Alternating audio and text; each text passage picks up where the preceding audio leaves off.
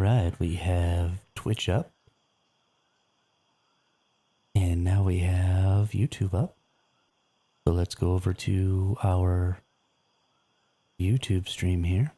Let's fix things up.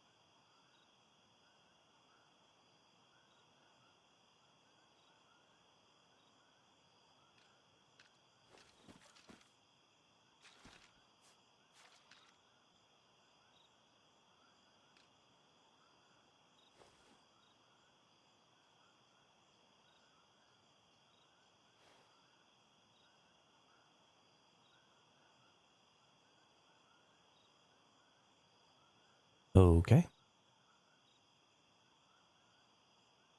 And let's close that down. And hey, Spud, what's up? How are you today? How are you today? We've moved some things around. I'm now playing on my actual computer monitor instead of the TV that I used as a monitor before. So we are now streaming in 1080. When I was when I was previewing that yesterday, I actually didn't like it as much. I felt like there were more dropped frames and things were just a little more hitchy and glitchy. So let me know what you all think.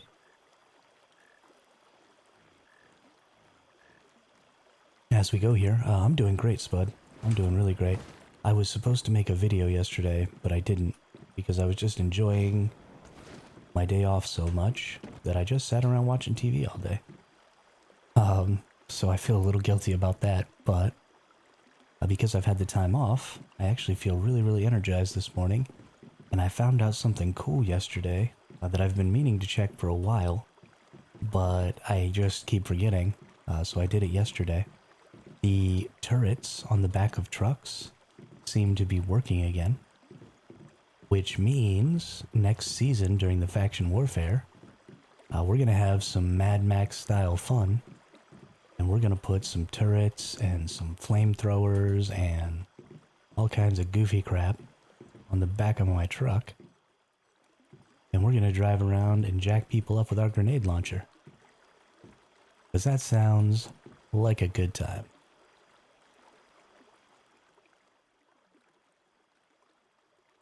But first, we of course have to do our maintenance on our base,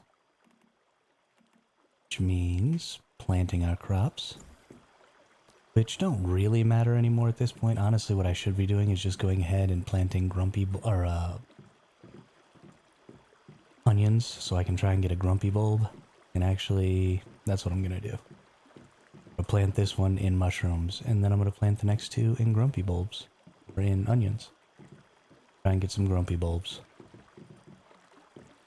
Because we don't have a ton of use anymore for the foods and stuff. And so a lot of this garden stuff is just going to kind of go to waste for the rest of the season. We might as well try and get some grumpy bulbs out of it. And some blue mushrooms, hopefully. Really, really need me a blue mushroom.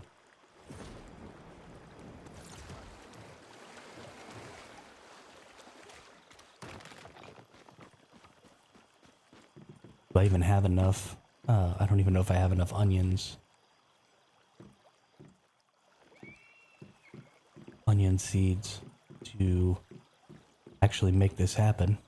I'm gonna have to take a look here.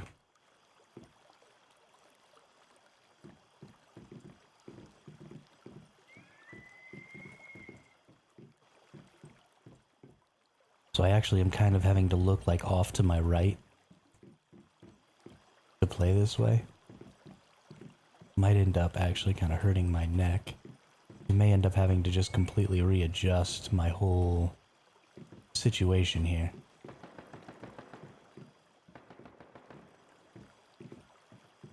If this 1080 stream... Hey, Khaleesi, what's going on? How are you today?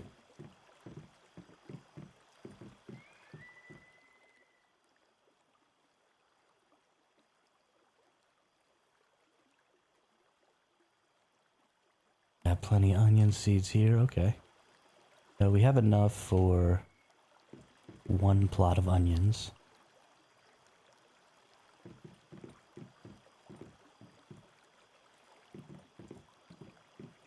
Hopefully that'll be enough to get us set up with a grumpy bulb, because we needs one.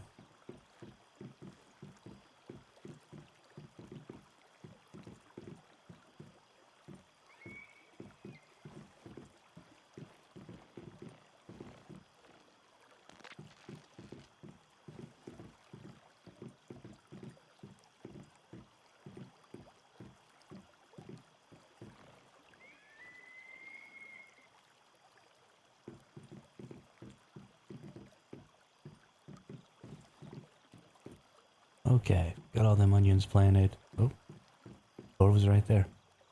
Good, just bored. The new season must come out now. Yeah, I wish we had some new content too. But I only just now really started being bored. So, I mean, for as much time as I've put into this game, I'm pretty happy with it. It's quite a bit of content that I've been able to keep going for almost 3 months now, without getting to a point where I wasn't having any fun anymore.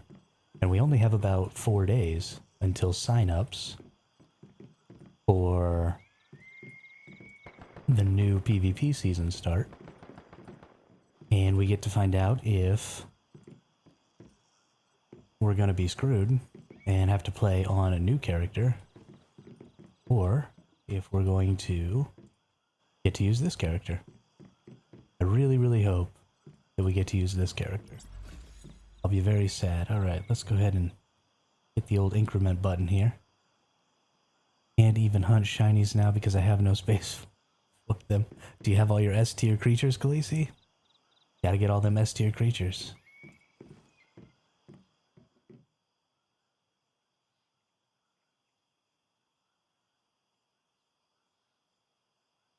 Old Fluffy Sifu was selling them for like 100k energy links.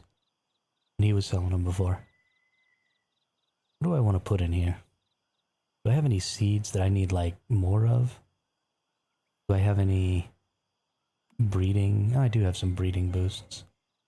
Let's actually go ahead and plant all of these cucumber seeds with their breeding boosts, because that'll give me 32.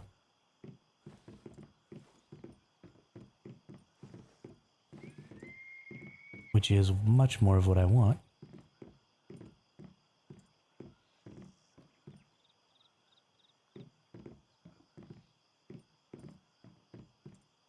Not sure why those didn't go in those.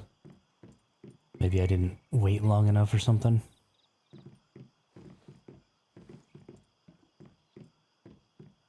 Insufficient breeding boost fertilizer. Okay. Only one I'm interested in is the leopard, and I already have 1S, 1A.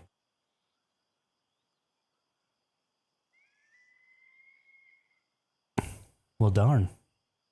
I don't know what to do about that. I think you might have just won the game.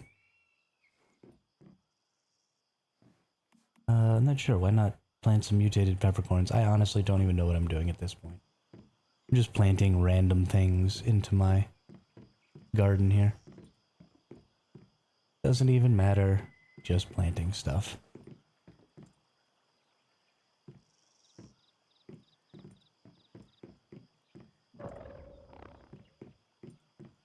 I honestly should just stop worrying about the garden entirely, but it feels like a wasted opportunity if I don't just keep planting it. I don't know. I guess I could get some more contaminated berry seeds and just plant the whole thing in contaminated berry seeds.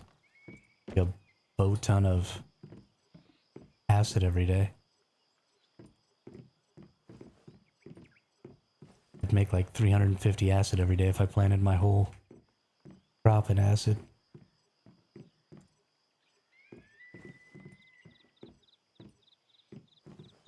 Good old acid berries.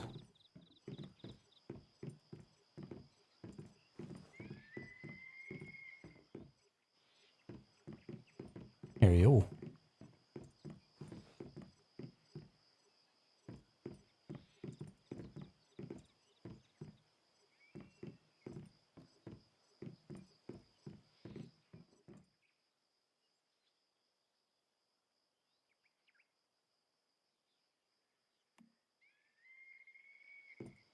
I really, really like these acid berries, though. I think they're super cool. I think they're a really good add to the game. Uh, they really suit my particular playstyle because I love to have a huge garden. And I'll be able to have them much, much earlier next season than I did this season because I'll bring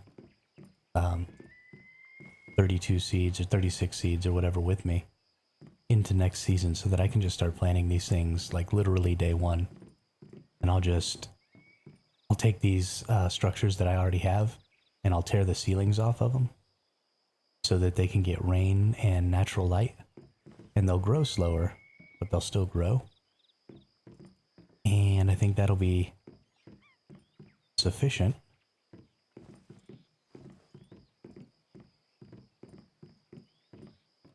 Only thing I can do now is Prime Wars or running silos, and that's just too much drama with all the crybabies on the server. You know, nobody ever cries at me. Of course, I only really ever play with Rabbit and stuff. And I also haven't run a ton of silos and things this season. Just because there hasn't been a whole lot of need. Oh my goodness. My oil rigs are getting so full. I haven't actually emptied them in so long because Rabbit still has extra fuel over at his base and there's not really any point.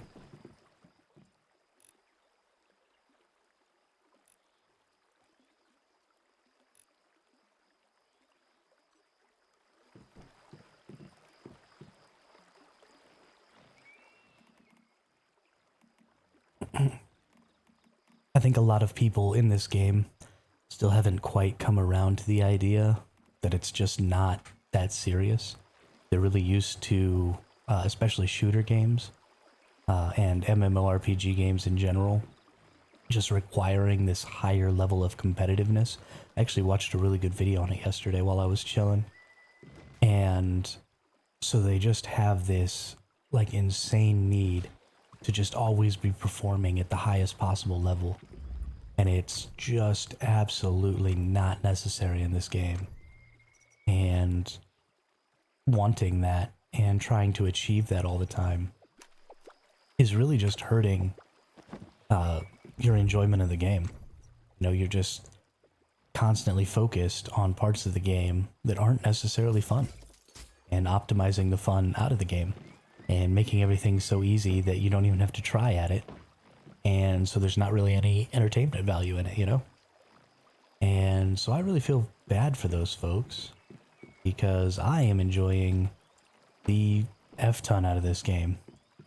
And I do dumb crap like drive a truck all over the map. I do stupid things like try to submerge my vending machines or put them on top of mountains so that people have to like actively go hunt for my vending machines to buy things from me. That's completely suboptimal. But you know what? It was a heck of a good time. A heck of a good time. So let's talk a little bit about what I'm going to be doing today. So today is going to be all about the truck and the four-wheeler. And actually, I'm going to have to bring my truck back off of its mountaintop.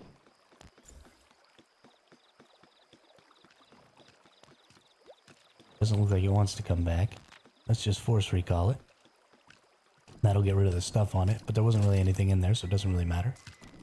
So what I'm going to be looking at today is yesterday I tested it out, and I was able to kill stuff with the turrets on the back of the truck. They actually worked.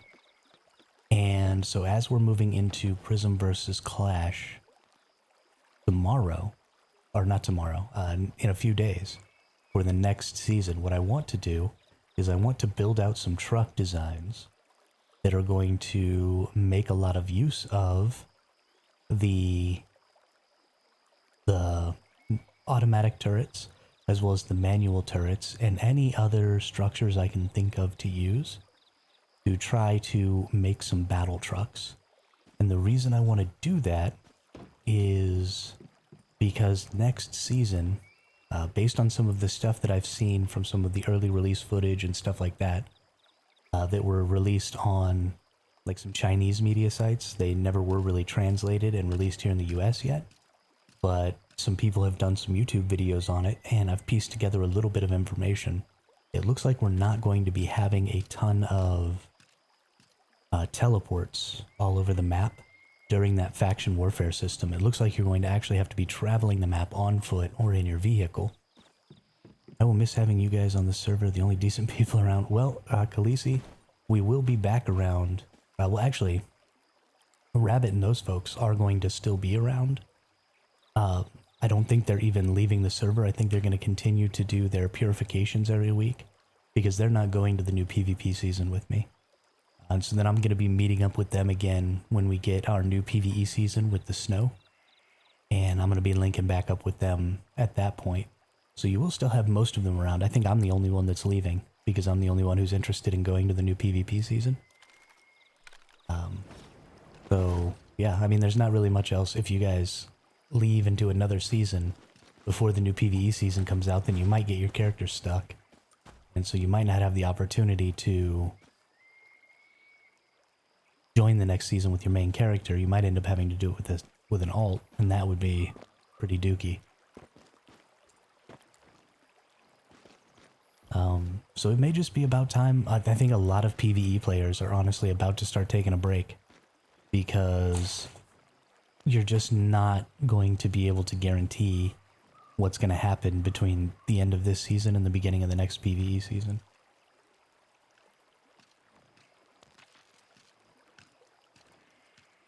Which is unfortunate. Very, very unfortunate. I guess actually probably the best option, if you feel like you still want to play, because I think a lot of people need, well, not necessarily need, but at this early stage of the game, because we don't really understand how the future of the game is going to look, having an alt character isn't necessarily a terrible idea.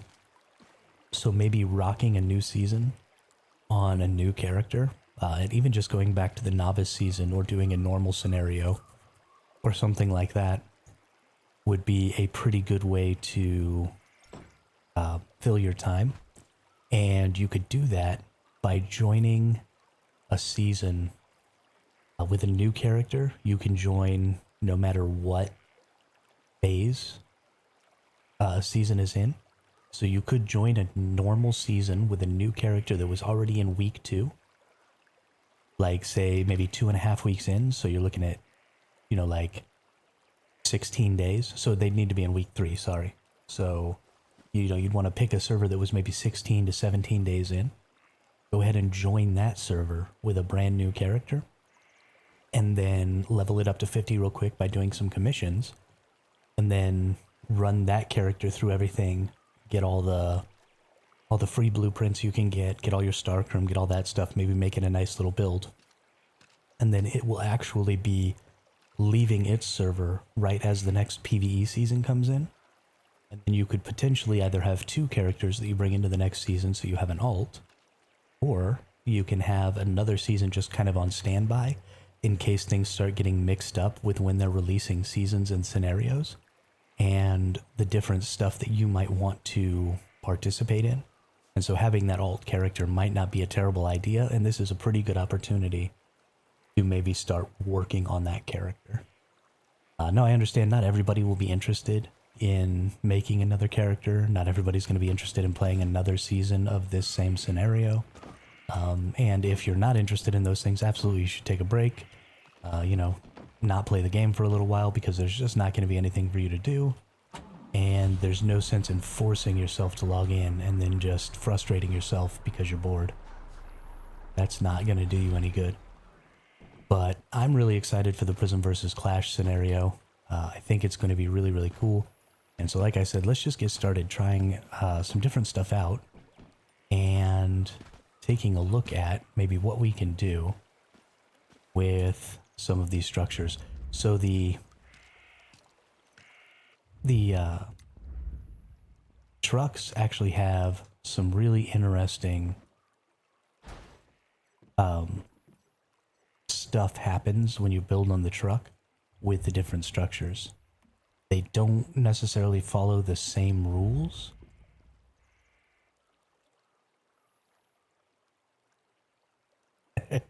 I understand, Khaleesi. I don't think that's a terrible opinion.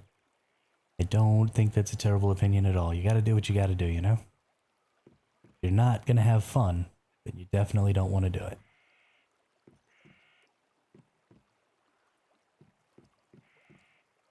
Alright, but let's see here. A little ditty. Bang server BRP. Brunch Gaming. Nice to have a new face in the chat, but I don't actually understand what you just said. You're gonna have to help me out.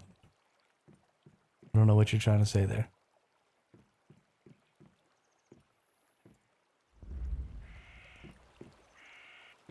Okay, that's fine. We're just gonna delete that.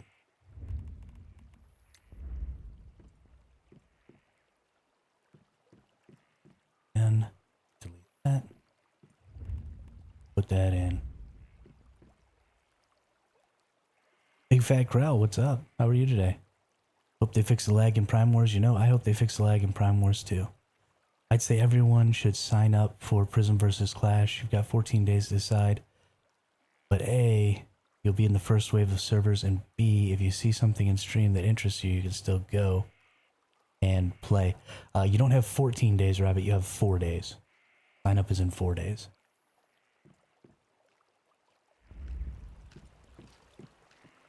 Sign up starts on the 23rd, and it is the 19th. Which is crazy. But yeah, absolutely. I think that's a good idea too. And even if you only sign up with an alt character, and so it's not your main, and your main can stay on your existing server and do all your verifications every week and all that stuff. I don't think that's a terrible idea either. Now once you sign up, you have 14 days to decide if you want to join or not. Oh, okay, okay, I see what you're talking about. I see what you're talking about. I get it. PvP is never an option for me. My ping is, that's fair, Khaleesi, that's fair. And this server is going to be very, there's going to be a lot of PvP because it's not all opt-in. There are zones that are just always PvP. So you can't necessarily get away from it. What am I even doing here? So, this is a bad design.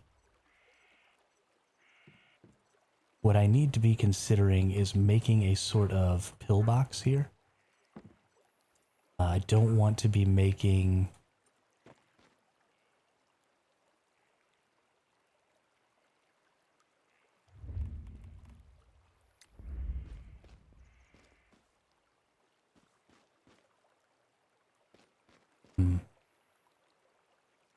So what we may have to do is we may have to put this on there. And then this? No, because that's not really what we want.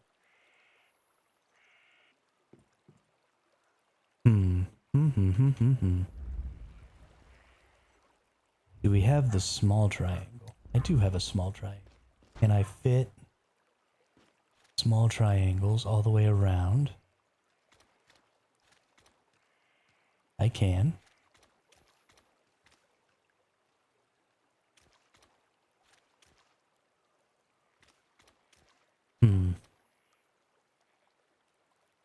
That's funky off to the side. Don't really want that.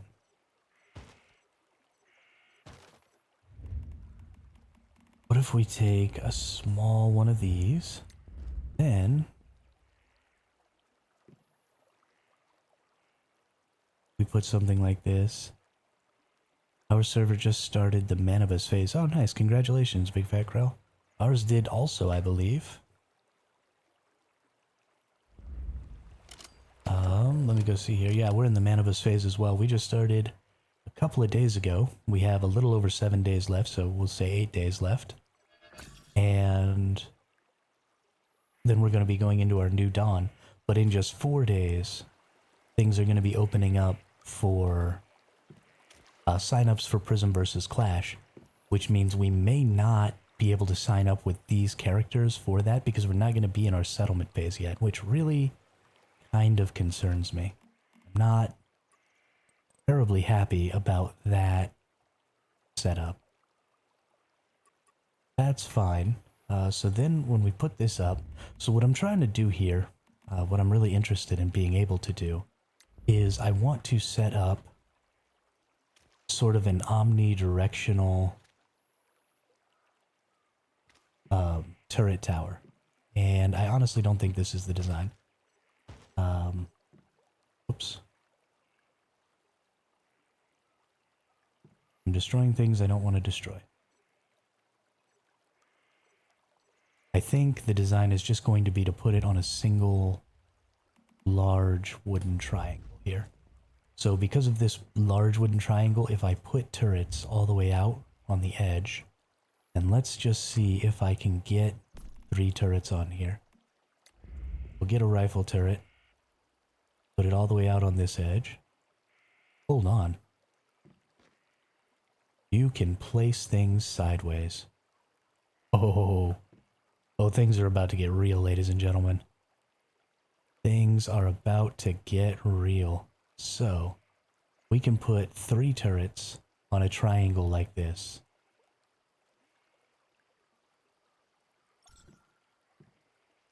Can you only have 2 turrets?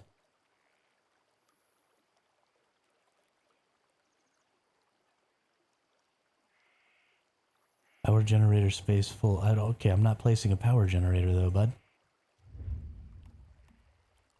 Oh, yeah. There it says only 2 out of 2. Well, that's unfortunate. And that's for all of these. Oh, and also for Gatling cannons.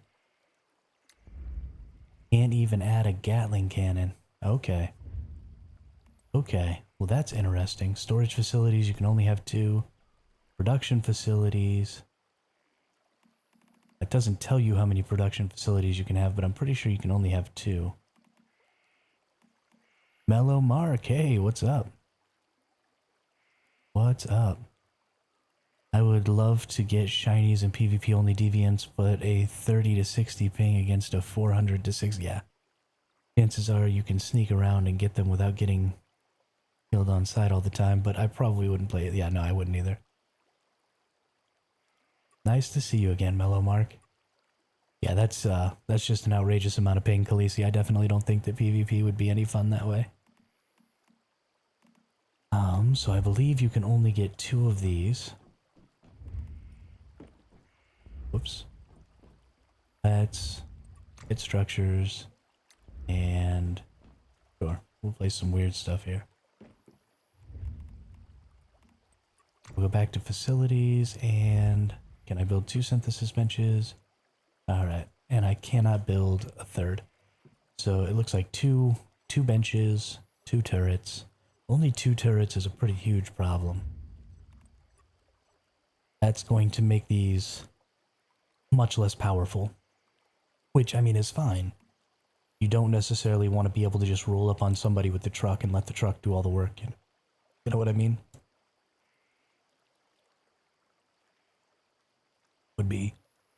That would be really unfun for the person who was getting killed by the truck, and it would turn everything into truck wars. And that wouldn't be great. And since you have, I mean, you have a couple of ways to make these things more powerful. You can get the... I noticed they changed Gatling cannons, and you now have to hold R to switch ammo, which of course doesn't work well in laggy Prime Wars. Yes, that is true, but I still think it was a good decision. Where is my foundations? Ceiling, wall, roof. Why don't I have foundations? Oh, because it thinks I'm on the truck, that's why. Stupid game. There we go. Foundation. Let's put those back. Okay. So 2 Gatling guns, but you do still have things like the electric ball, the electric orb deviation creates those utility items that you can throw at turrets and it makes them more powerful. And then you have those specializations that make them more powerful. So I think these are going to be pretty good. You also have the Gatling cannon specialization, which people were saying does not work in Prime Wars. But I actually think that when they were on my truck, they were working. They were doing more damage because I was doing about 19k per shot with my Gatling cannon when I was on my own, and when I got on somebody else's, I was only doing like 16. So I actually think that the Gatling cannons on the back of your truck do put out that extra damage. So that's also going to be an option. Now I don't know how exactly I want to go about this. So there's kind of 2 different things that I think you're going to need to be doing with your trucks during the Prismverse clash. Number 1, you're going to want to create a sort of fortified position. Meaning you're going to want to have somewhere to respawn where you're not just getting respawn camped. And the way you're going to do that is you need automated defenses, right? Your automated turret defenses. And so that is going to need your regular turrets. And if you went in a convoy, right, you had 2 or 3 people driving trucks with turrets on the back, you could circle them up just like old school wagons and be able to get into the middle of them and be able to really hold kind of a fortified position that way. Now, they're not going to be great, right? Turrets in this game are just not terribly good, but any advantage you can have over your opponent where you have, you know, mobile defense structures. Right, that's exactly right, Khaleesi. I did, and that other person didn't. But when I got that perk, people were telling me that it had been tested in Prime Wars and that it didn't work in Prime Wars. And I think that might still be true if you build it in Prime Wars. I think it probably still won't work, and I'll actually have to double check that, and I'll do that today. But because I built it, technically this house is my territory, or this truck is my territory, so I think the ones on the truck specifically still give you that bonus. And then the other thing that I think you're going to be wanting to do with your truck in Prismverse Clash is I think you're going to be wanting to have a truck, and probably not the 18-wheeler because it's slow, probably the actual truck. But I think you're going to want to have a truck here that you can chase people down on. And that's another smoking rabbit. I'm not entirely sure what kind of damage, because I don't think I can even shoot my own truck. Because I have the grenade launcher, and I absolutely want to look into that. But that's going to be kind of the thing, is the other thing that I think you will want to do is I think you want to put Gatling cannons on the back of that truck and bring biomass missiles with you.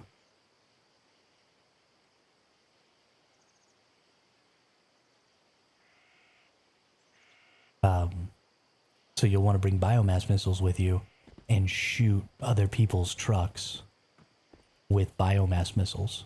Because I think there's going to be a lot of people running around in these just because you can have storage on them. You can have, benches on them for repairing. You can keep resources on them and stuff so you don't have to constantly go back to your base. Because if there aren't going to be teleports, you're really going to need that stuff. And I think that's going to be really, really important. I think lots of people are going to be running gear benches and supply benches on their trucks so that they can make more bullets and so that they can repair their equipment. And so I think that's going to be pretty huge. But let's take a look here. Let's see if I can damage my own truck with a grenade launcher.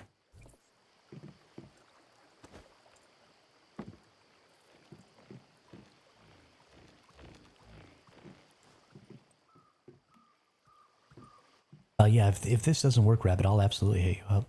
For sure. For sure. High explosive grenade, I just need some fuel. Oh, okay. Well, I need to go to Rabbit's base anyway. And change out the fuel stuff over there. So let's just do this up real quick. And maybe make some HE grenades and see what happens. So this is primarily why I bought this this grenade launcher also, is in my first season of PvP I was playing as a sniper, and I was absolutely getting bodied in the engagement zones because people would just get in their trucks and drive around, and there wasn't anything I could do, not in their trucks, sorry, in their coupes, and drive around in their coupes, and I couldn't stop them from being able to run up on me because the sniper rifle doesn't do any damage and those windows block like all the damage from your shots. So I just wasn't able to hit them inside, and so I wasn't able to take advantage of the range of my weapon because they would just drive around until they could get to me, and if they couldn't get to me because I was somewhere where they couldn't see, then they would just leave. Or because they were somewhere that, because I was somewhere that they couldn't drive to, then they would just leave, and then I wasn't able to fight them. So I either had to brawl with them in sort of close combat with a long-range sniper rifle, or I had to just not participate in PvP. Or I had to change to a new build, which wasn't something I was going to do because I was interested in playing my sniper build. So it ended up being a pretty huge problem. And so I think the grenade launcher is going to be a really good solution to fixing that problem. Because you'll be able to just take those things out. And now that we have Prismverse Clash coming, I think it's going to be an even more important solution because you're going to have people who are...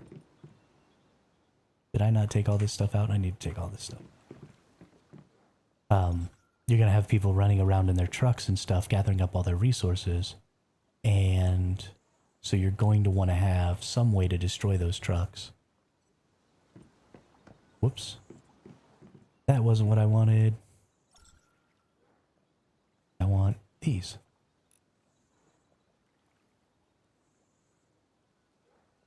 Please go in there. So it's going to be a lot of fun to be able to just kind of chase people around in your truck and blow up their trucks and do all that stuff. And so we need to see what we can do to make that as possible as possible.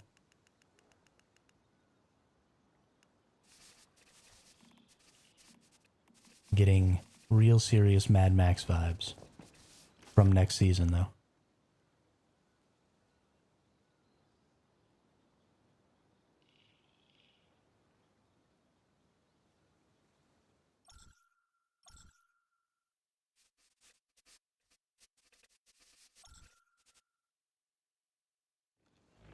Alright, let's make some HE grenades here.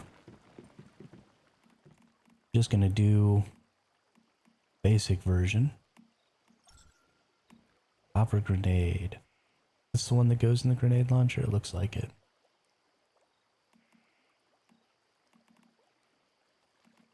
The only difference here, the resource that it uses.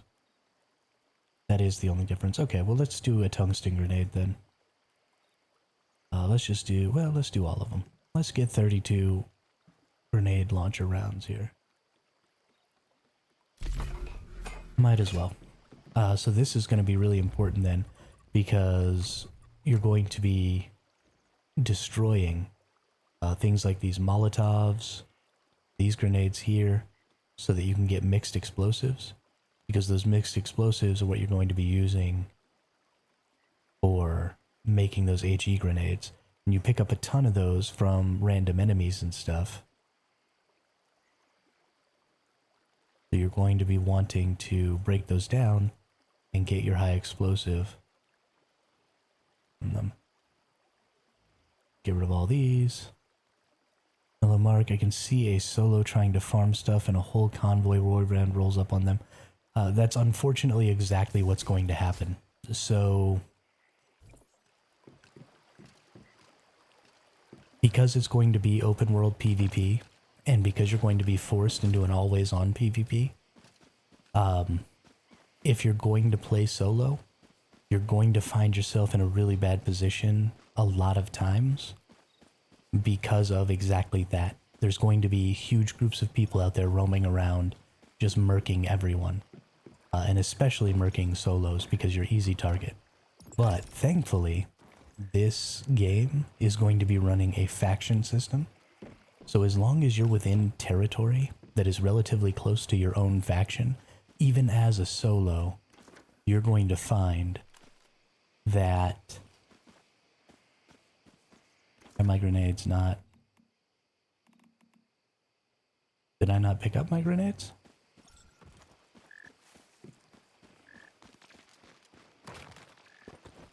I could have sworn I picked up my grenades. I picked up my grenades.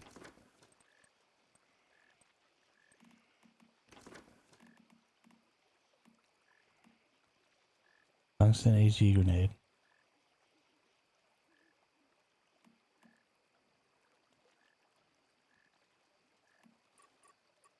Okay.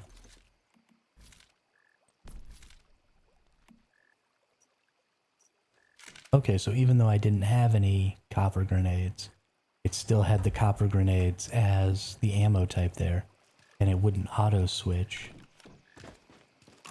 to the tungstens. That's interesting. But because you're going to have your faction sort of always available to you, then as long as you stay in areas where your faction is going to be around, then I don't think you're going to have a problem. Okay. So 23 damage, 12 damage. These grenades don't actually do squat.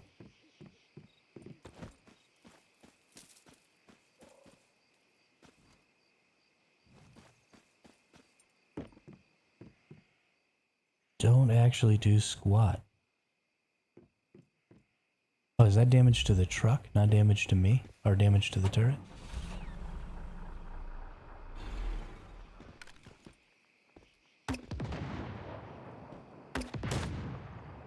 Yeah, so I think that's damaging the truck. I don't think I can damage my own structures. That's crazy. I can't believe that the high explosive grenade only does 23 damage. Does the rocket launcher also use the biomass missiles, Rabbit? I've never actually crafted the rocket launcher before.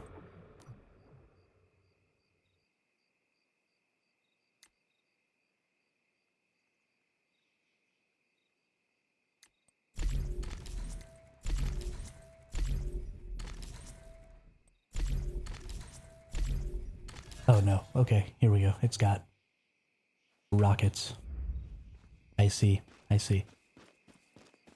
Alright, let's craft one of those and see what happens. Imagine it's also going to use the high explosives. Or the mixed explosives, sorry. Not the grenades, the... Alright, we go back over here. Make ourselves a rocket launcher. These are currently not tiered up at all.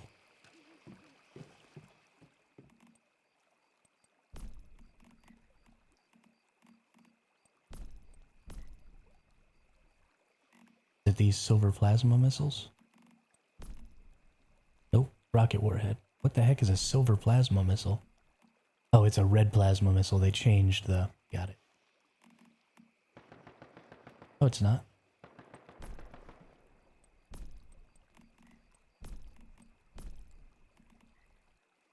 Yeah, maybe it is. Yeah, okay, that is it. Okay, well, let's make some rockets. What do rockets cost? So significantly less mixed explosives. No, the same amount of mixed explosives. Okay, so it looks about like the same. I want to check this mimetic real quick, and I want to see what tier do I have to be in. So we're in level 3, so it's not until we get to tier 4 that we require weak 2. So you'll actually be able to make these rocket launchers and rockets in week 1 of that Prismverse Clash season if it follows the same general level up path as the other seasons. So then let's take here and let's see what we can do. Oh, it's got a nice little laser sight on it. Actually, let's see. Let's go to gear real quick. Let's go to the rocket launcher. Let's take a look at the mods. I'm sorry, the accessories that it has available. Okay, no accessories, but you can put a mod on it, which is kind of crazy. We don't have any mods because it doesn't have a core effect, right? Highly destructive against buildings. Okay. So this is maybe going to affect my truck a lot.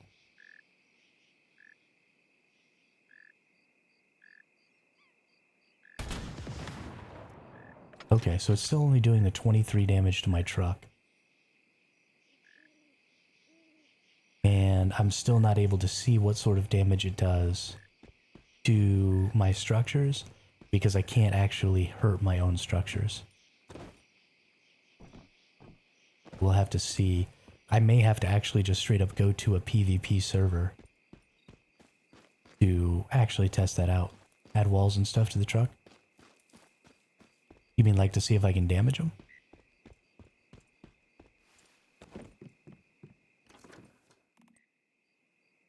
Can I build out here? I think I probably can, but I can't use my resources. I need to take it back into my base area.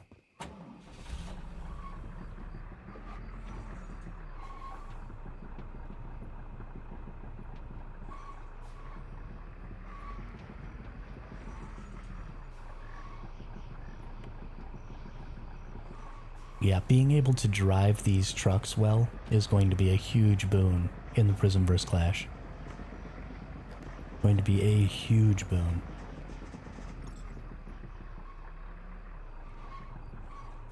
Good corner.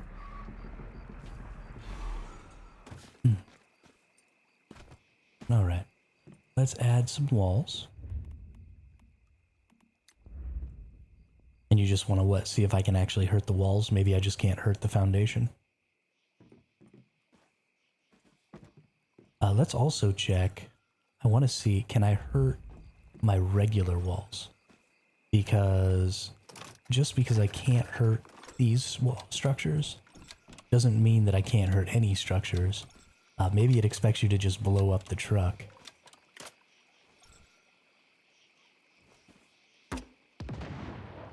Yeah, okay, I can't hurt that.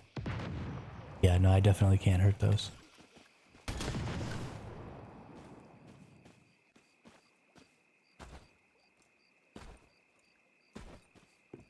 Mark, I think that might be true. But I'm not really concerned about people getting into the truck or getting onto the truck. I'm more concerned about the truck.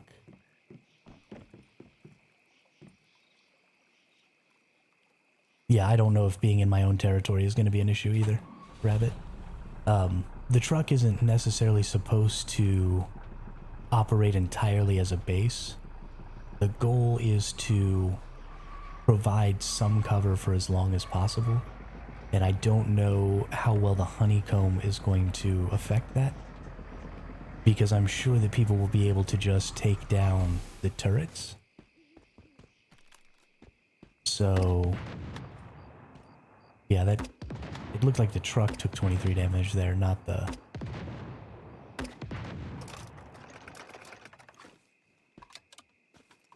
But it does look like, so I'm blasting these turrets, and because they're above the truck and the truck isn't getting directly hit, the truck isn't taking any damage.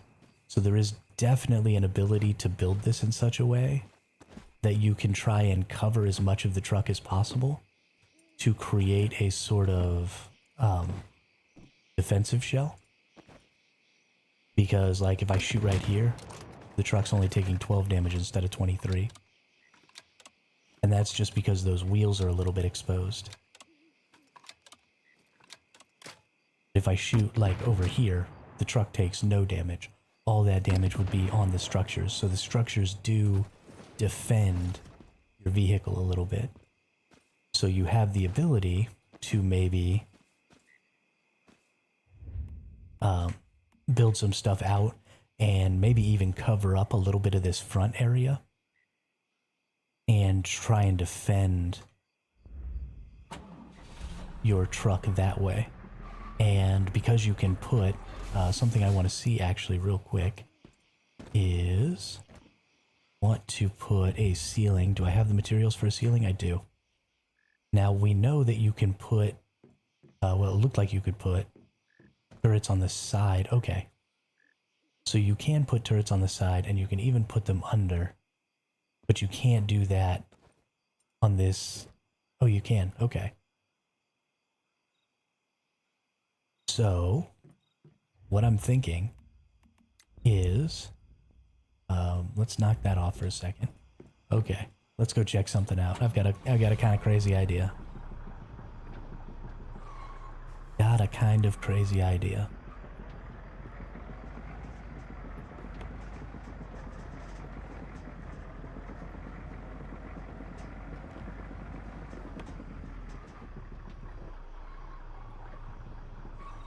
You can also put vending machines upside down like that. I see people do it all the time. So, and this is probably going to get counted as a glitch and maybe isn't. Okay. That must be how they trick the game into allowing them to create floating structures. Overhang the cab. Yeah, exactly. Exactly. So we're going to take this like this. We're going to put this up here. We don't even want a full wall. We're going to put a half wall right there. We're going to put another ceiling over the top of the cab here.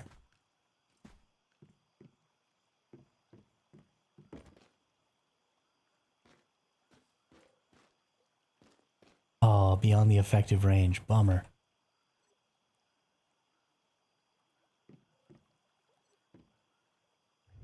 On the effective range. Can I put little ones?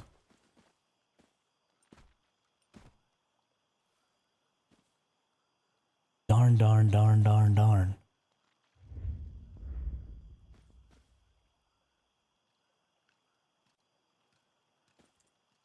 Is the next event only apply on PvP server? I mean the Prismverse? Yes, Nanaz.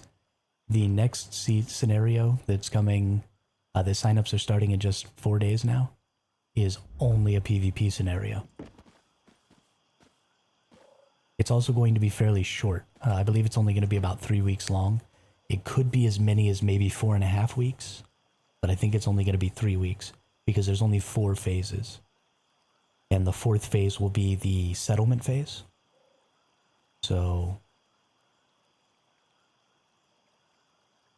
I think we're only getting a 3-week scenario, which I think is great because it means I'll be able to just move right into the new PvE season without even missing a beat. Okay, so you can't overhang the cab, but what you can do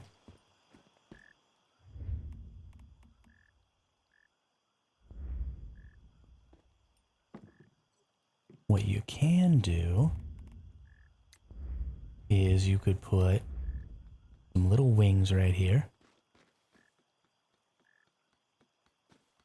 So no content for PvE. No, there is no new PvE content coming until the end of October. Nanas. At the end of October, you will... Thank you, Khaleesi. At the end of October, you will get the new map with the new PvE scenario, sorry. But that's not until the end of October, at the earliest. So people who are not willing to go to PvP are going to be running into a little bit of a bottleneck with their content. And so those of you who were on the early servers for this PvE season and who are ending in about 7 days are going to find themselves with about a 4-week gap where if they start a new server, they may not be able to get their main character into the new PvE scenario because that scenario might come out before your existing scenario ends. And so you're gonna be in a really funky spot, Nanaz. And so what I was saying might be a good idea is to make a new character and join a server that is already at like week 3.5. So you want them to be at like maybe like 16 or 17 days. And then if you join that with a new character, then that new server should be ending right about the time that new PvE scenario comes out. And then you'll have 2 characters that have been through at least one entire scenario that you can consider bringing with you. And let's see. We have rifle turret level 3s here, and you can put them on the edges of this like this. So I can't necessarily hang anything off, but I might be able to kind of defend the front of the cab by doing it this way and putting the turrets in kind of a funky position there. I don't know how well they will shoot like this. I doubt that they could shoot in front of you this way. So, you know, they might just be side shooting this way. So no more Manibus hands? What do you mean no more Manibus hands?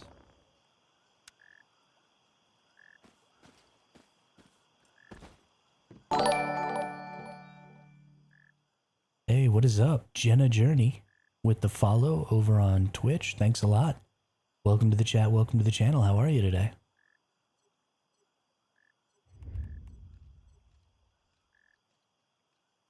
I'm doing great, Jenna. How are you? What about vending machines sticking up to cover the cab from above and on this side? That's not a terrible idea also. Let's take a look. They're functional facilities, right? Yes. So we should be able to get 2 vending machines. Ooh, okay. Okay. So we could get a vending machine like all the way out on the side there. That's kind of crazy.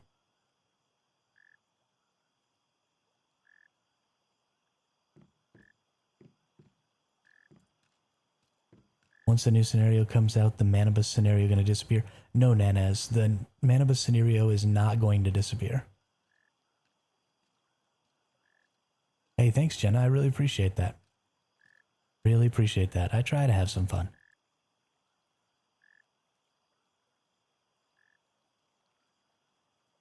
Maynak, what's up? Maynak, we're building.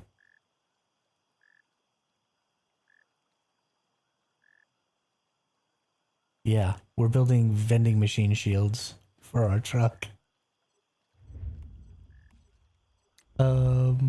Alright, this is super silly, but I don't even care. I love it.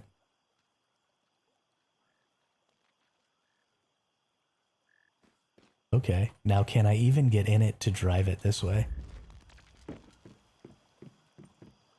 Oh yeah, yeah I can. Oh.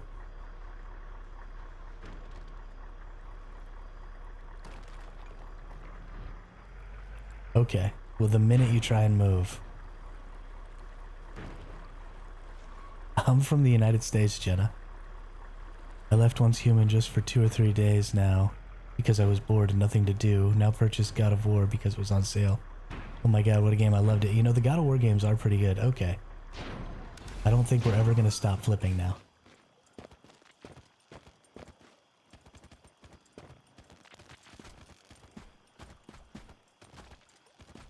And now I'm trapped. Okay. Get rid of that vending machine. Let me out.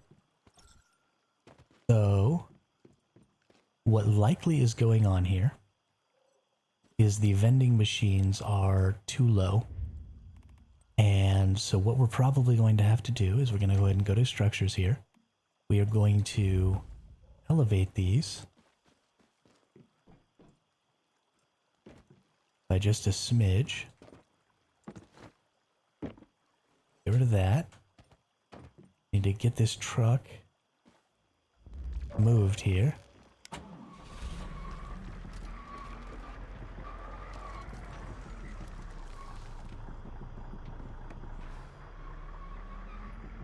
Yeah, I didn't really understand what you were trying to say there. Oh, nice. Nice. Where are you from in the US, Jenna, if you don't mind saying?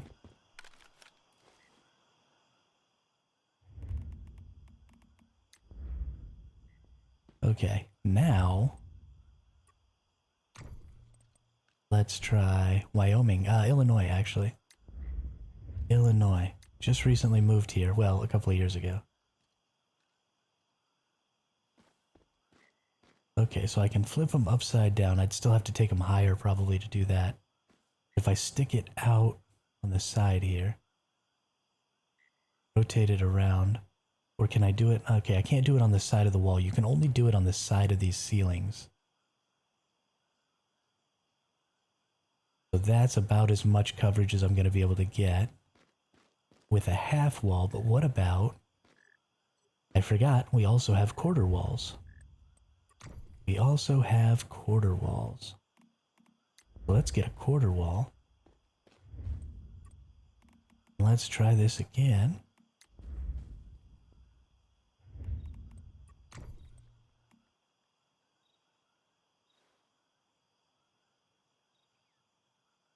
Jenna, it sounds to me like you're about to tell me that you want to do some graphic design work for my channel. And I am not interested in that. But I appreciate the consideration. And as far as what I do for work, you're looking at it. Doesn't pay yet, but it's a heck of a lot of work. Okay, okay. Oh yeah. Oh yeah, there we go. There we go. Truck defense system engaged.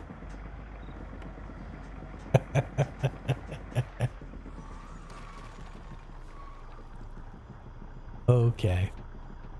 I am very, very excited about this. So if you go up a quarter wall and go out a quarter ceiling, you can drop yourself a vending machine on either side.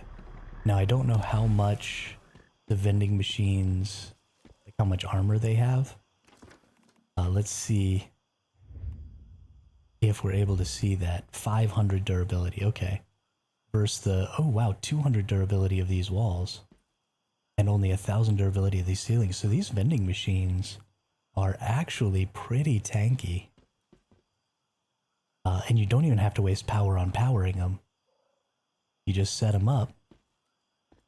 Bammo. Instant defenses. This is the goofiest thing in the entire world, though. Let me tell you. I'm really digging it. Really, really digging it.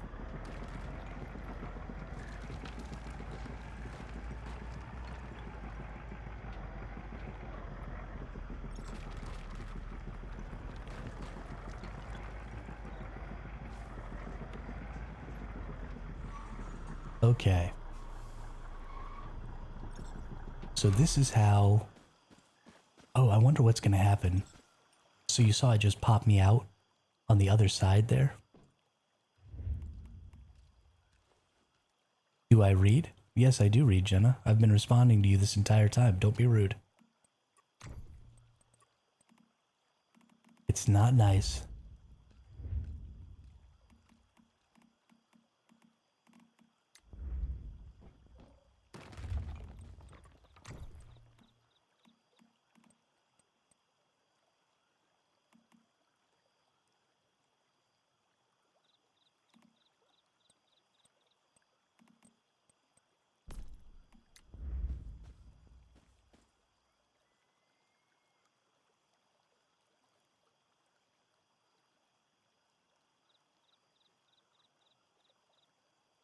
Okay, so when we put that one up there, we're going to sort of run out of places to be able to pop out at.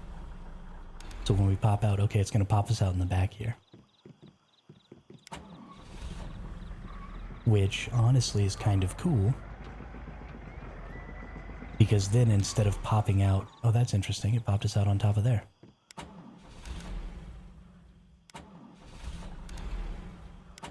Okay, so it looks like if I'm in motion...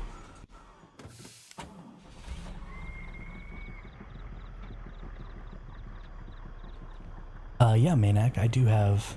I have less followers on Twitch than I do on YouTube.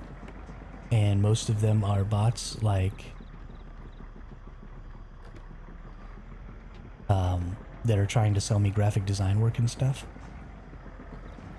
And so, I mean, Twitch is kind of a cesspool of people trying to sell new content creator stuff, but I got my start primarily on YouTube. But I've only been streaming for about 2 months now, Maniac. Only been streaming for about 2 months now. Okay, so we're going forward. We jump out. Okay, so I don't know why I ended up on top of the vending machine one time, but the fact that it puts me back here inside the bed where I can have like defenses and stuff built up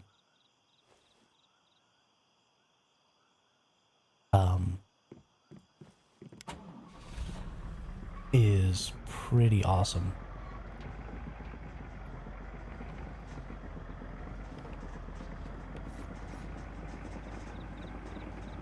Pretty awesome. So I can just kind of pop back into my cab whenever there's a fight going on and then be fighting from within the safety of negative, Maniac. Next season for PvP is going to be the Prismverse Clash, and it's a faction warfare season, and from what I was able to determine, it looks like we are going to not have as many teleporters, or maybe no teleporters out in the wild. So I think a lot of people are going to have to be taking their trucks with them. Negative, Jenna. I am not interested in commissioning any art for my channel at this time. I am sorry to say. So I don't think we're going to have nearly as many teleports, so I think we're going to be taking our trucks and potentially in full convoys of trucks to go do content, to go, you know, run our farm runs for our different resources, to go fight bosses, to go clear zones, to go do all of that PvE stuff. I think you're going to have to take your truck with you so that you have a mobile place where you can repair and create ammunition and do all of that stuff. And because of that, I think there's going to be a lot of PvP that happens on trucks, especially now that turrets seem to be working again, and because you can use Gatling cannons to use biomass missiles. Yeah, absolutely. Thank you too, Jenna. So you can use biomass missiles to shoot at other people's trucks and blow them up. So I think we're going to get like some Mad Max style, like people driving down the highway chasing each other with trucks, trying to blow each other up, just banging down the roads, being kind of crazy. And, you know, I think you're going to have people who are going to be climbing up on top of your truck, like allies with grenade launchers and rocket launchers and launching grenades and rockets and stuff at people who are chasing you. So I think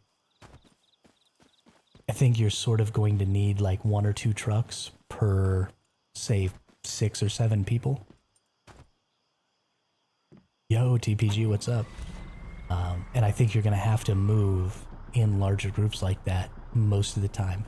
You know, I'm sure you'll be able to go out there and solo and do a little scav work and stuff like that and have a good time. But you definitely want to have the option to bring your truck out. And even if it's not with people who are formally in your team, right? Anybody in your faction can be an ally potentially who can jump on your truck and help you out. And so I think there's going to be a lot of really interesting stuff that's going on with these vehicles. Finally, I hope, when we get this Prismverse Clash season going. So I'm trying to find ways to armor because it looks like, let's see if this actually works here. Structures completely block damage. Yeah, so normally I can hurt this truck, right? If I shoot it in the wheels, I get 23 damage on the truck. But if I shoot the vending machine here, it's doing no damage. And this vending machine has 500 armor. So I can't damage my own structures right now, which is kind of unfortunate. And I'm probably going to have to go to a PvP server to see how much damage rockets and missiles do to the different structures. But for now, at least, I have sort of an idea.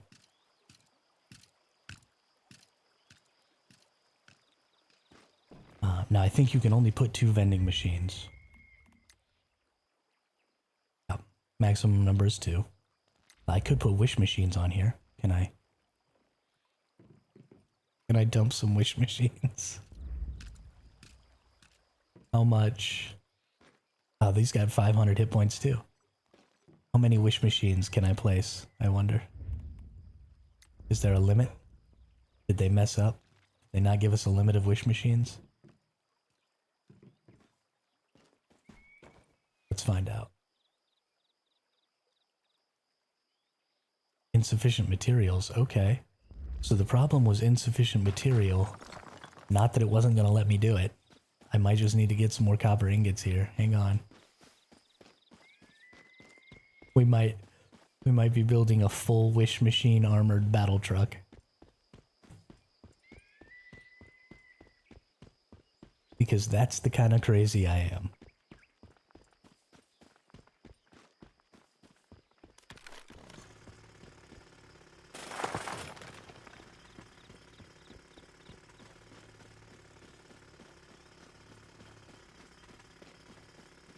So crazy. Ah.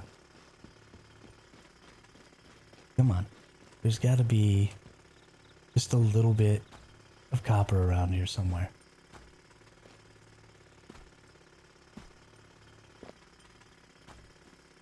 Give me a break. Oh, you know what? I have a Digby boy. What am I even doing? I have a Digby boy. Dum dum dum dum. Dum dum dum dum.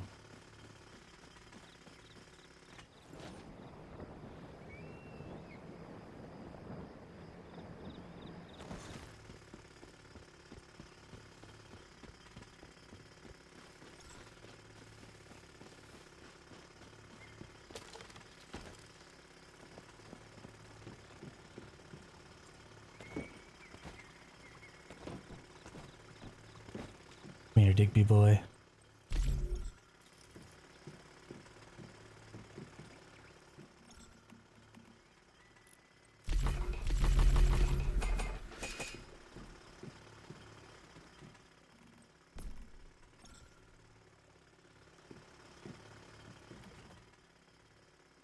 They fixed the drop rates now. What do you mean fix the drop rates? Do you mean for the shinies? They've improved the drop rates. I guess you would call that fixing them.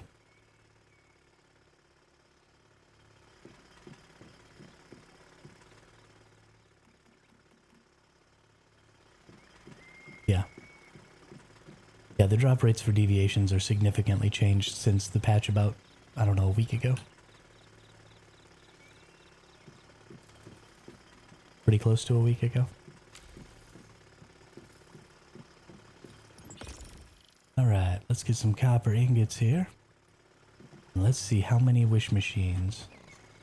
What happened to my truck?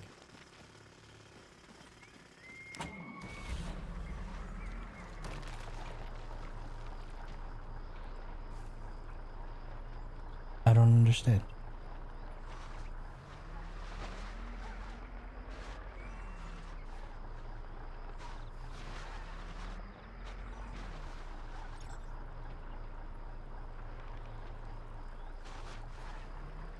Why did you break?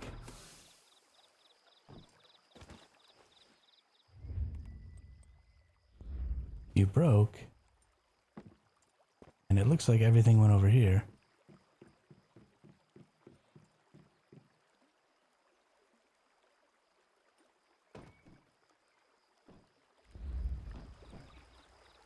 Going to my vault.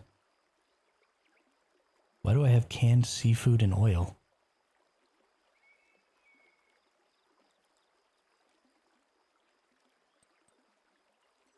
Okay. Guess we'll withdraw it all.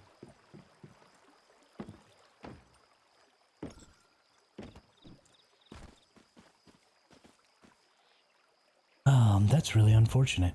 But go to our structures. Let's get a platform down here.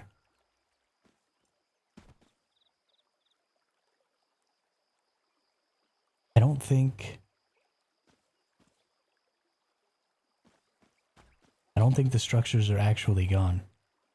I think I just can't see them.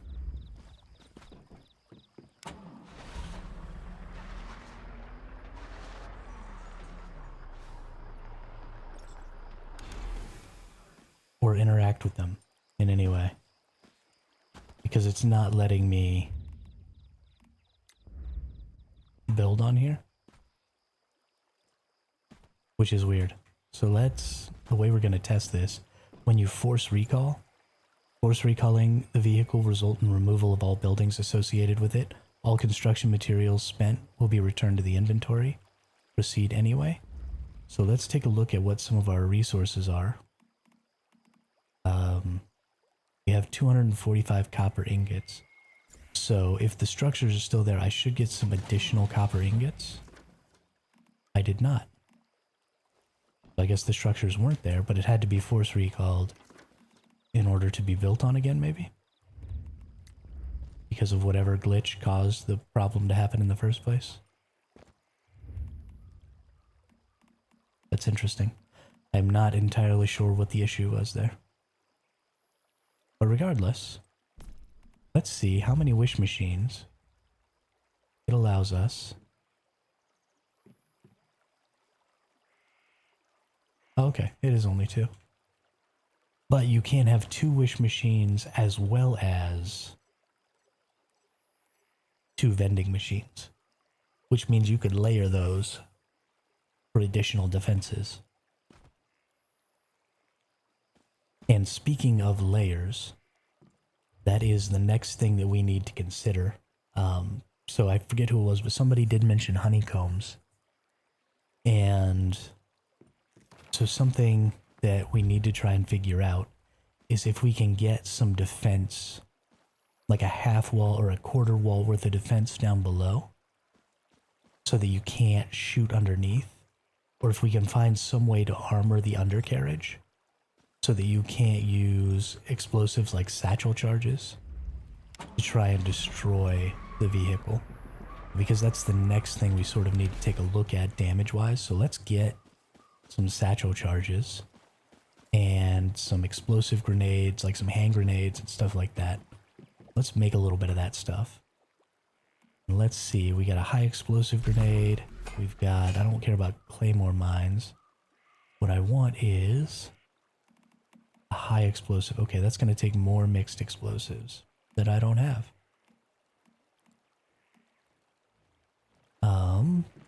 Oh, you know what? We could probably be doing all of this in Eternal Land.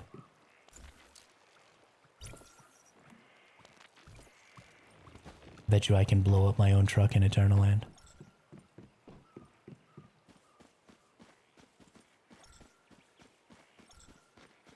Bet you I can blow up my own truck in Eternal Land. I probably don't even need to be wasting these resources. Of course, it doesn't really matter. The scenario's going to come, or the season's going to come to an end soon. And these resources won't really matter. Let's get a grenade here. So the interesting thing about these grenades is they explode on contact instead of exploding on a timer. So you're going to be able to just hit the truck with these and explode it. Okay, and that did 62 damage. And did not make contact with the truck. It went through the truck and made contact with the ground. And when it exploded over here, it actually still hit this truck. So it did 62 damage. So that's 3 times what you would get from a grenade launcher. Although, honestly, at these numbers, these trucks are going to be virtually invincible. Because if we look at repairing our truck, this truck has 60,000 hit points. So at 60, you have to throw 1,000 grenades at it to destroy it. That's kind of insane.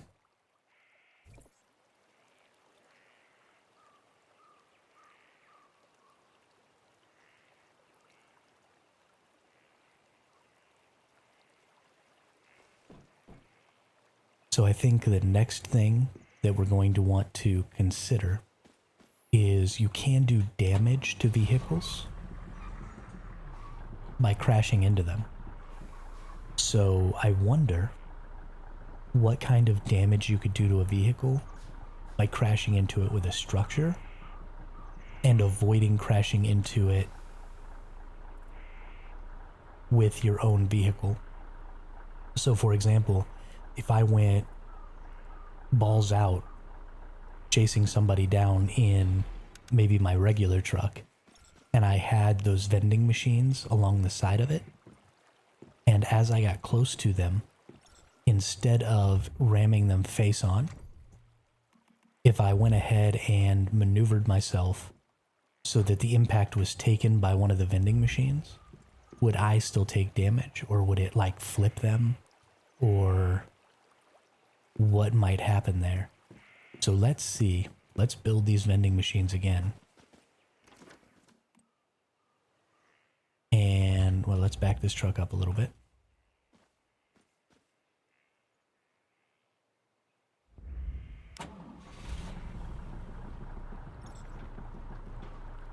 We get it back into the build zone here. We will build our little quarter wall. We'll build our little quarter ceiling. And I'm just going to put this vending machine off the side here. And then we're going to go ahead and take this bad boy out. Little ways.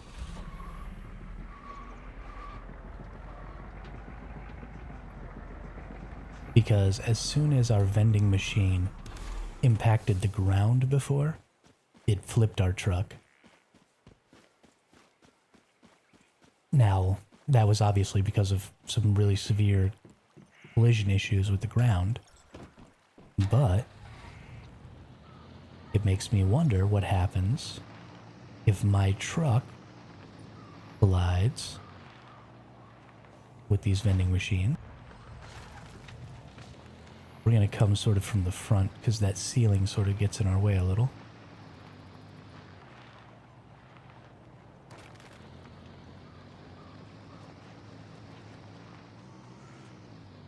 Okay, so there's not really a severe collision issue here. I also really don't like how high that is. I would really like to have it just a little lower.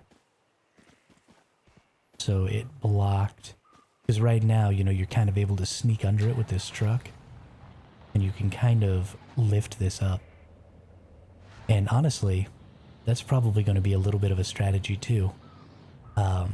Because these trucks have so many hit points and they're going to be so hard to take down, something you're probably going to see happen is smaller vehicles coming together to pin an 18-wheeler from multiple sides and lock it down.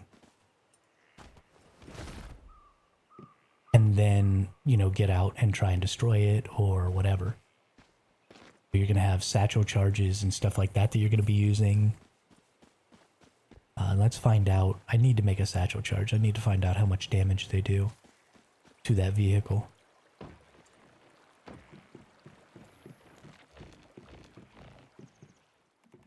Maybe I actually have one. Sometimes I keep them in these containers?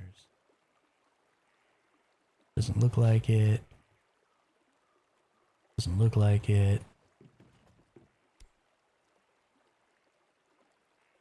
Ah, here we go. Got a satchel charge.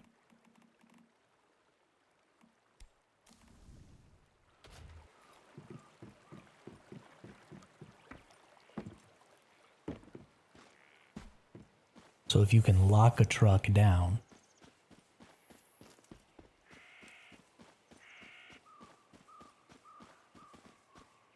and then toss a satchel charge, or a bunch of them,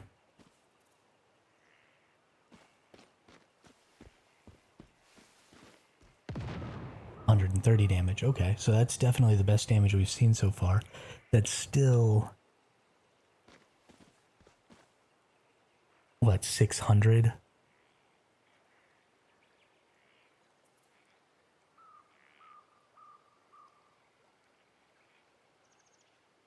Yeah, that's still almost 600 satchel charges to take a truck down. So it seems to me like you're probably not going to be looking to actually destroy the truck. Your primary goal is going to be to destroy the structures on the truck, because it doesn't seem like destroying the truck is going to be a really viable option outside of maybe crashing into it a bunch of times to destroy it. I also don't know what sort of damage biomass missiles do to the truck, or if I could even find that out. So maybe let's test that out. Or at least let's try to test that out.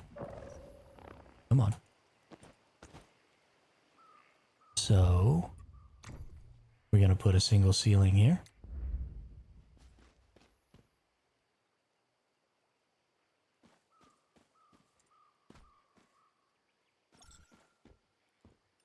Why can't I place a ceiling on my truck?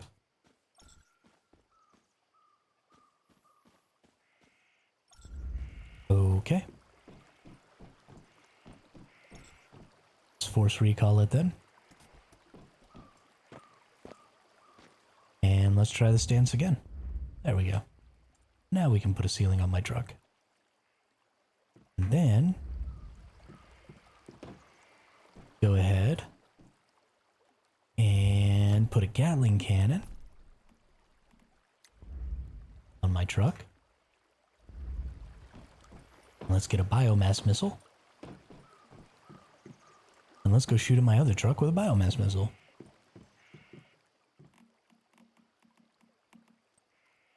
Oh, you know what? And also let's make a silver plasma round. Because we need to know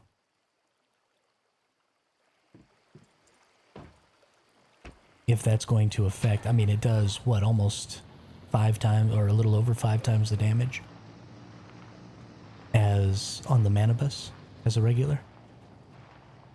So it's entirely possible that that will also be true.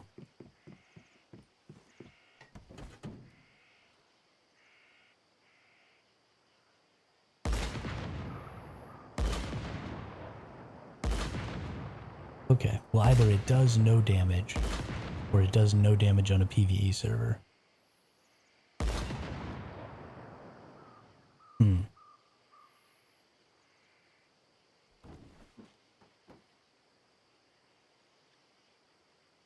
I still want to shoot the red plasma round at it just to see if it does any damage, but it doesn't look like those regular biomass missiles do any damage.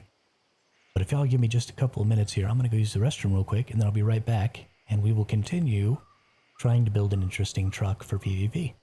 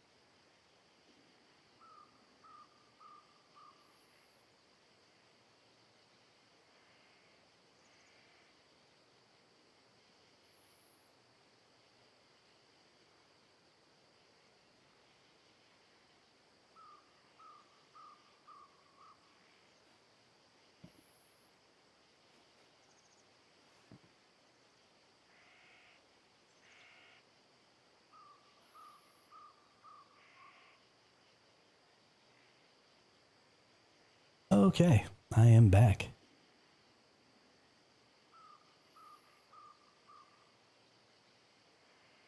Let's continue our look at the viability of these trucks. So I think my biggest concern was that the trucks themselves were going to be a huge weak point when it came to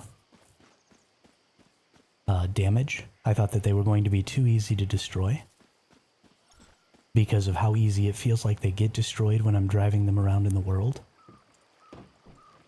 And so I thought that more importantly than the walls and the structures, the truck itself was just going to be targeted and destroyed, and then all the structures go with it.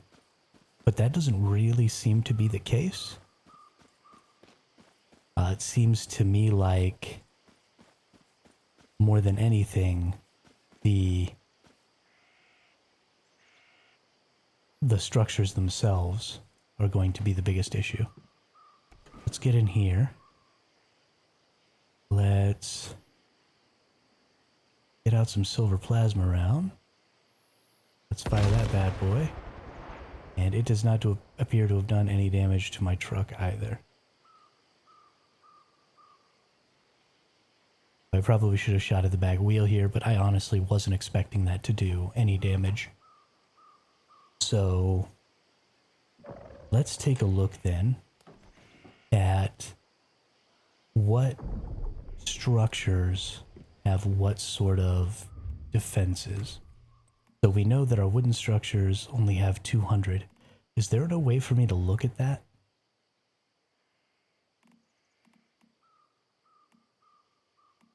That's interesting. So I'm going to have to actually buy those memetics and then build them to see what the defense rating of those structures is. And then we can start trying to work out how much it's going to take, how many grenades, how many rockets, stuff like that. And some of that stuff is already known on the PvP servers, and I could probably just look some of that information up. Because I can't really test it here because I can't shoot my own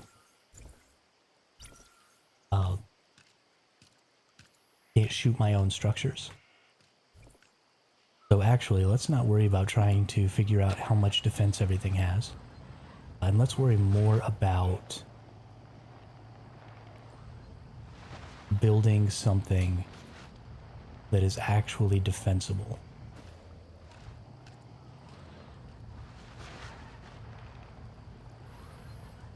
And let's see.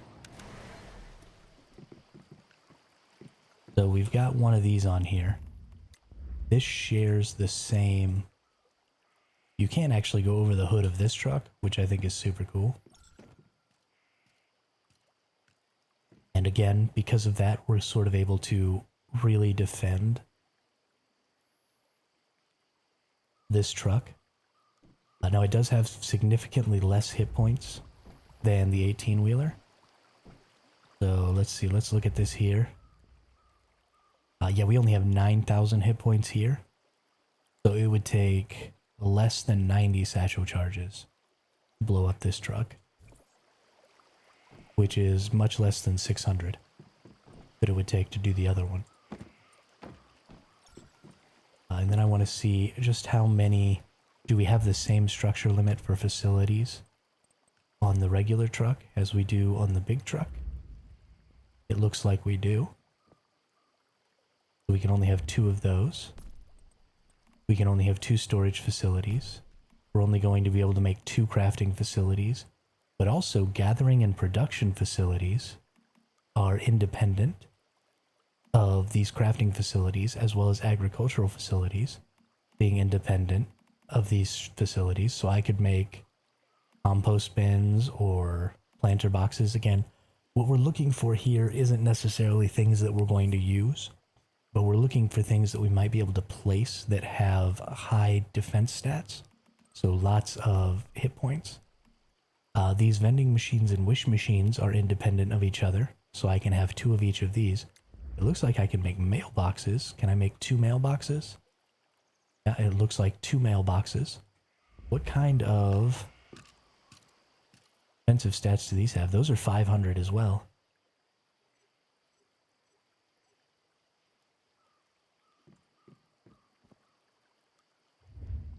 Which is interesting. We're going to be able to have 1 power facility. Can I have as many of these as I want?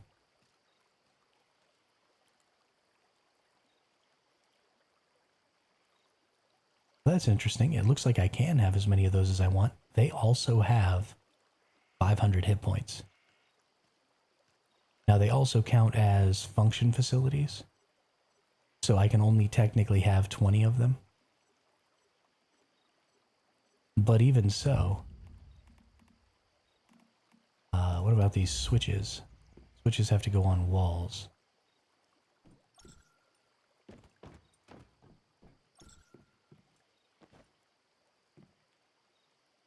So let's build a wall here.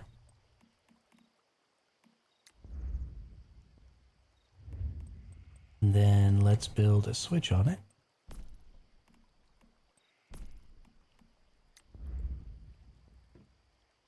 What do you have? You also have 500 hit points.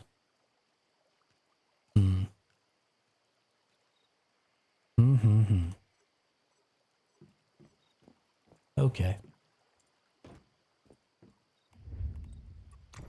Structures. Now we need to start trying to minimize how far out we go per wall that we place. So what I'm talking about is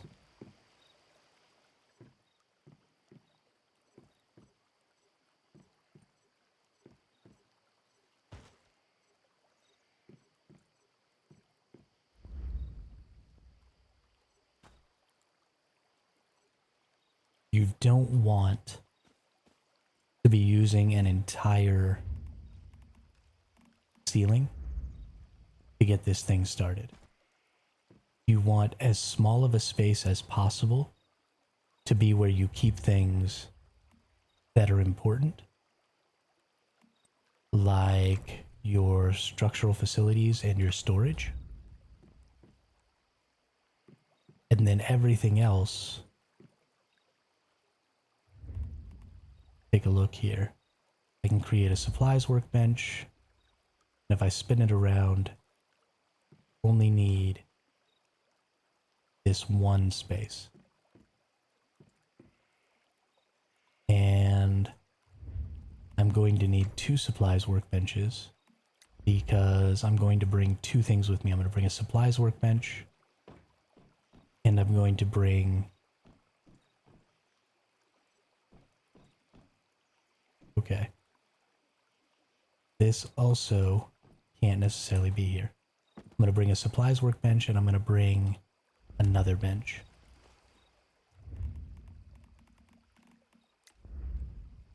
And so you also don't want your structures to be hanging off the back here, because if they're hanging off the back, then they can just be attacked from below, and everything beyond them gets destroyed.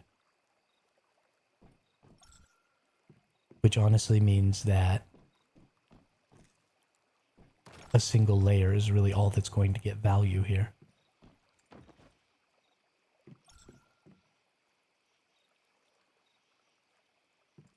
Because no matter what I do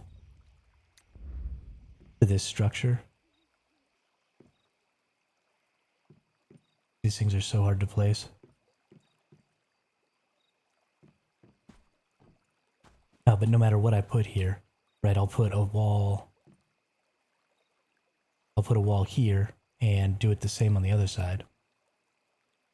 But then the wall that I place here, beyond the effective range, wow. The effective range on this truck is teeny tiny.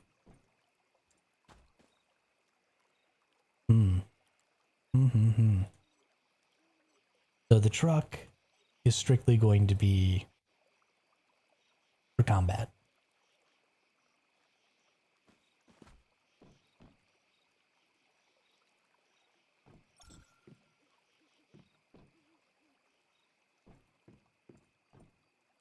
And I think something that we'll want to do with the truck for combat to defend the truck from our ramming was we're actually going to put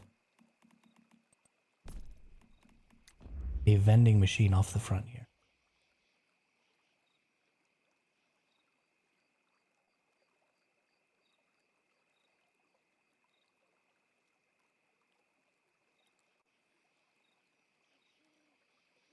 Just going to keep rotating it until I feel like it covers enough of the front of my truck. So the reason we're going to do that is hopefully this rams into things before the body of my truck does.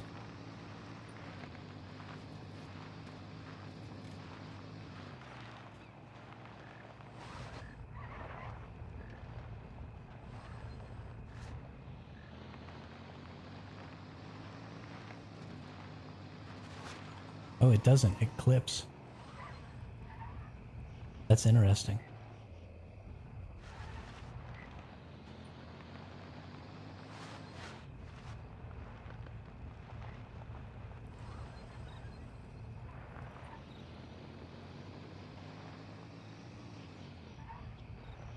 Yeah, okay. So wall structures have physics when you're trying to ram into another truck. But it doesn't look like the facility structures have physics on other vehicles. So you can't use facility as a battering ram.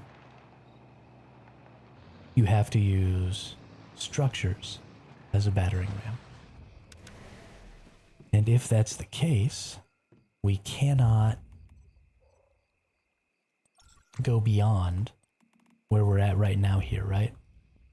Ooh, we can. Okay.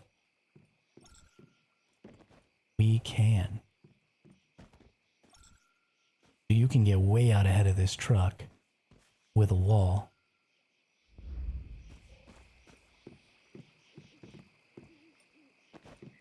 Unfortunately, you can't put ceilings down, or you can't put walls down from ceilings.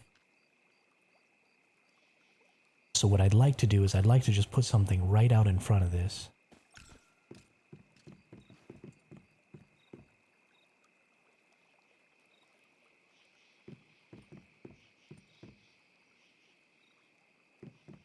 Can I maybe use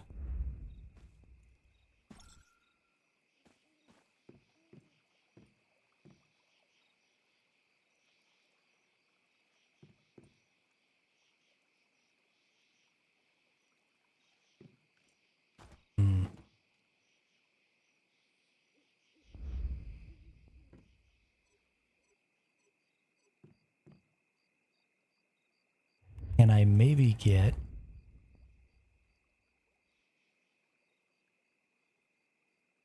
a ladder to go down, or not a ladder, a step to angle down.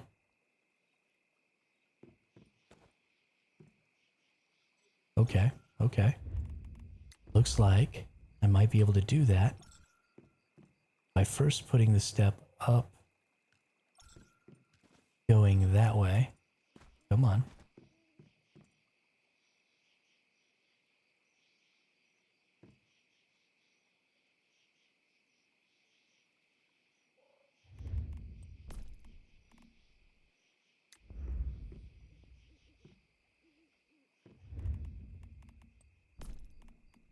Okay, first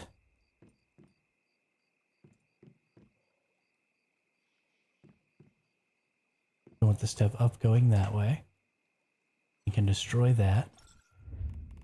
Then we take the stairs off of that.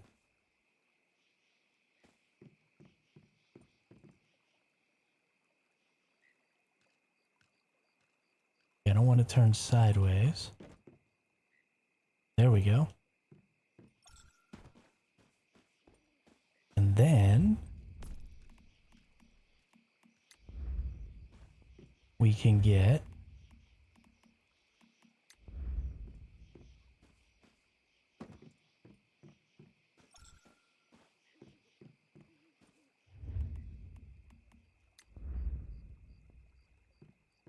Ceilings that come beyond the effective construction range. Okay. Hmm. Of course, honestly, I'm trying to put ceiling out the front there, but that little bit of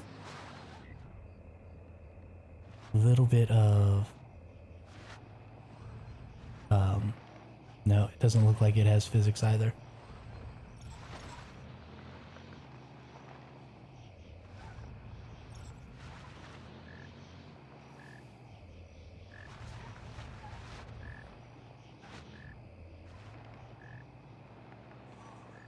It passes right through, although it does create kind of a cool ramp.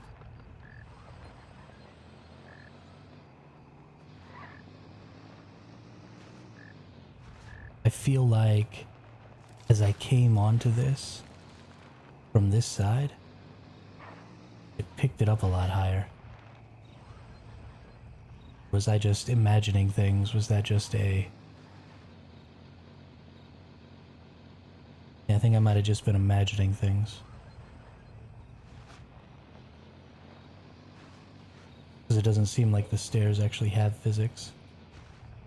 But the stairs aren't the only possibility here. So while the stairs may not have physics, it's possible that these slanted ceilings could have physics. The other possibility is that the entire, the truck just has a physics area that extends beyond its, beyond its actual area. And that it's built that way so that the physics box for the vehicle just extends the entirety of the vehicle's area. But I don't think that that's true. Because, let's see, we want small. Yes. Definitely we want the small.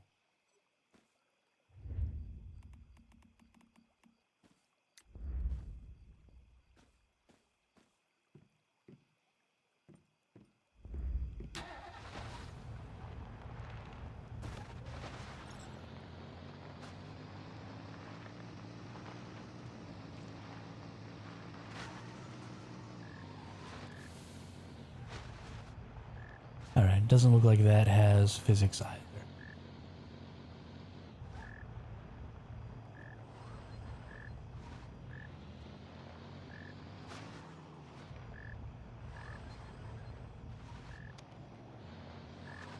Yeah. No, it just kind of melts right through until your actual truck hits it.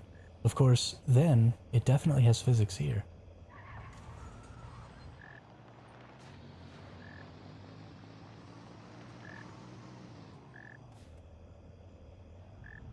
Yeah, no, it melts through for a second. And I think this is actually what happened with the staircase as well. So it melts through for a little bit, and then the physics kicks in, sort of picks it up.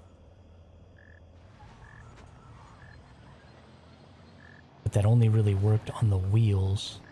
It didn't seem to work here. For some reason. I wonder if I can do it on the wheels here.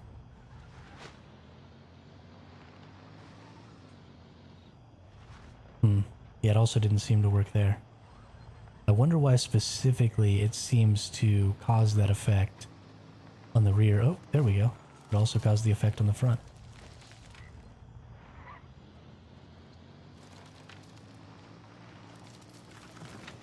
Okay. Okay. So then what about coming at it straight from the front?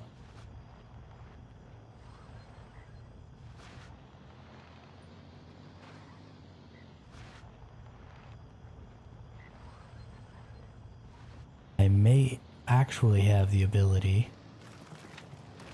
to just single-handedly pick up a truck like this.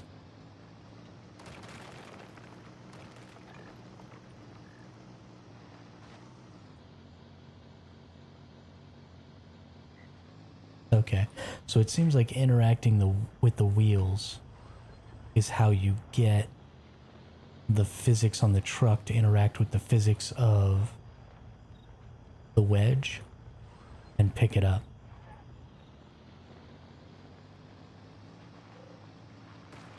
So if you're going to be trying to disable an 18-wheeler with a wedge, you're going to be doing it from the side just like that. And as long as you hit the back wheels, you can get the whole thing picked up and sort of flipped over. Which is going to be huge for PvP in Prismverse. Because now that I'm aware of how many hit points one of these 18-wheelers has and how difficult it's going to be to destroy the 18-wheeler, it is a really, really good idea to bring an 18-wheeler with you.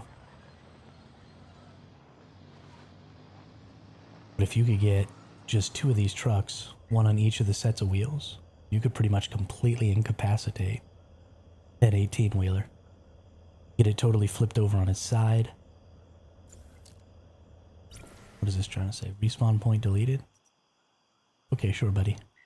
But get it totally flipped over on its side so that if it had like turrets on the roof or anything like that, those turrets wouldn't really be able to access you. They wouldn't be able to shoot at you.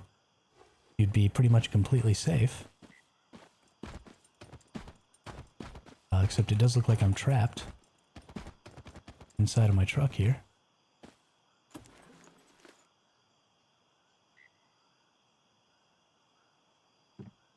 Okay, there we go. We got out. Although my truck does seem to be... Nope, it's good. Oh, I got in the passenger seat. That's why I couldn't drive it just a second ago. I get it now.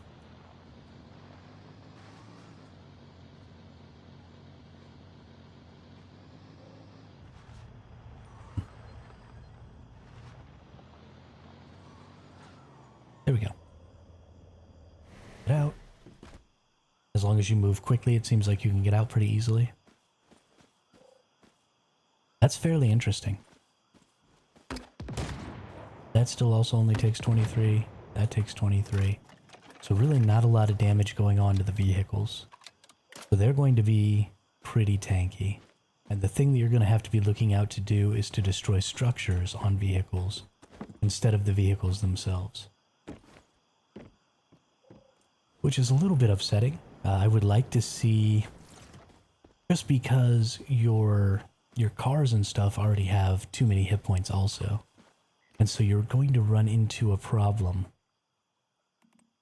where you can't get people out of vehicles.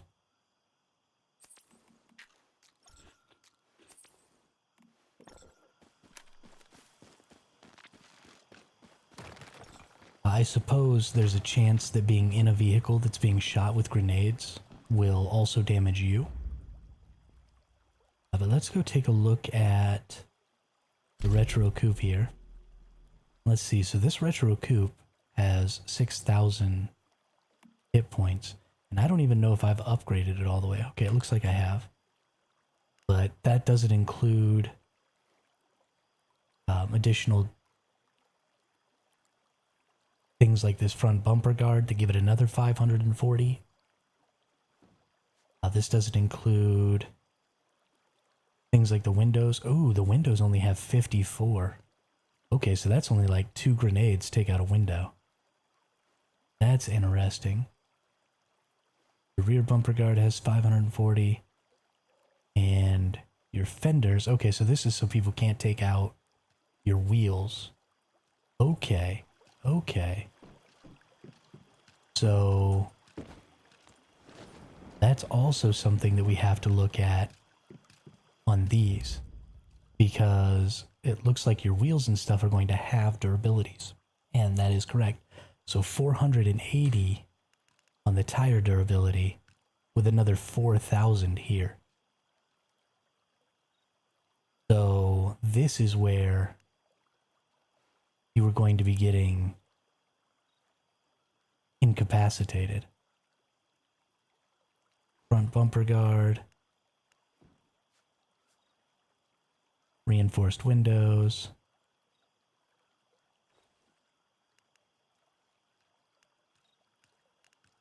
No rear bumper guard. Okay.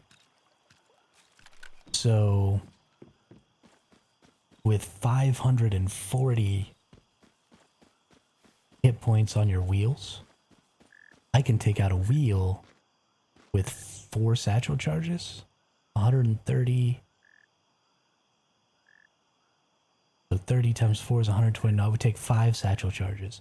But if you drop 5 satchel charges in the middle of a road, you could blow the wheels on one of these vehicles if it wasn't wearing the upgraded armor wheel pieces. Oh, is this just going to explode? Yep, that's too bad.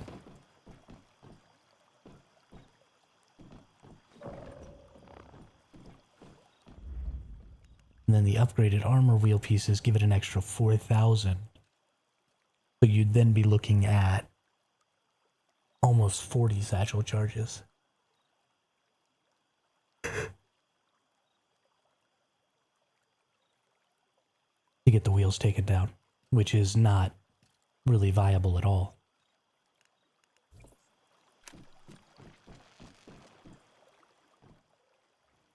And that would almost be as bad as taking out this entire truck. These wheels only have 160, so that's just 2 satchel charges. This is only giving it an additional 3,000. So you're only looking at about 30 satchel charges. Well, you're looking at 30 satchel charges there. So week 1, things are going to be really interesting when it comes to taking out, well, I guess you'll only be able to use weaker versions of the satchel charges in week 1.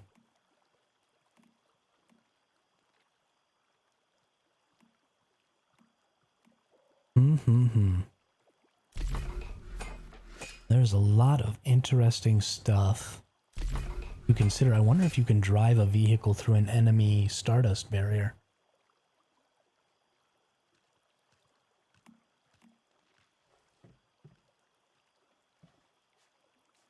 Special device that takes surrounding stardust energy and concentrates it into a light barricade capable of absorbing kinetic energy.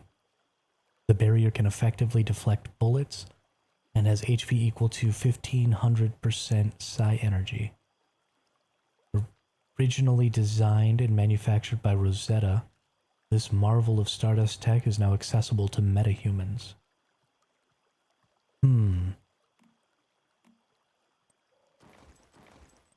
I wonder if you can use that.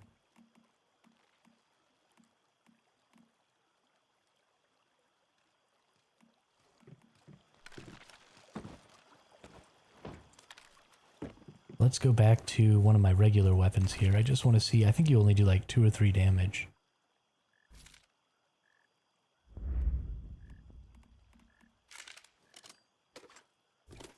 With a sniper rifle. For like any part of this. Oh, I can't even shoot my own. Okay. So I can't even figure it out. Can I shoot this other person's?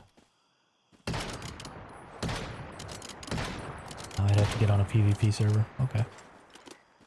Okay.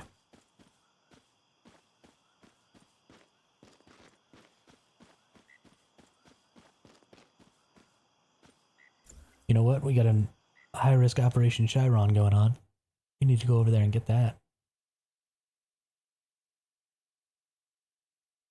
Get that going.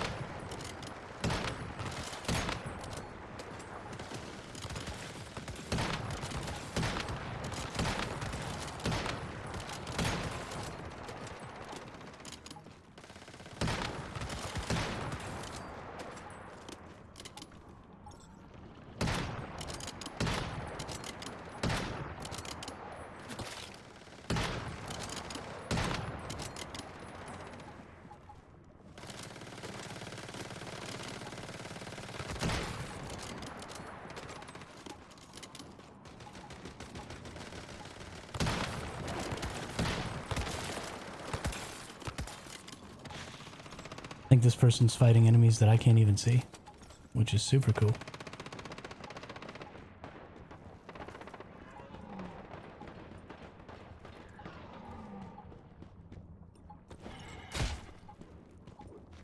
And now I'm just randomly taking damage.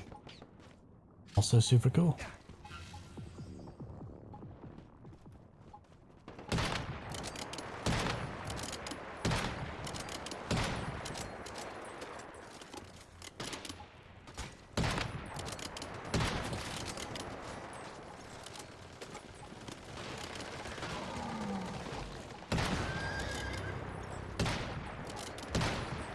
Oop, that's already dead. Alright. And that's already dead. Okay. Cool, cool. Cool, cool, cool. Didn't even have to do anything.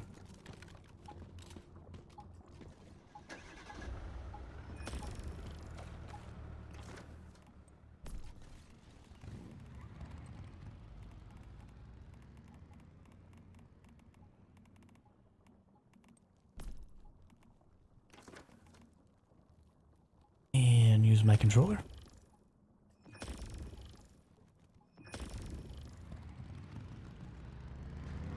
Nice. And now we can just go back to my base. Continue my ridiculousness.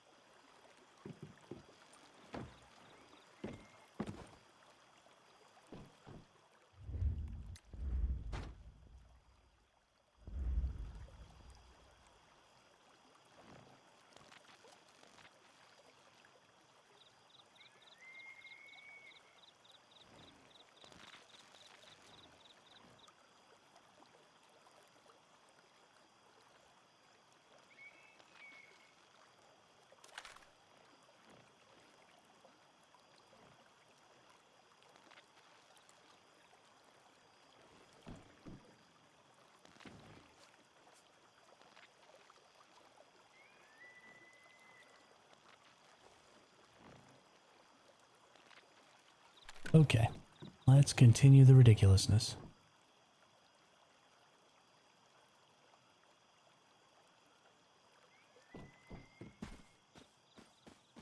For those of you who... What build are you going for in PvP? Defu, I'm going to be using my Black Panther. And I'm going to be using the Fortress Warfare. I'm going to be trying to do like a one-shot sniper build. And then I'm going to hide in the bushes and wait for people to come by and shoot them in the face with my sniper rifle. And then I'm going to carry around a secondary grenade launcher and see if I can't ambush some people in vehicles and blow up their tires and stuff like that and force them to get out so that I can shoot them. So I'm actually going to have to get good at gauging the distance on the explosions here. Or maybe just use the rocket launcher or something instead. It's going to be good times. It's going to be really good times. But what I'm building right now, Defu, is I'm trying to see what can be done with your vehicles. So I've created kind of a wedge here on my truck and found out that you can completely disable one of these other... that's a good question. It seems to only do 23 as is. I guess I haven't calibrated it. So that is... Or do you mean what's the max damage on my sniper? Last season I was hitting people for about 15k with my sniper rifle in a headshot. But I think I can probably push it higher than that. Last season I was not terribly good at builds. So I don't know. Let's see, if damage goes up 110 times, that's 1,000. That's another 60% damage.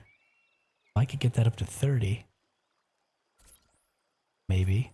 Let's see.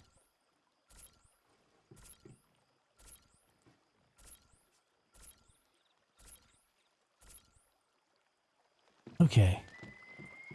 Now that we have that, let's see what kind of damage my explosions do. Oops. That only said 16. That's not right. 32. Okay. So I can get up to 32 damage. I think people will be running Savior 4 pieces. Weapon damage reduction with living armor one shot will be difficult. Well, that's kind of my point, Defu, is that living armor and Savior will save you if I don't one-shot you. But if I do one-shot you, then living armor and Savior set are completely useless. And I think you're right. I think people will be using living armor and Savior because a lot of people are brawlers in this game. They use SMGs, they use ARs, even people who use sniper rifles use the bingo and use it at extremely close range and fight in a really brawling manner. And so that Savior set and the living armor helps a lot with that because as you get low, you start to replenish, you get a little extra health. But if I one-tap you in the head and you die, neither of those effects go off. So all I have to do is output enough damage that you get killed in one hit. And I think that's entirely possible. I did it a couple of times last season. And again, I wasn't nearly as good at making builds last season because I didn't really understand things. And I didn't have nearly as good of mods. So I definitely think it's a viable option this season, or this coming season. And not everybody,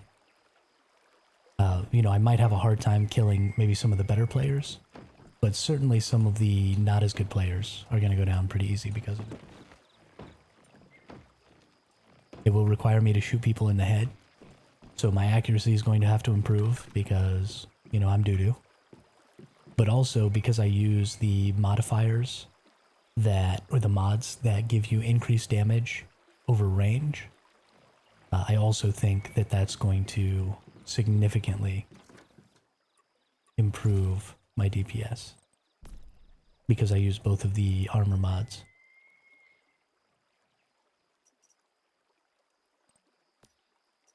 The Secluded Strike and Unstoppable. And then let's see.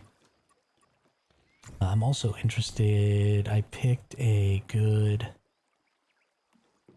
Fortress Warfare armor. Did I buy my Fortress Warfare armor yet?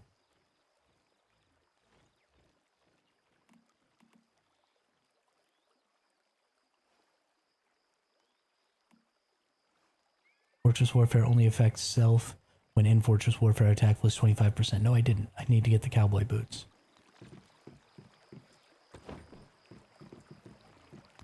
And I do have enough to do that now.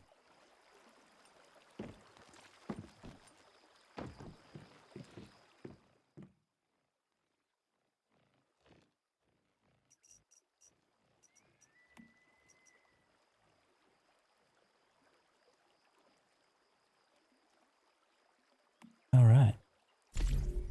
Let's buy my cowboy boots. Like, I have damage reduction 50% with 40% weapon damage reduction, head damage reduction 20%, so bingo 30k damage is like 6k on me. I have like 15k HP. You're absolutely right.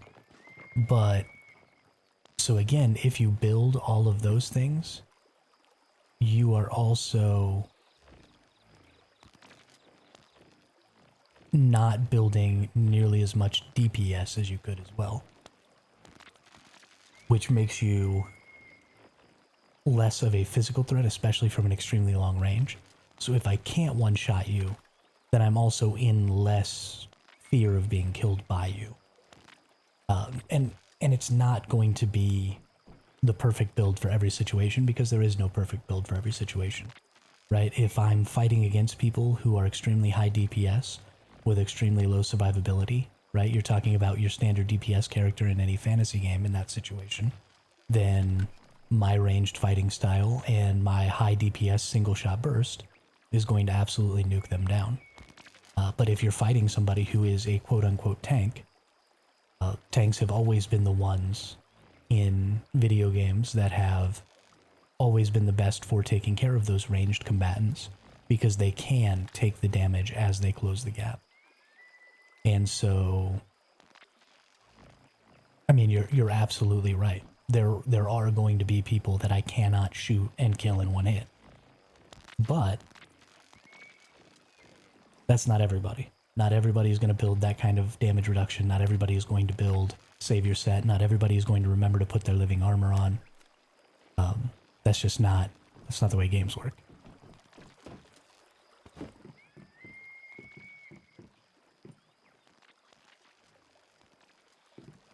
So I think it'll still be pretty powerful.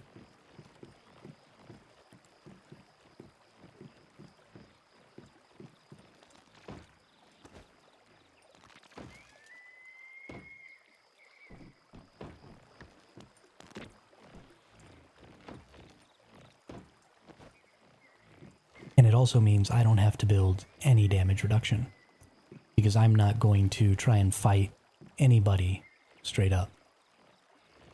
I have no intention of ever letting anybody shoot at me or ever get really close to me or anything like that when I run this particular build because I won't have any defenses. I mean, I'm not bringing Savior Set.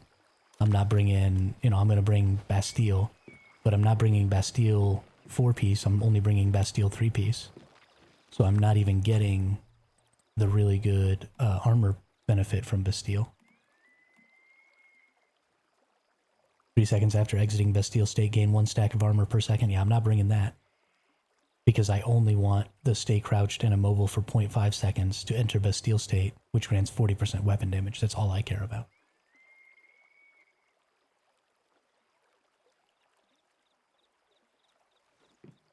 So I'm going to crouch down, scope in, get my Fortress Warfare, which gives me plus a bunch of damage. And I'm going to get my Bastille State, which gives me plus a bunch of damage. And I'm going to get my 2 mods that give me increased damage for being at range and having nobody around me. And then I'm going to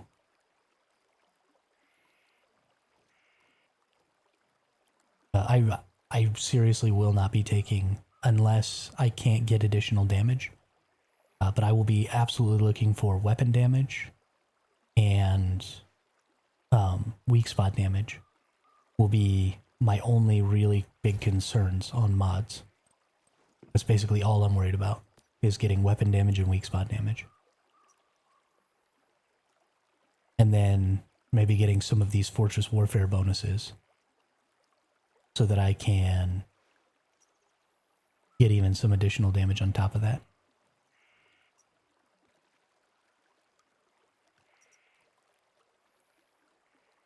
But I seriously don't care at all about my defensive stats. I'm going to go 100% glass cannon.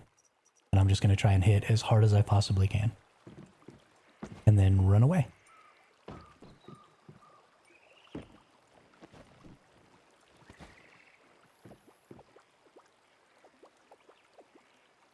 And I'm going to do it from super advantageous positions. I'm not going to shoot you, right? Like, I'm not going to be standing out here in an open plane and see you across the plane and then shoot you like this so that you can just jump in your car and drive over here and kill me. Instead, I'm going to go get them on the side of that mountain.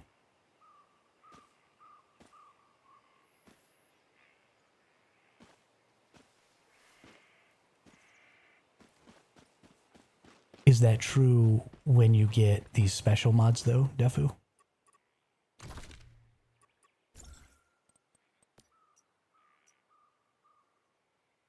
So you have these Fortress Warfare mods that give you Fortress Warfare as the secondary effect.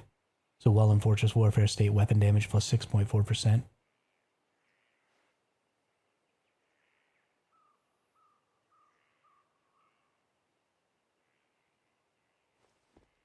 And then while in Fortress Warfare, crit damage plus 4%. I haven't gotten one that gives me those plus another weapon damage mod. But I wouldn't say that it's impossible because I don't have enough of a...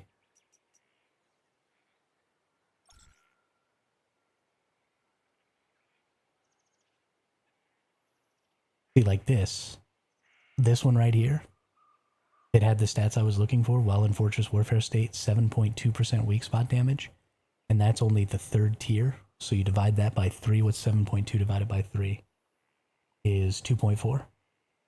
So I get another 4.8.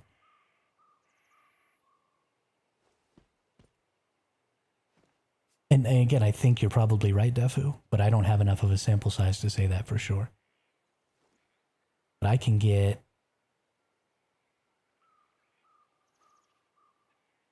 12% weak spot damage from that. And then 1.6 times 5 is 8% weapon damage. I mean, that's pretty huge.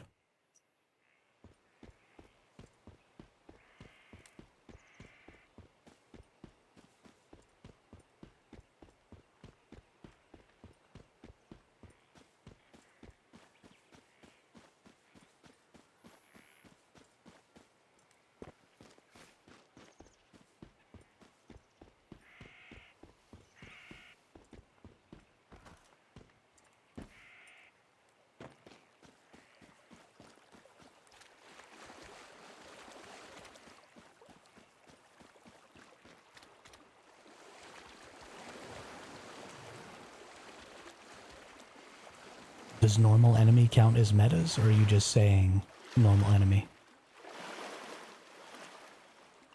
I would love to get some mag size. I think that would probably be a beneficial thing to have. I don't think max HP is going to have any effect at all. Maybe if I end up with max HP, like that'll be fine. But I'm not going to actively seek max HP.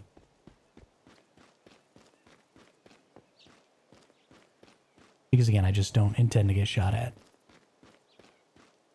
I intend to run away.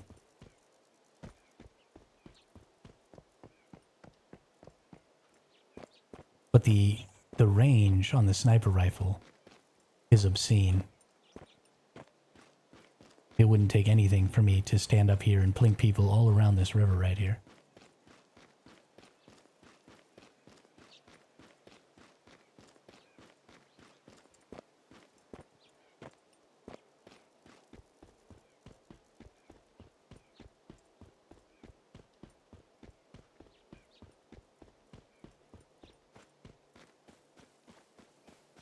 And I could just stand up here crouched inside this little bush.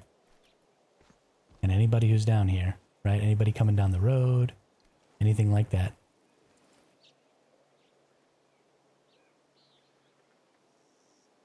Just be my territory to shoot at. You could stand and overwatch, right, if you were playing with other players who were inside of a zone. Sometimes that's true, but some bushes, right? See all these bushes down here? These are all rendering. All them bushes are rendering. So there is some ground clutter that doesn't render, but the bushes render. I should be able to hide in this bush.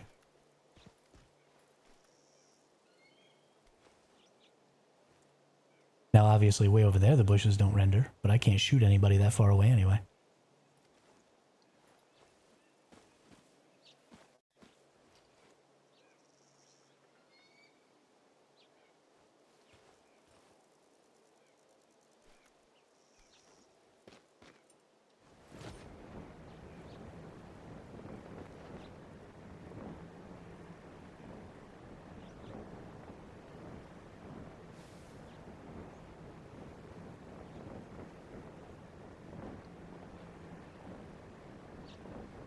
Honestly, the bush render distance is probably a good indicator of the absolute max range of the sniper rifle.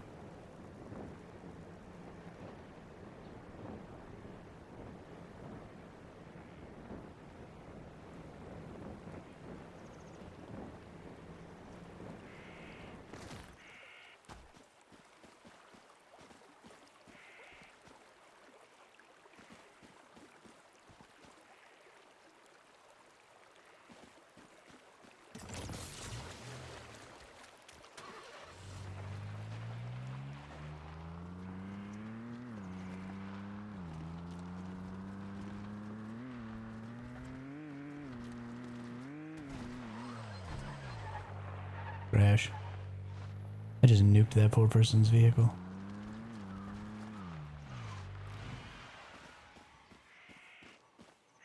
I'm really excited about this. I'm really excited about driving trucks around. I think there's going to be a ton of... and this is going to mean that I'm actually going to need to build a second build.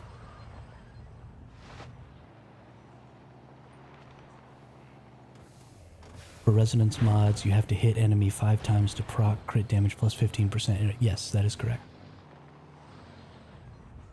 And it depends on which resonance mod you're using as well.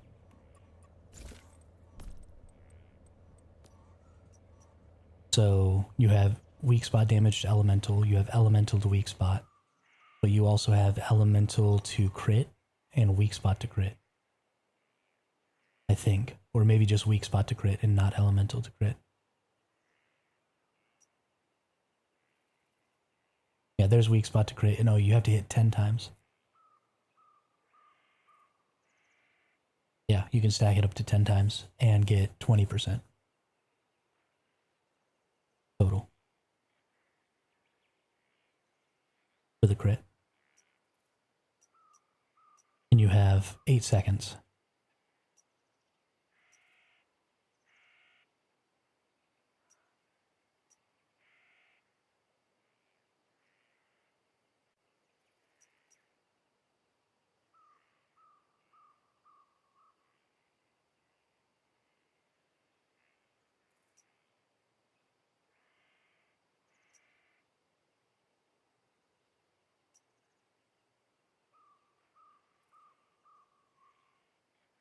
And then the elemental to crit damage is 5.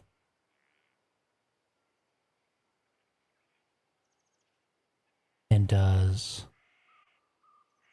0.8 times 5 is 4. Yeah, so it does the same, but it's half as many times.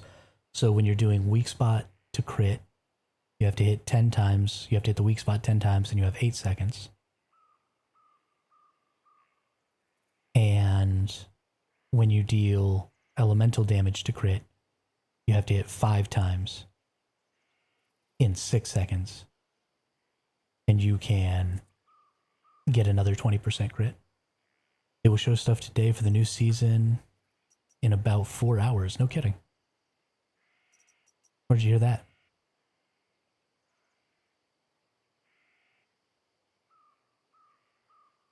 I try and keep track of what's going on there.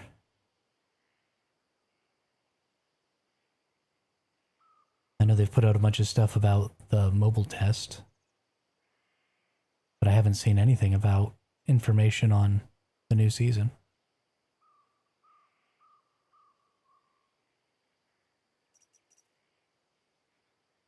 Dev stream one of... Okay. Yeah, I don't usually watch that. You would think that they would put that stuff out. Maybe it's in their event news. Let me go through here a little bit and see if I can't find something about it in the Discord.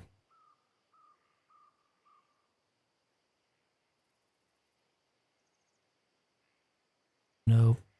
Maybe it's a Twitter post. On September, metas can download the game. Nope.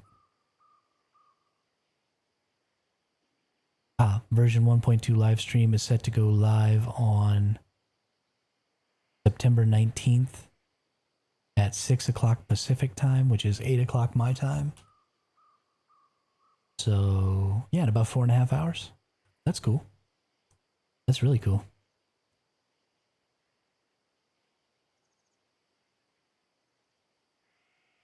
Guess I'll have to keep track of those Twitter posts a little better.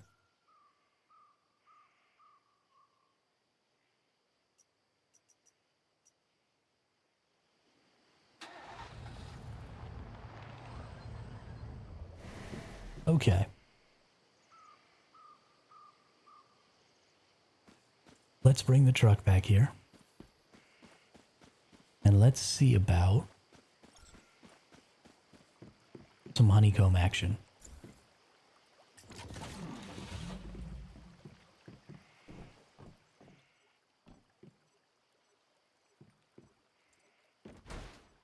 Whoops.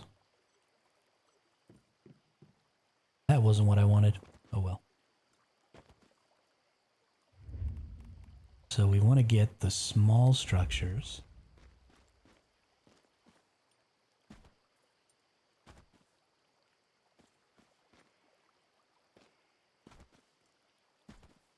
Rosetta faction is going to have drones for scouting. I won't play Rosetta. I will be playing Mayfly faction. I don't want to be the bad guys. I'm a good guy.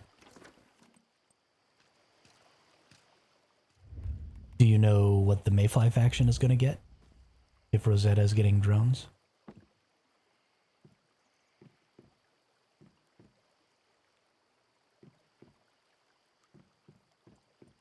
Okay.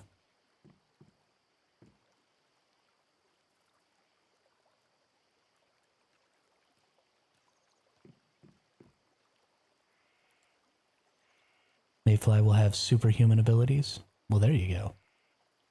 That's even more fun.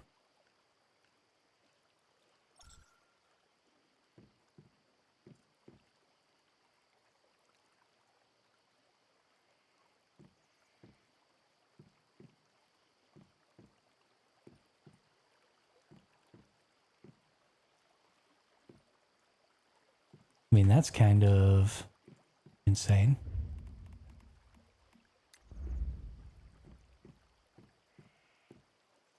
I feel like that's a little overpowered compared to drones.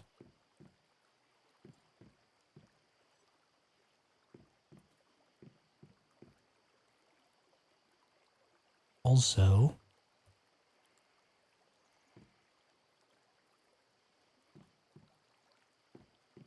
I don't know how well honeycombing this is actually going to work.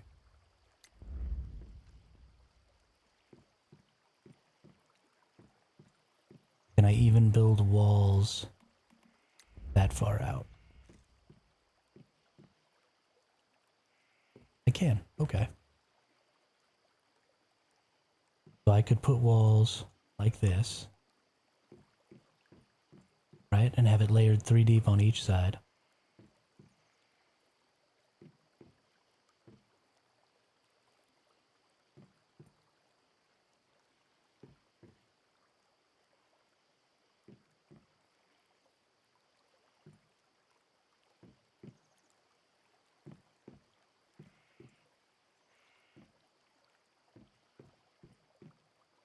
And these have 1,000. That'd give me 3,000 just with wood. That's basic wood.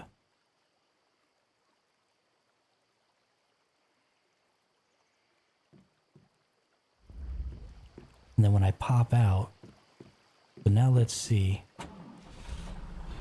Yeah, okay, so with that there, I don't pop out to the left. I pop out inside, which is kind of great because now I'm back behind and I don't actually have to put anything in the front here. I mean, I guess I can,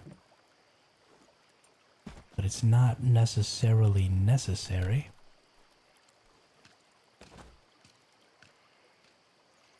But what is this going to protect? Why would I put this here? The game loop will be you have to purify new deviations, so people will be hiding in buildings. You might want to have a shotgun as well. Yeah, I will have some close range options as well. I will take 2 different weapon sets.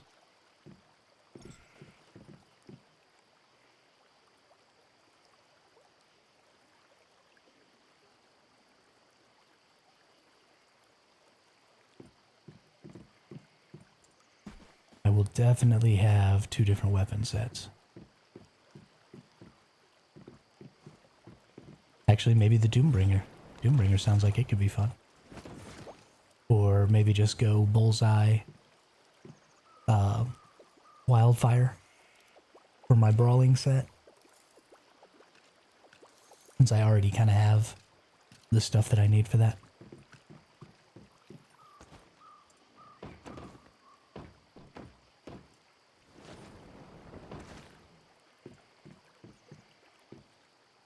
Okay, so if I build this like this, then what ends up being the purpose?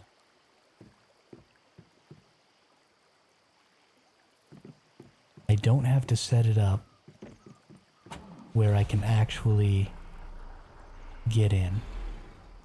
Because I can automatically get in here. How do I build? Can I build?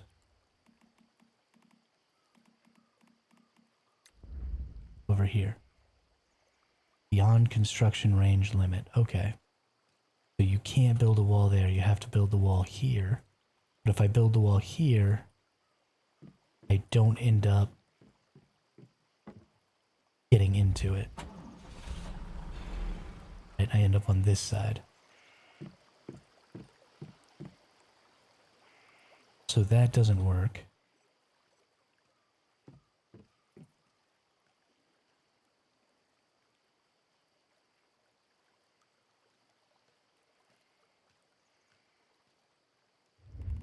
Also going to be putting ceilings.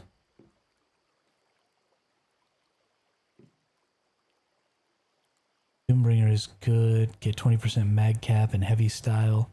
You'll have 4 shots. It does 100k DPS easy in 4 shots. Yeah, I mean, Doombringer's cool, but honestly, I think I'll probably go Wildfire Bingo. I like the pistol sniper combo. I really just like playing with sniper rifles.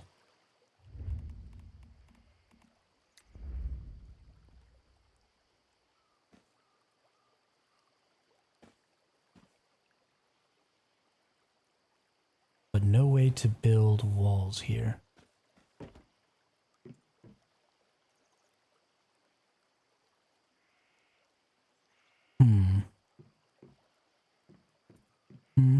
So from the front, I become very vulnerable that way. What if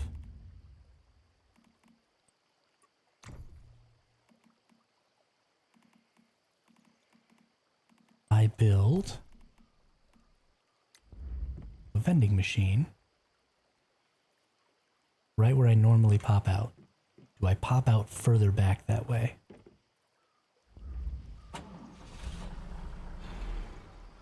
No, I pop out further forward, so that's bad. Yeah, I played a little bit with the Bingo Wildfire at the beginning of this season. I didn't do a ton with it, and I don't have a great build for it already. But I'm sure I can work something out. I'm sure it'll be a lot of fun.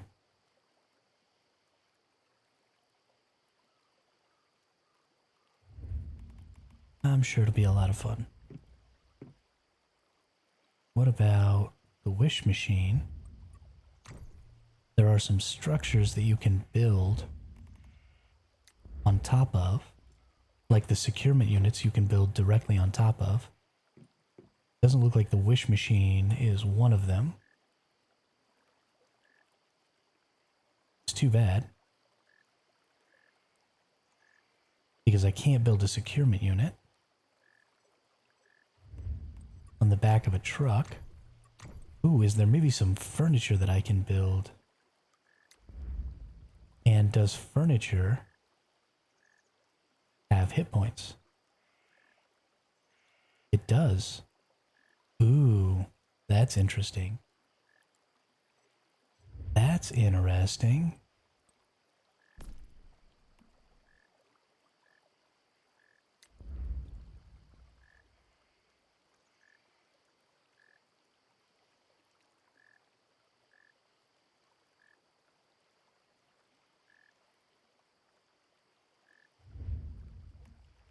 Just get Huntsman boots and weak spot on mods and swap Bingo after 2 shots. We'll hit auto headshots. Yeah. Yeah.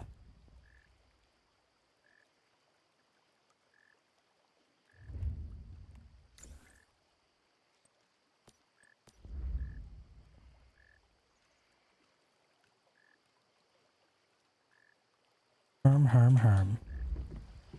I mean, all the builds have pretty well been...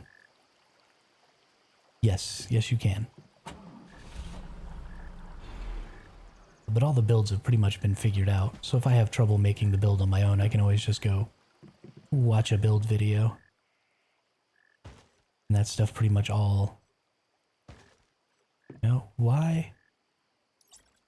There we go. But you're right, you can build it upside down.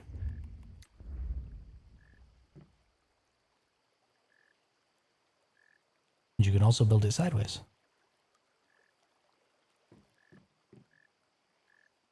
How are you today, vegan bodybuilder? So I guess I can actually kind of get it more into the truck that way too.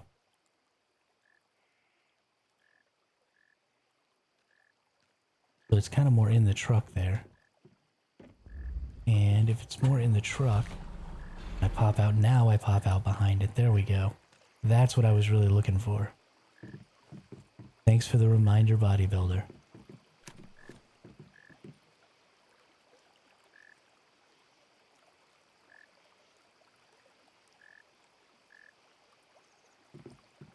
What do you mean turn off the caps lock? I don't have caps lock on.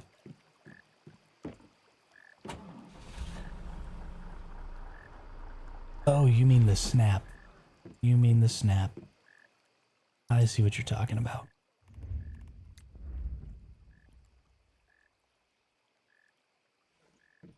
I see what you're talking about.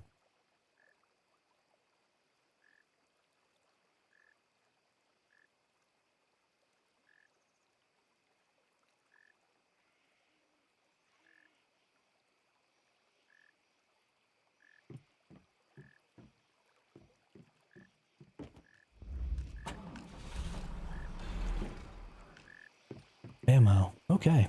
I like that. That's a good idea there. So we'll get that in there.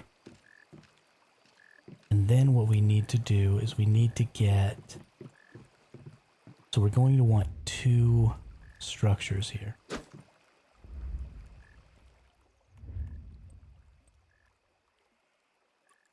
We want a supply workbench and a gear workbench. We're going to want the biggest versions of them, which I don't currently have the memetics for. Let's go to my memetics. Let's unlock those.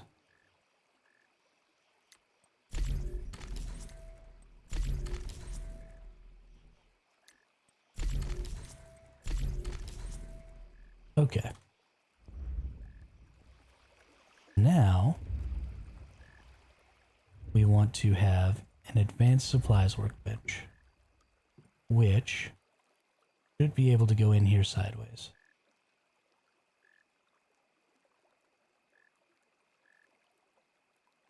First, I need to move myself.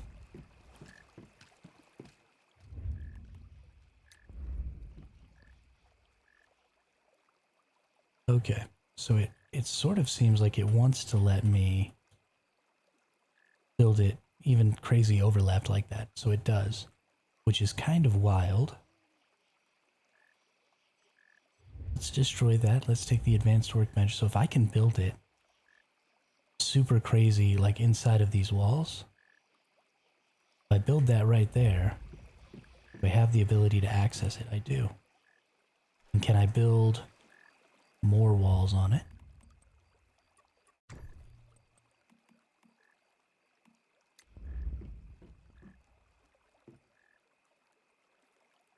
Well, I guess I can just redo this.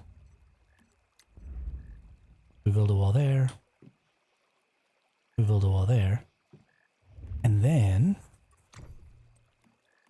we get our our advanced supplies workbench. Put it in this wall as far as it goes.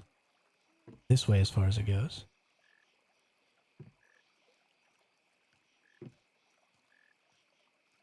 And then we get our advanced gear workbench so that we can repair our gear.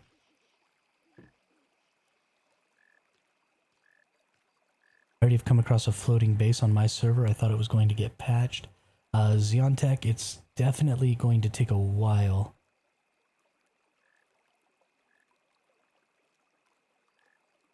Build aquarium upside down and cover the tire, then car. Yeah, I did that earlier with the vending machine. It was pretty funny. That patch is probably going to be a while for it to come.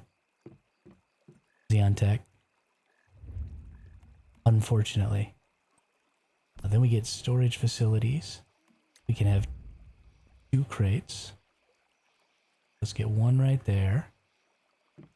And one right there. So walk through that. Okay. Okay. And then can we get a bed in here so that I can heal with a bed?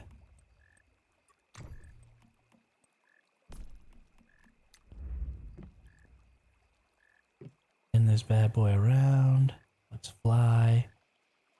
I'm not.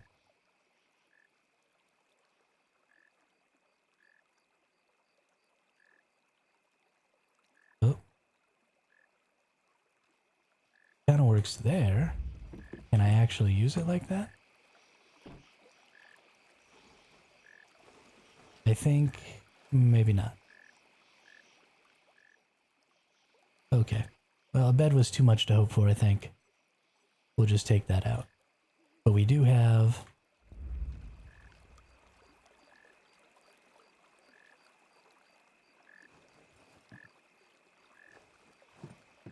all of this stuff. Now, I am going to be weak from the rear because I'm not honeycombing the rear.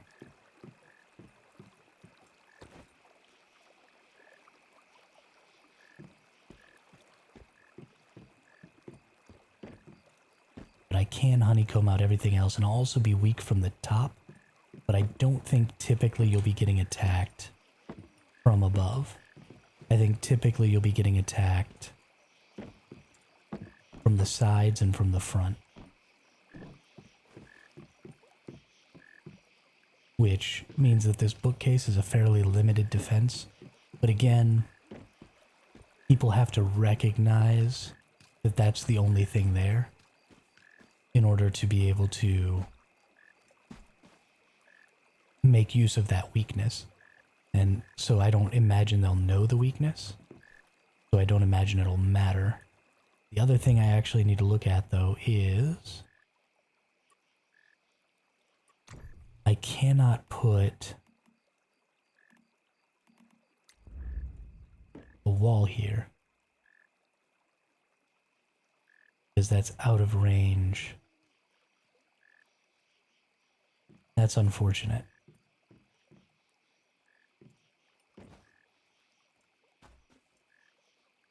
Because I need a wall here. Yeah, I won't be attempting it as they might ban people for doing it, so my base will stay firmly terra firma. Yes, that is the best way to go about that. When you exploit glitches, you're just going to run into the possibility of getting banned.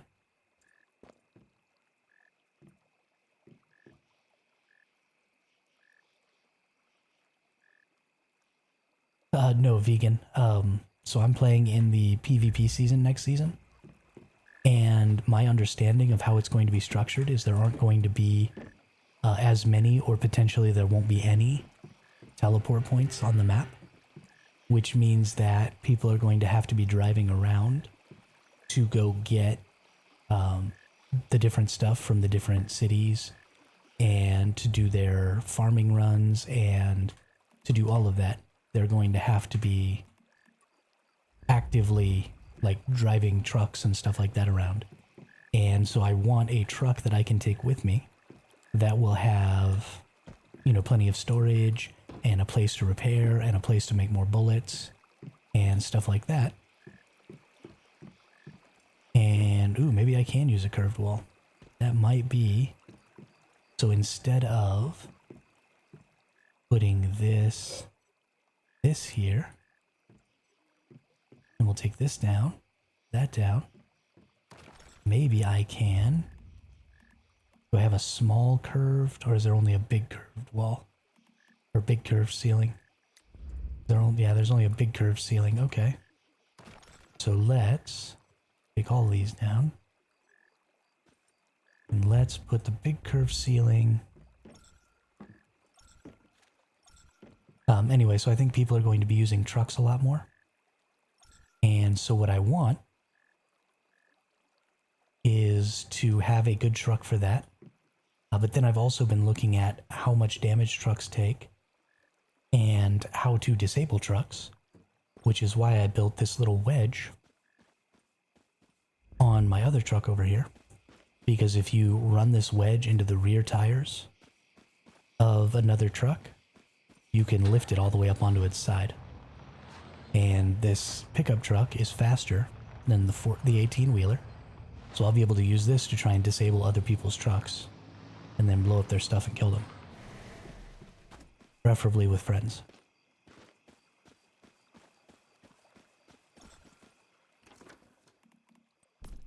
But, you know, you also have the ability, the turrets are now working on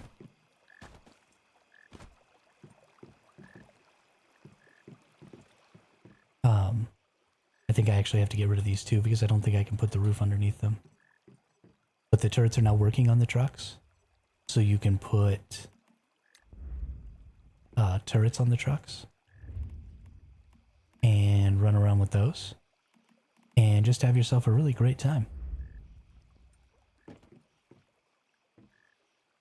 Hey, nice idea, Xeon Tech. It does take me down to just having one additional wall instead of the two that I wanted. But that's not half bad. That is not half bad, and I think it'll work out just fine like that.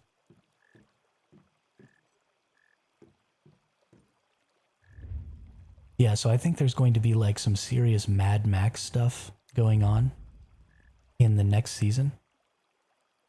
Because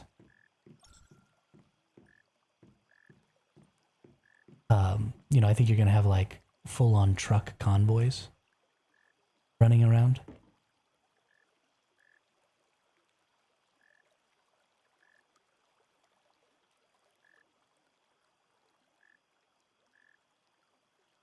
And people doing like all kinds of stuff in their trucks, and I want to kill those people. Why won't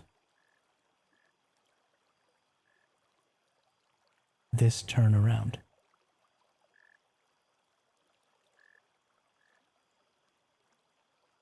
Okay.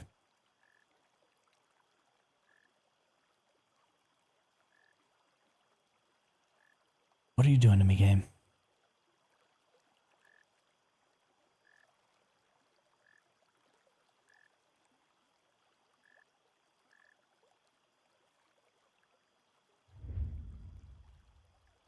Is there two different curved walls? Nope, there's not two different curved walls. There's just this one.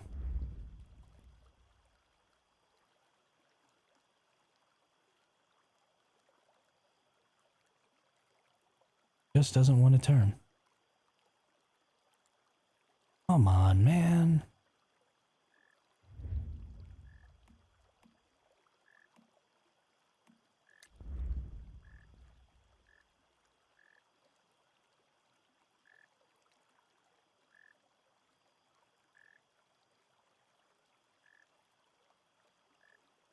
Can I maybe turn this one in a way? Nope, this one doesn't want to turn either. What if I tear that out? Is that maybe what was inhibiting it? No. What if I place, oops, that ceiling there and come at it?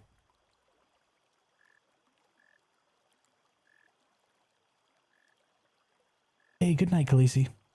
Have a good sleep. Triangle pieces to make it look like a turtle shell. I am just trying to get as many walls between my central area and... but triangle pieces actually might not be a terrible idea too.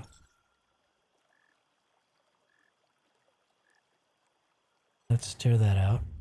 And let's take small triangles. If I put a small triangle there, can I attach a wall to it? Oh, I can attach a wall like that. That's interesting. That's really interesting. Can I attach a wall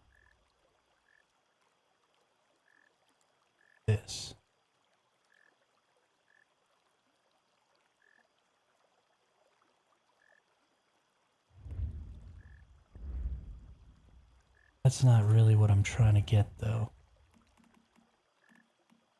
What about...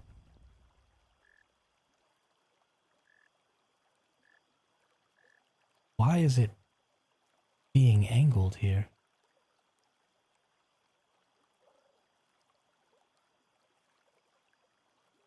It only wants to go on angles instead of on flats. That's kind of weird. It's got to be because it's a small ceiling. That's really interesting.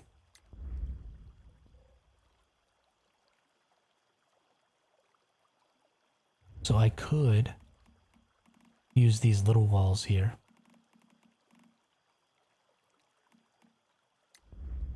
Right, because they're only quarter size, and they go up just fine. But that leaves them extremely vulnerable, because these are only 200. Right, and I take out the bottom one and the whole thing goes down. So that's not nearly as much defense as, say, this 1000 size wall.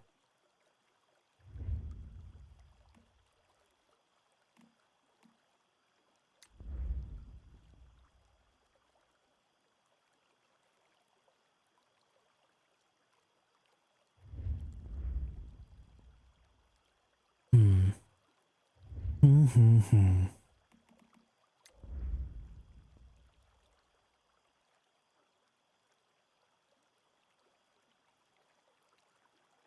This is kind of cool.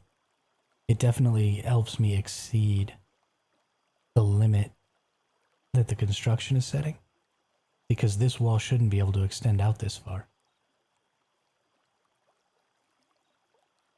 Which is kind of interesting. So maybe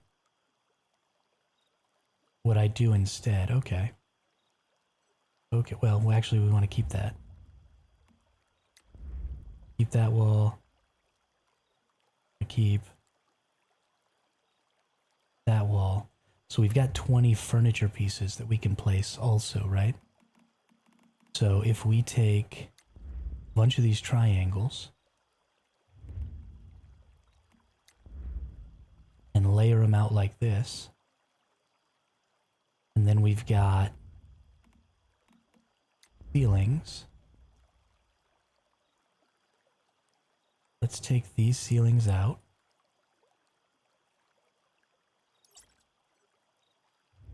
And let's try and fit a full ceiling in.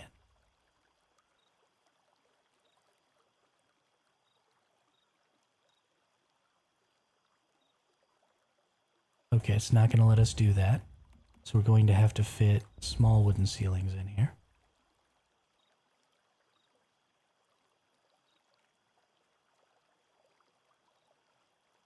So we do that just fine.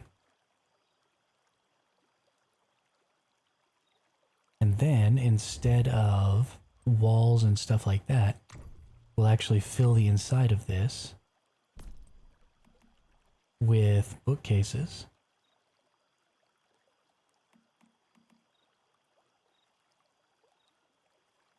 Logs adhesive, logs fabric. Do they have different amounts of hit points? This one has 300. I think the other one had 500.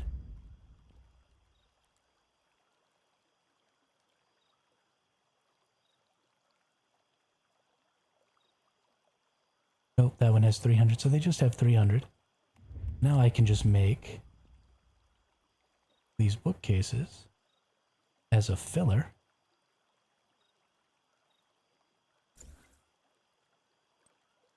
Oop, don't have any more of that one.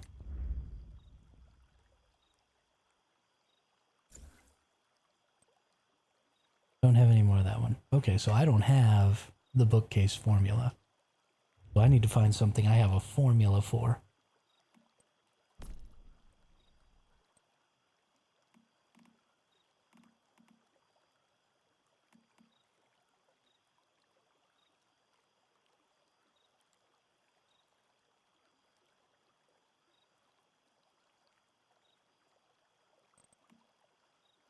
Document cart isn't big enough.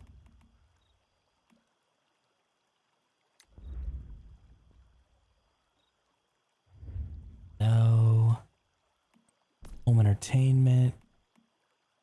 Fish tanks aren't big enough. Miscellaneous collection, decoration. Cardboard boxes aren't big enough.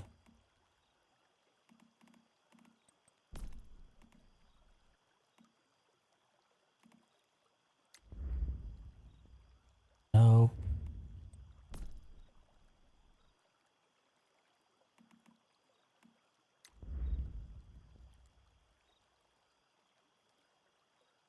I mean, they come about halfway down, but they're not big enough either.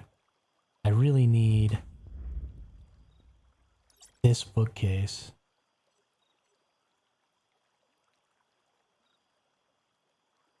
Is the full bookcase is definitely the one that I want because it stretches all the way down and it covers up a lot. So is there even... Go take a look in the Explorer Guide, and I think it's the Survival Manual? Nope. Field Guide. There we go. We have the Formula Book. Oh, wrong one.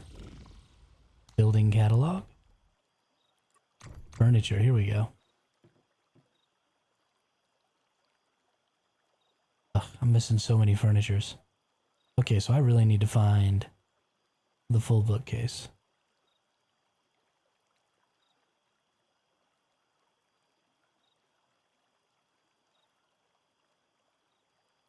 Ooh, I have upright piano. It doesn't look like you can put the upright piano on here, though.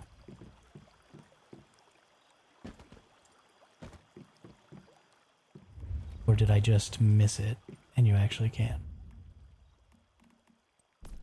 Not lighting, furnishing items, decorations, home entertainment. Okay, so it should be in home entertainment, probably. And I don't see it. Let's come down to where it looks like I'm building on my actual base and see. Yes, there it is, in the home entertainment. Okay. So it just can't be placed. Oh, hold on. Nope. Okay. Can't be placed here. That is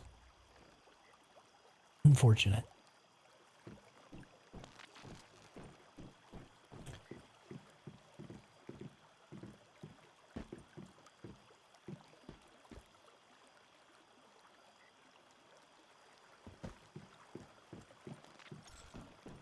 Ooh, another high-risk Chiron.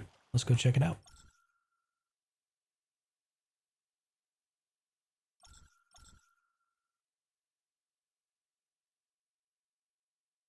Need these chests. They're important. Very, very important. For my build next season.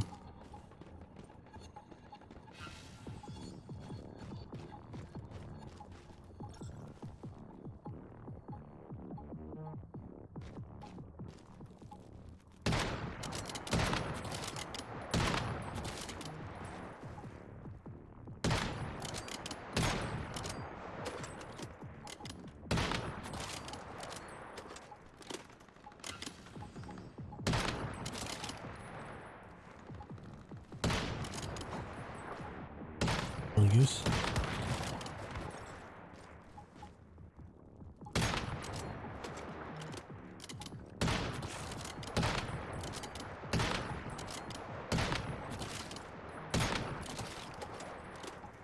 Silly goose.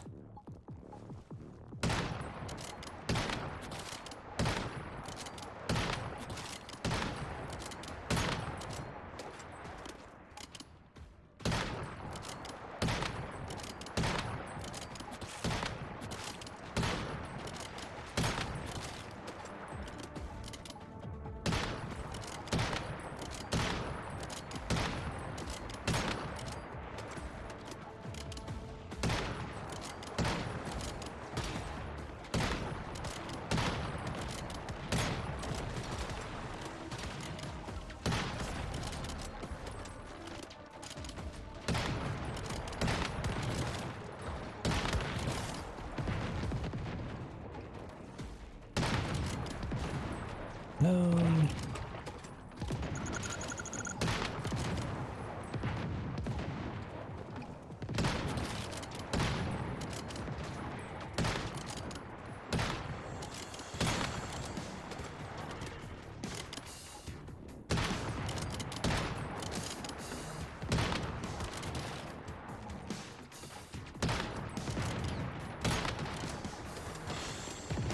Can you please just explode your head?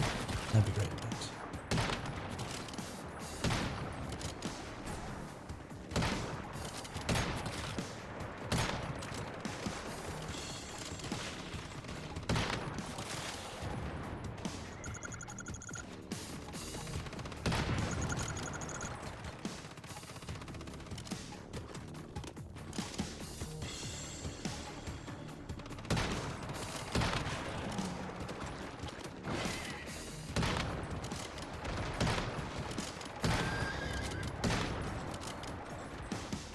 Alright, we got this one done.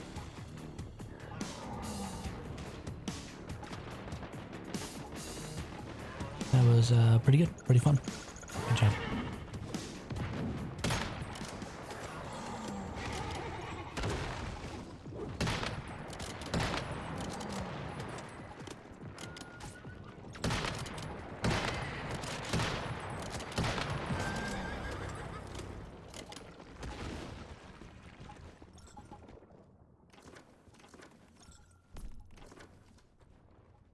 Yay!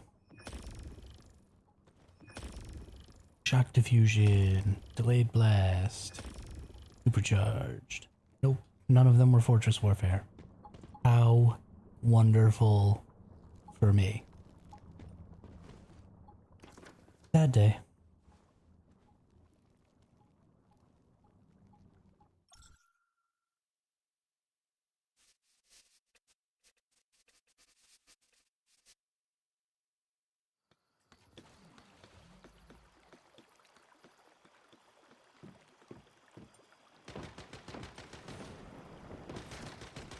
Okay, so I need the full bookcase blueprint. And then I can do this fairly well. It will mean that explosions from below won't really be defended against. I guess maybe I can change that. How many structures do I get on here?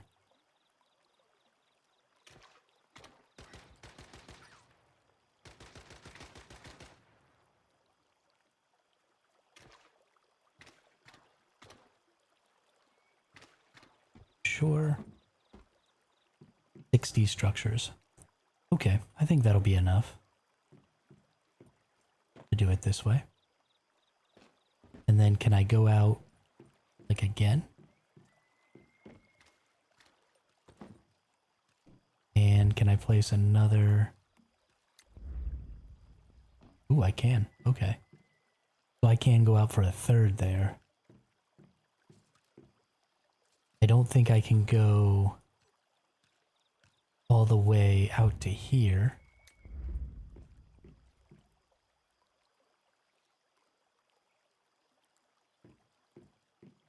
Because this doesn't work. Okay.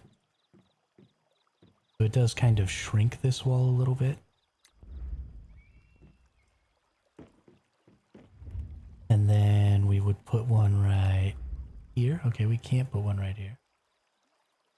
Can't put one right there.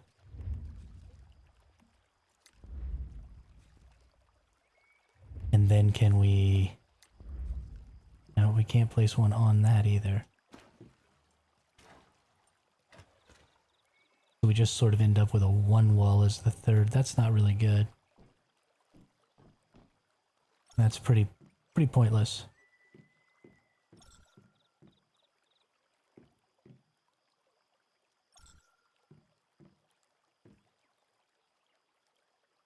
Need something. What if they remove medium garage mimetic? Why would they remove the medium garage mimetic? What would be the reasoning behind that?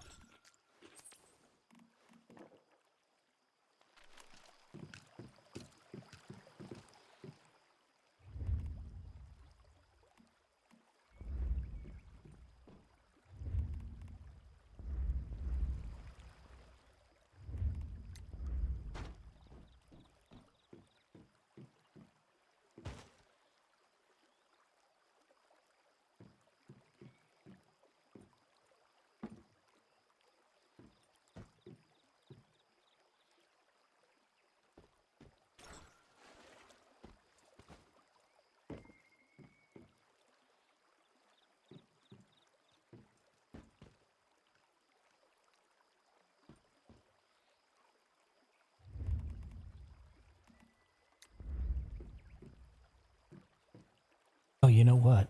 Probably the reason that can't go there is because that was there. Perfect. Perfect, perfect, perfect. So let's get rid of that again real quick. And then...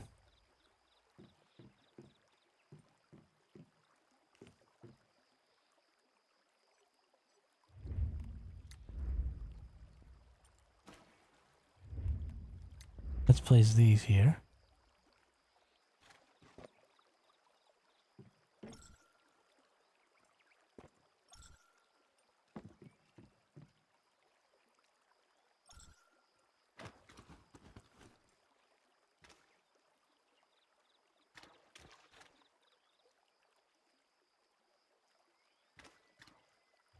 And then we can place...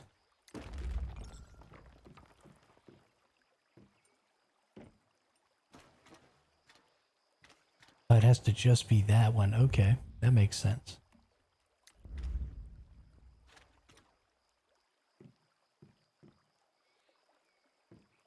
Nope. It just won't go on the tip of this. Why is it going on the tip of the other side and not on the tip of this side?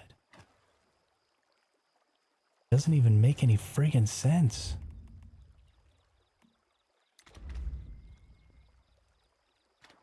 This game is actively trying to upset me.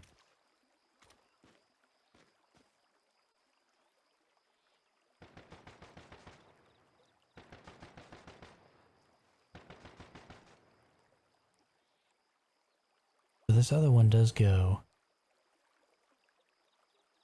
right here like this. Then it comes off the tip of this other one.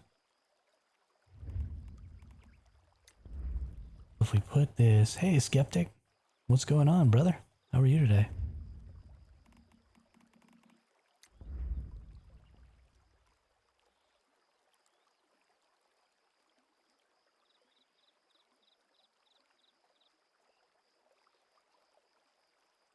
Okay. Let's take all of that off. Let's put...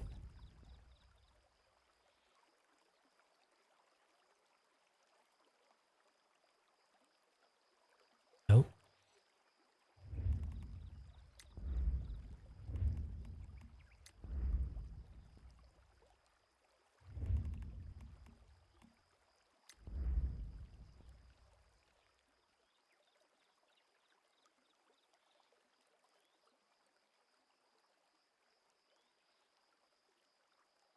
Oh, okay, so it wants to go off of that one.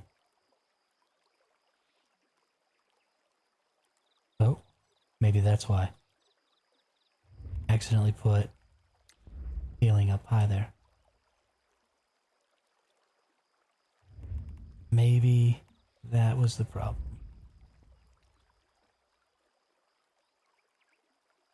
Does not appear to be. I can just use the half-waltz noise, but the reason I don't want to do that is because it has less armor. This is not a build for aesthetics. The reason I'm building this is for Prismverse Clash next season. So what I'm trying to do is trying to get as much armor in between this middle area and the outside as humanly possible. And these big walls have 1,000, and the quarter walls only have 200 hit points. So I want to get full walls in between, because if you take out the bottom quarter wall, then everything above it just falls off anyway, so. And on the other side, this worked, right? It attached to the tip like that. And so I was able to get 2 walls out. But it's not being cooperative on this side, because for some reason the 2 sides of this truck act completely differently. Which doesn't make any sense to me and really upsets me.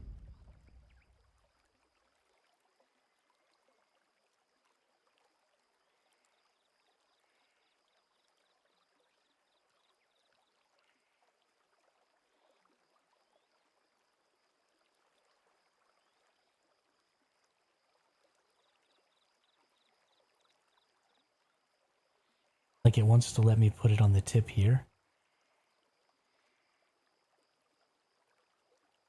That's strange. And it wants to let me put it like this. That doesn't even make any sense.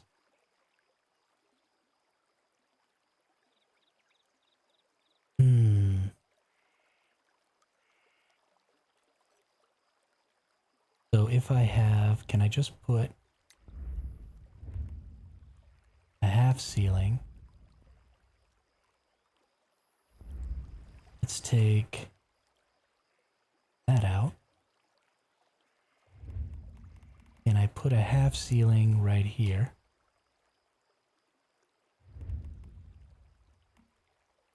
And then try and run this wall off that half ceiling. Yes, I can. Is that janky as all hell? Yes, it is. And it doesn't stick out the extra little bit like that other one does.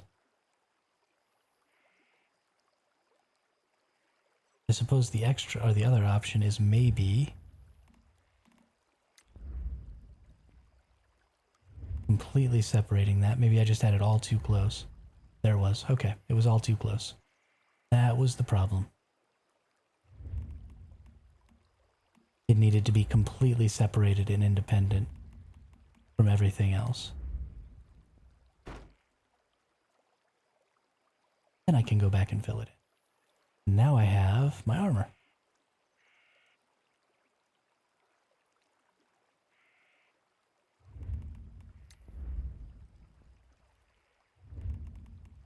Unfortunately, the ceilings are not nearly as well defended because they only have the little quarter ceilings.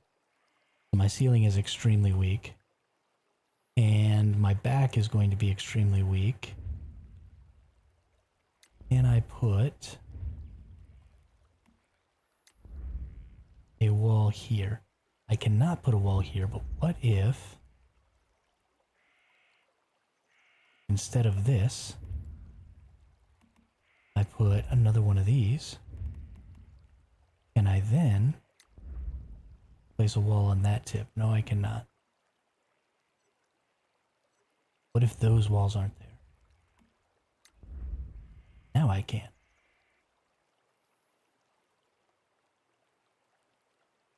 And then I can also place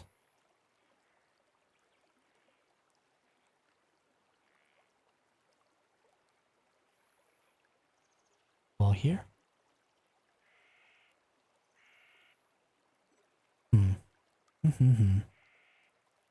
What are we doing? Let's see about... Can I get the wall to follow that corner? Oh, I can put these back up. Okay, that's important.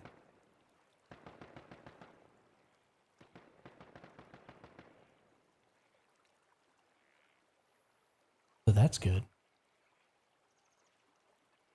That blocks off that back end.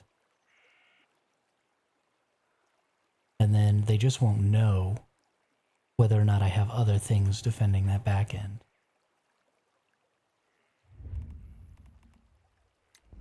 But then I'll just put all my stuff in there. And then if I get the bookcase that I'm looking to get, I can fill that up. And now how do I try and fill up this corner?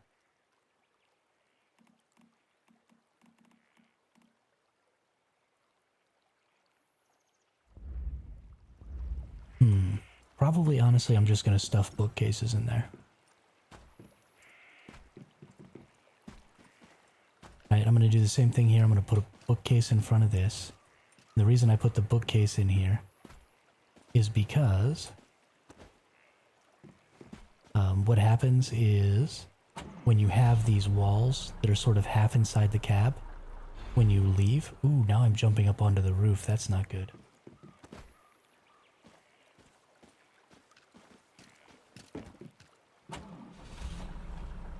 Why is that suddenly happening? That wasn't happening before.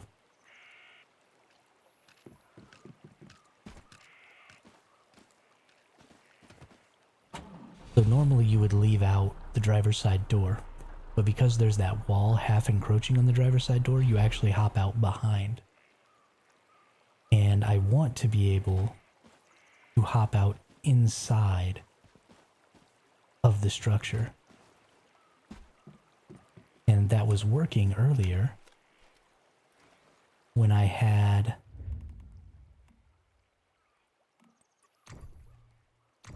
this bookcase. I actually want the smaller bookcase, I think, because that gives me the ability to maybe drive the vehicle, right? So I maybe can come up here and I press F and get in the driver's seat. No, so I actually have to be outside to drive it, which I can't. If I remove that, can I drive from back here? Yes, I can. So whatever goes to cover that can't cover my ability to access. So can I use the mini bookcase? Is that about the right size? Oh yeah, that's gonna probably be perfect.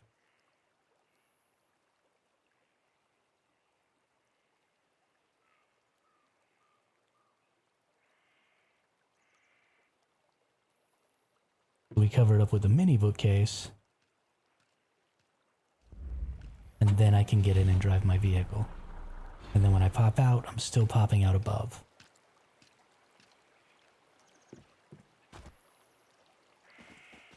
How did that start happening?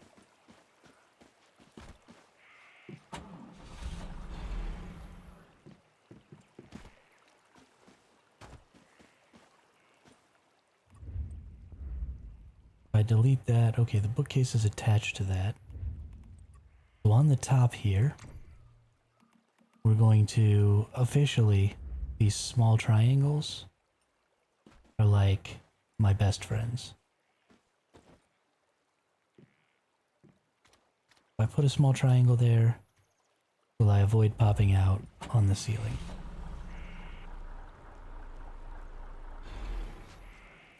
Yes. So that is what I want. I want to pop out right inside of here. And so now we go back to our furniture. We get our mini bookcase.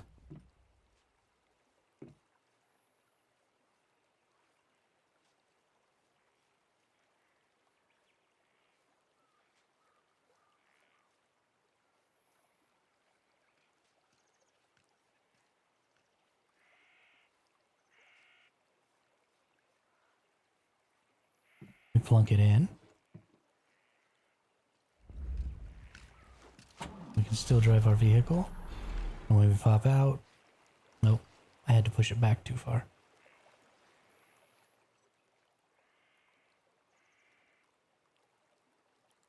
Okay, what about that way?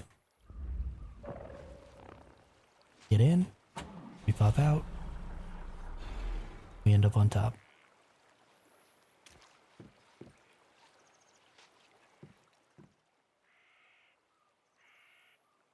What about from the driver's side this way?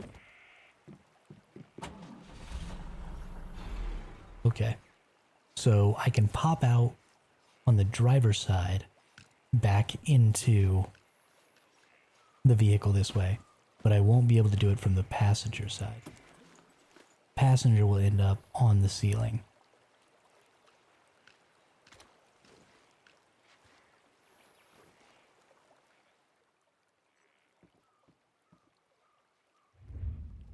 Which maybe I'm okay with.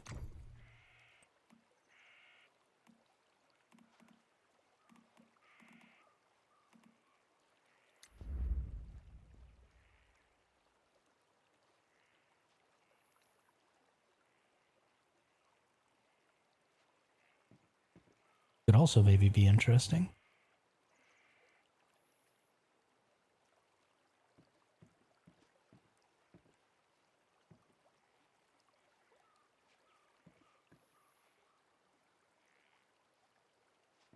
I'm pretty sure that will stop me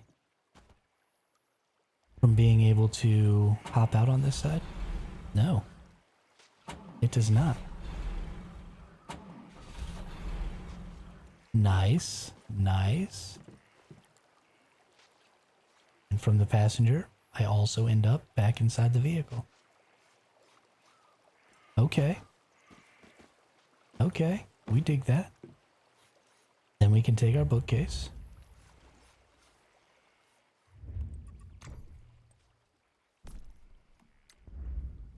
And get it placed just in the right spot.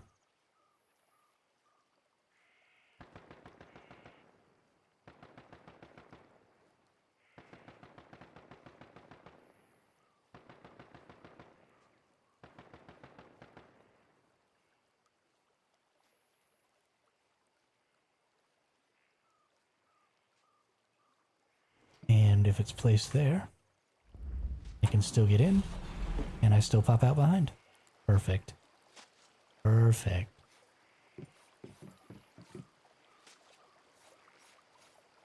Okay. That works out really good. But now, whenever I'm in my vehicle... Ooh, you know what I just realized? There's no way to exit my vehicle this way.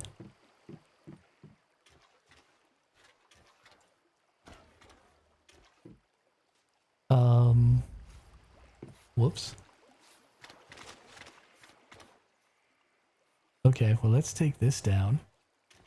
Let's take this down, and let's see if I can get a doorway or even a window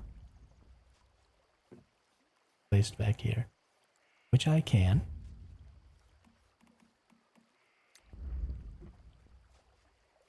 Let's get the window frame in there first. Okay. Does the window frame...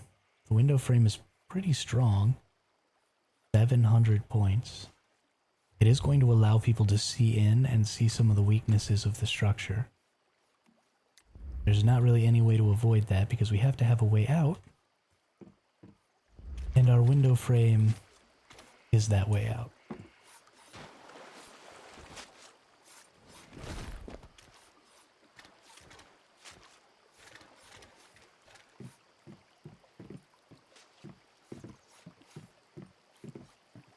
Now we can build our facilities. We're going to place our advanced workbench mostly into the walls here.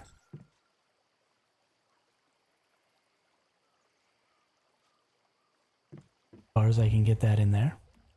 We're going to get our advanced gear bench far into the walls and as closely as I can get it there. And then we're going to take our storage facilities. We're going to make 2 custom large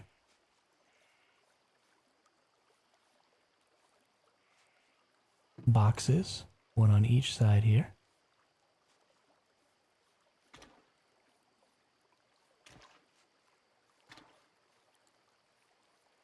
With one on each side, I should still be able to kind of get moved through here. They're going to be extremely difficult to access.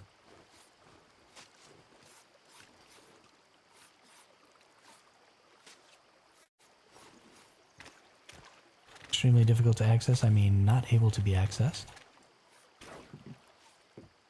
Supplies workbench can be accessed, the gear workbench can be accessed, but it doesn't look like either of these can. So let's try again. Oops.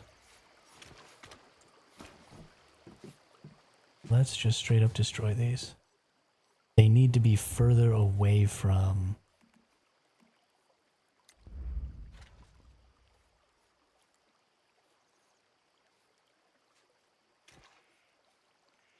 those structures, I think. So now I can access that one. Right? Okay, so I can get access to that, get access to that, get access to that. Now I just need one more crate. It doesn't matter really if the crates totally block the way out.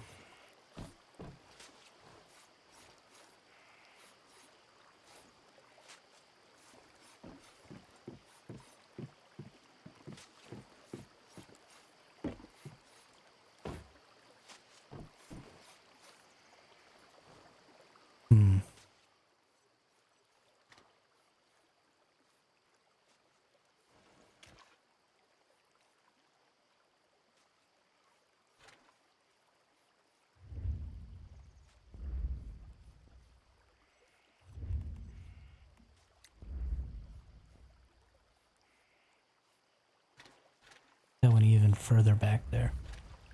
That's much easier to access.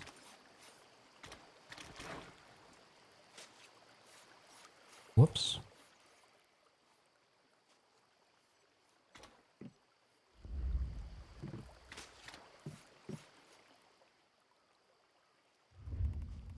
Custom crate. All the way back. Come on.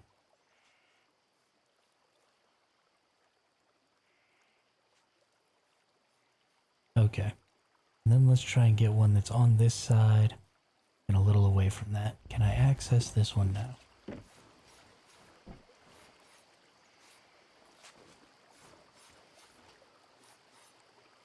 Oh.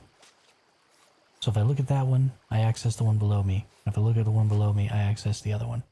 Just to make sure that that's true, we'll put a deviated plant in that one, deviated mushrooms in that one. When I look there, I get deviated mushrooms. When I look there, I get deviated saffrons. Okay. That is far from ideal. Is it preventing me from accessing my gear workbench? No. Just have to look into that corner.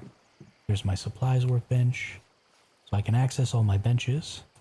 I can open the window. Oops. I can open the window to get out. And I can never leave my truck. So if I'm driving around and I need to get out or need to get into my benches and do something, I just pop out, boom, I'm inside my truck. And then without even having to leave, I can get right back into my vehicle and do what I need to do.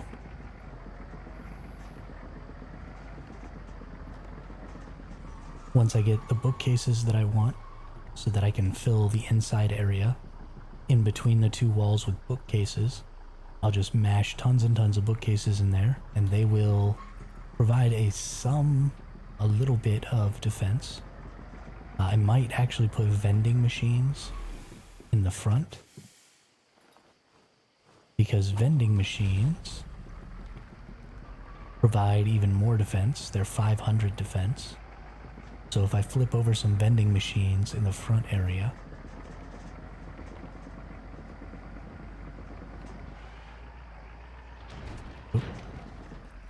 crashing into stuff. Riding over the top of my neighbor's oil pumps here.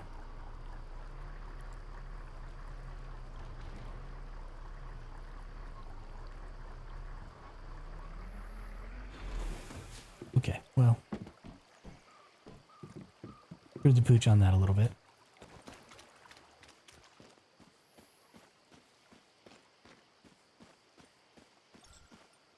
I need to rebuild my facility.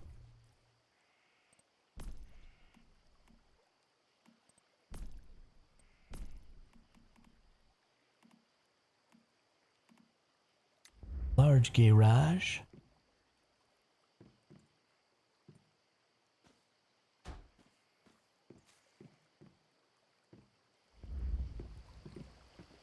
Recall my vehicle.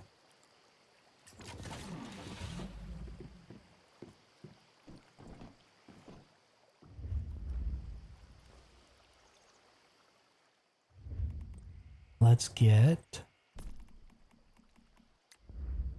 vending machines. I like the idea of being able to just stuff a vending machine in there. And then just stuff a vending machine in here.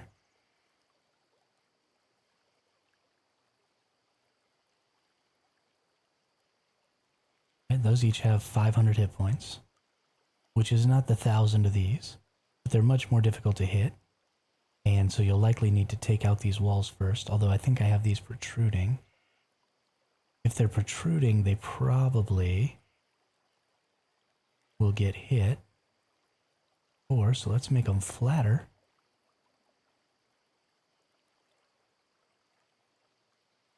There we go. And then in here, we we'll just put some more... I mean, I guess we could use wish machines for now. Honestly, wish machines are also more defense than the bookcases. So we could drop... Actually, let's drop the wish machines in the corners.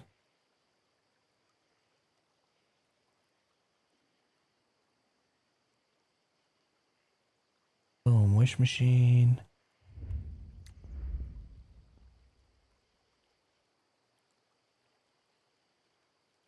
Boom, wish machine. Okay, I can dig that. We still have lots of decor items. We still have plenty of functional facilities. We still have lots of structures we can build.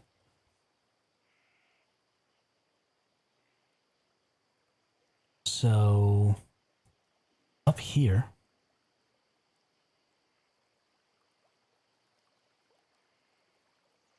we want to consider some potential defenses.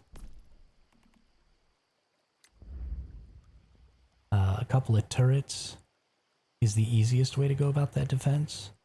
But here's what I'm kind of wondering about, is if we put the turrets like this, A, they'll shoot directly below themselves, I think. Which means anybody who runs up trying to place a satchel charge would get hit. But also they'll fire directly in front of and behind. So I guess our consideration needs to be, are we going to be spending more time running away or more time running towards enemies in this situation? I think we're going to spend more time running away. So I think we want to maybe mount these on the side wall,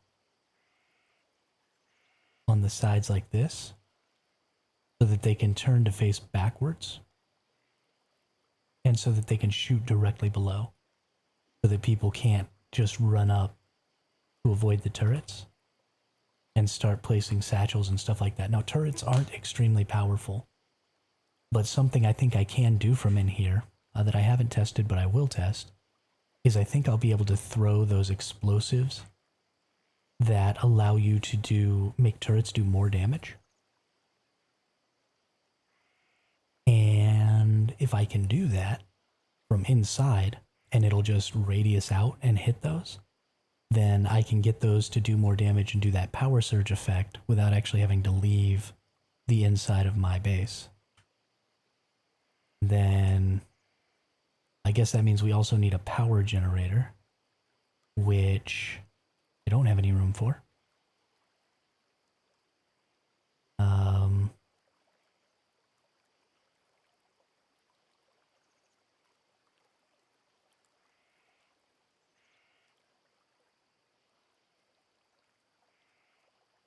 How did I get myself trapped inside of here? Oh my goodness. So I may have to put the power generator on the roof and just box it in. Let's see, power facility. I could put a biomass gen right in here and then just box that bad boy in.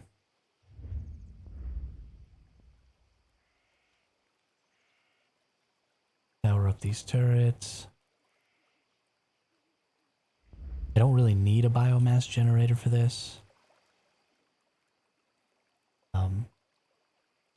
The reason I want the biomass generator is because if I ever, for some reason, try and make something with more power, or that needs more power, you know, I throw a synthesis bench in there or something,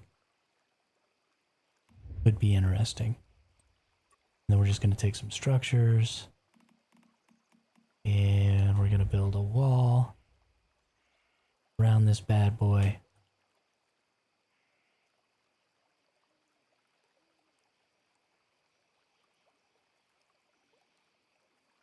Probably gonna have to use quarter walls for it.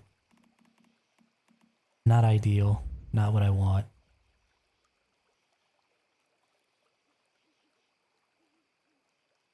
But what are you gonna do, you know?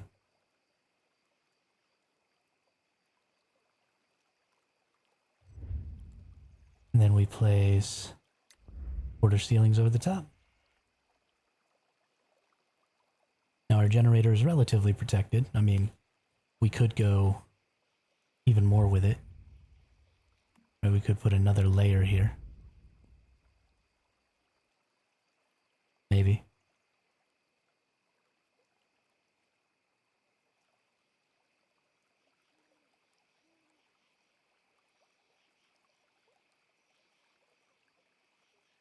Okay, we can't build out that far. But I could build another layer of walls. Even all the way to the back here. Block this whole thing in. I think that's getting a little excessive though. But we'll see. Maybe in the future we'll decide to do that because we know we can. And just block that up a little bit better and a little bit more. But now, it's a little difficult to get in. Oh no, I'm now arriving on the top. Must be because of these. So I might have to push this generator back. Let's do that. So this generator, these two instead.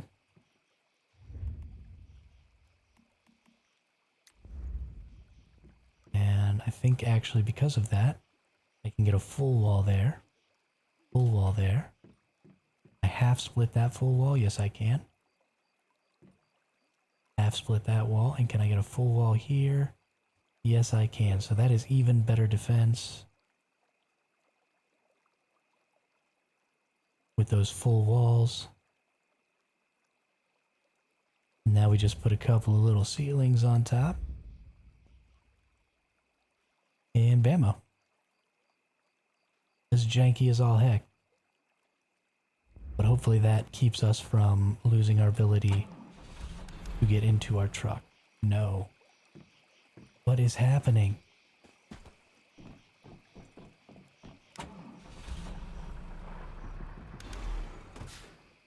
Okay, well when I was moving it worked. Maybe it just had something to do with specifically where I was at.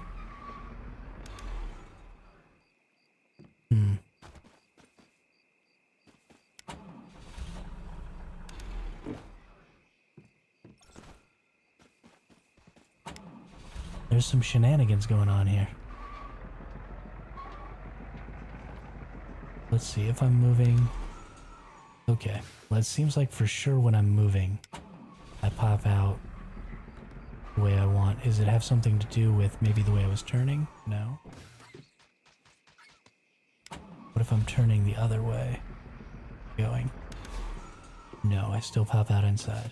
But if I'm just standing still, I seem to be popping out on the ceiling now. Which is no bueno. But we'll just have to remember. Gotta keep it in gear.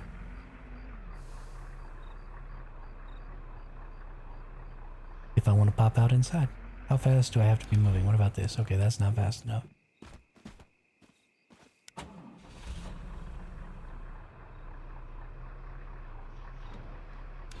The other option will be to go back to the triangle ceiling there.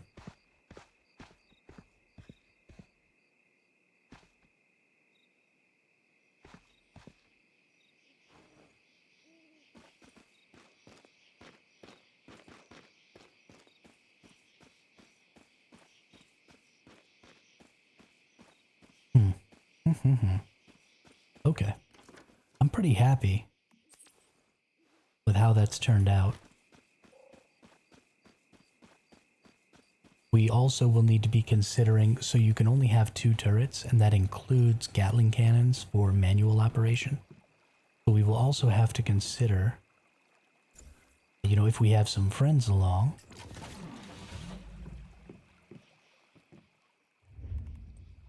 getting some Gatling cannons up there. I wonder if the Gatling cannons can go on the side of the ceilings like that. Let's take a look.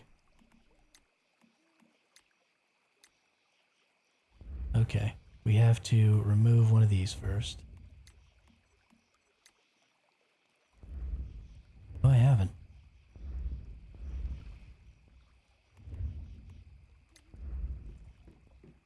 Oh yeah. Gatling cannons can go on the side. Can you ride them like that? Which also means that they can go upside down. And that is some kind of special.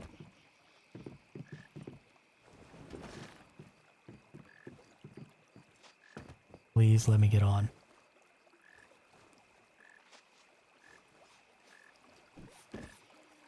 Darn. Okay, well let's get a spring legs. Maybe a spring legs will let me do it.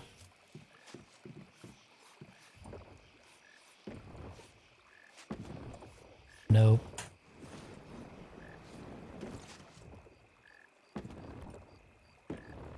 That is wildly unfortunate. Oh.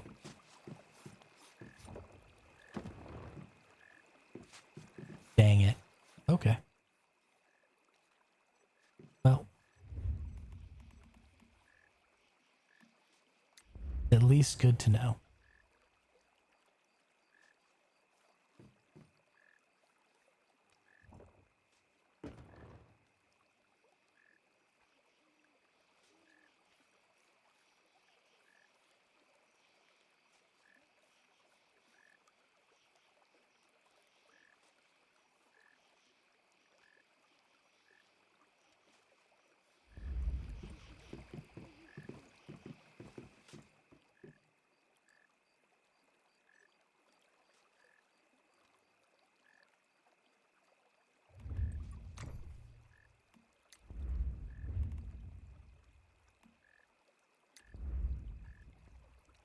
Okay. Well, we got our turrets powered up. We got our truck kind of built up. I think I'm pretty much happy with the overall design. It's a little wonky. And honestly, I feel like there's maybe much better stuff that can be done with it.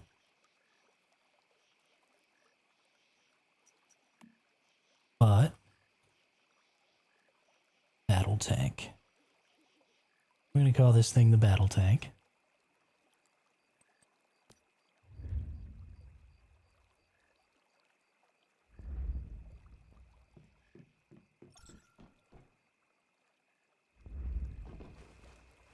And honestly, these turrets are not terrible when it comes to damage. I want to see if they still work now that I've got them placed on an unlevel plane. It looks like they're tracking the bunnies. But I don't know if they're actually shooting the bunnies.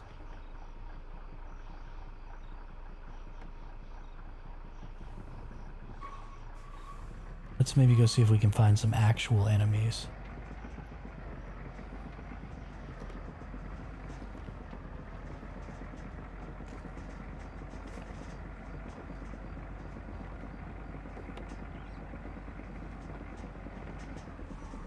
Oh, there's a bunny. Tracking it. And it shot it. Okay. So it is definitely shooting.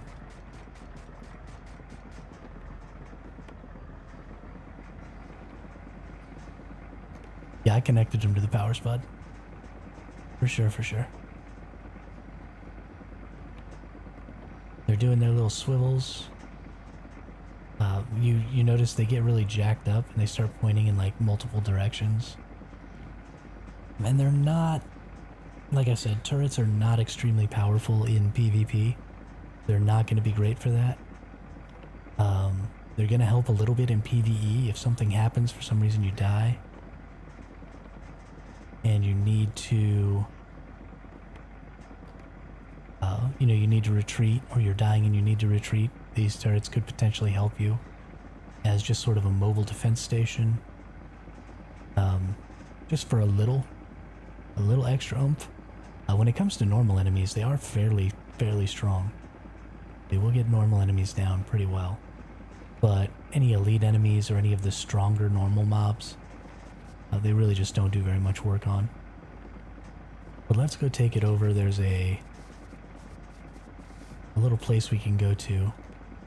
not far over this way.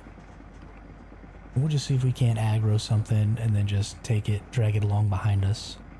Well, hopefully our turrets shoot it. Just for grins, you know? Because that's what I'm all about. Like, we're kind of at the end of what we can be doing during the season right now. So, really what's left for us is to be a little goofy, have some goofy fun. I don't know why the one on the left isn't duplicating and multiplying like the one on the right. Kind of freaking me out. Please get off the rock. Okay, we're good.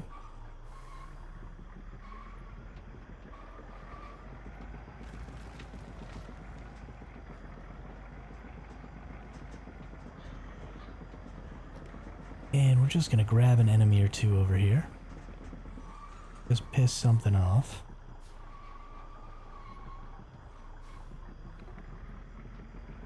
Just a little bit, so it decides to come attack us.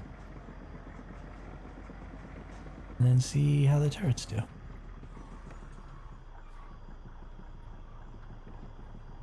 Whoops. Well, we got things pissed off. And I feel like the turrets should be able to hit that. They don't seem to think it's their responsibility, though.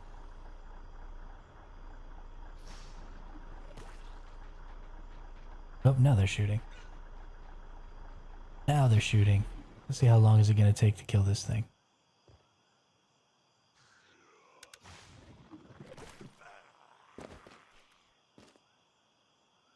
Okay, they haven't even done damage to it. Oh, they're shooting at these things, I think.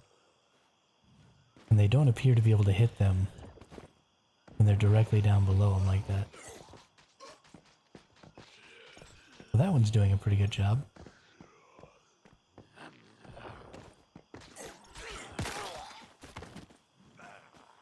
He got killed.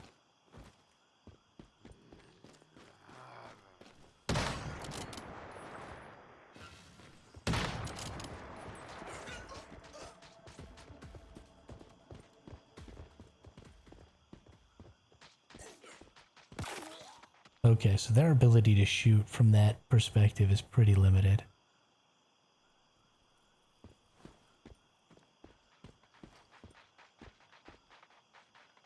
They still seem... Okay, so that's what it is. Even when they're placed sideways like this, their firing ability doesn't exist on this plane. It still exists on this horizontal plane here, not this vertical plane here. At least that's kind of what it seems like.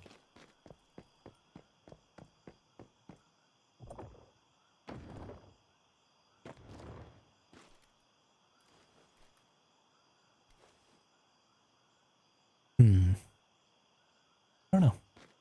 Let's keep driving around. And I can take on all of these enemies, so it's not like I'm in any danger here. And I can rebuild this structure instantly because I have it saved as a blueprint now. But it doesn't do me any harm. Really get out here.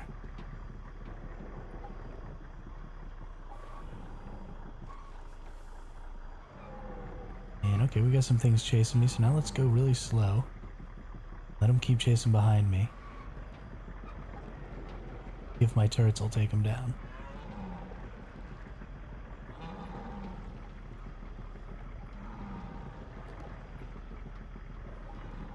Oops. Oops.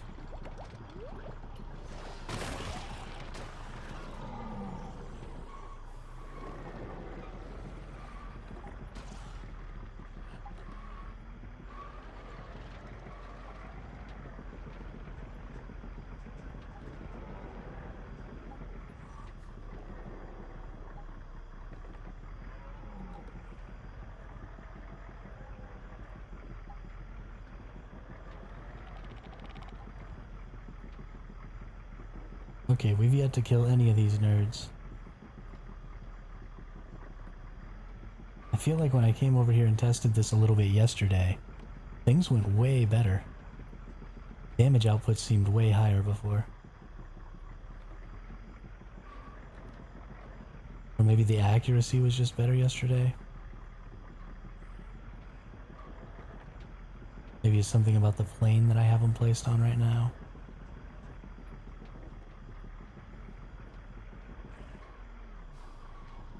Oh, back it up. Back it up.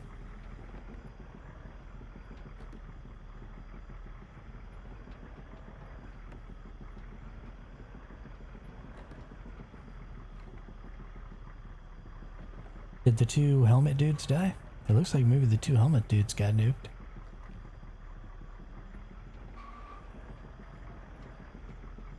It is certainly not an efficient way to kill enemies.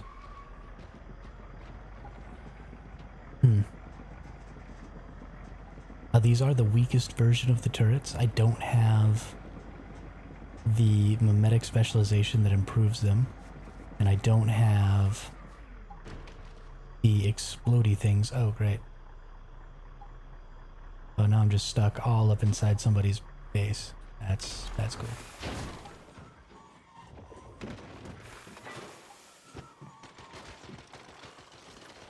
Okay.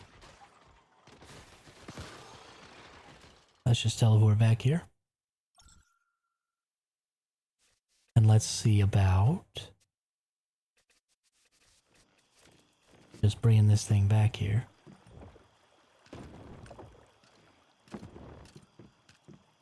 Recall vehicle, recall vehicle. Ooh, yeah. Perfect. Okay. I am pretty happy with that overall.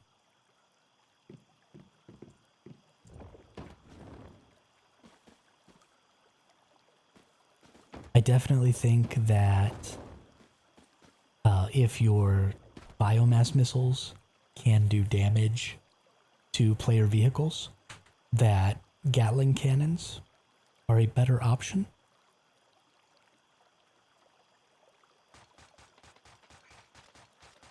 But in my testing so far, that is not the case. So, yeah. It's mostly just about putting as much defense between the outside world and your goodies inside as you possibly can. And you're probably going to have to travel. This is like a pack travel thing. You're definitely not going to want to be driving around in a truck like this. You're too conspicuous. If you're going to be all by yourself, that's not going to be the play. You're going to want to be out on your motorcycle or something like that. Just making short trips into, you know, areas to go farm materials and stuff like that. But as a team, I think if you were carrying around, you know, you bring a couple of trucks like this one that you could use to wedge other people's big vehicles like this, and you bring some people and some explosives and some stuff like that, I think there's going to be some really fun Mad Max action going on in Prismverse Clash, because you can get, if you hit in the wheels, can't do it right now, but if you hit in the wheels with this wedge, you can totally kick one of these 18-wheelers up on the side and completely incapacitate it. And that's just freaking cool. This is something I might do solo. Might drive around in my little wedge truck, just wedge some people. Maybe throw some turrets on there just for fun, and then just jump out and start fighting people. Especially because you end up hopping out right on top of this thing like this. It's pretty fun. I think that'd be a good deal. But we've been at this for 4 hours now. So what I want to do is I want to go grab some food real quick and use the restroom again and fill up my water bottle and all that stuff I normally have to do. And then we are going to probably spend the rest of the day doing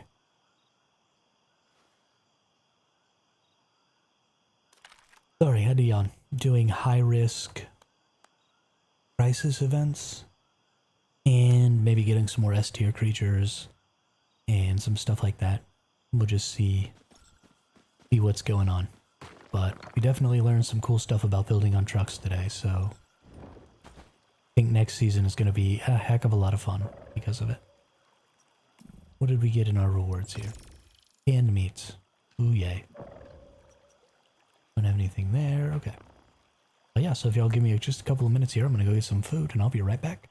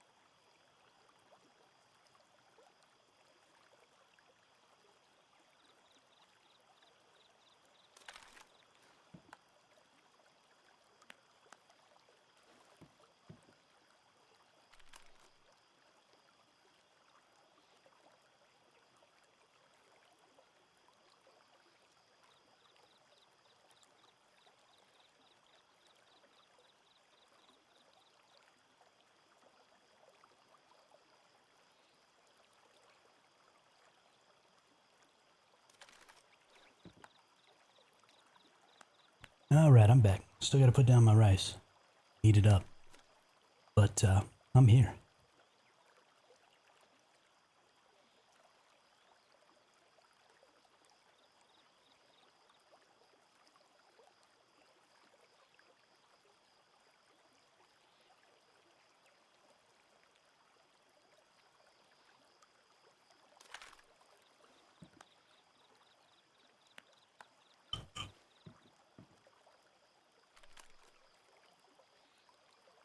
So the more that I think about this upcoming season,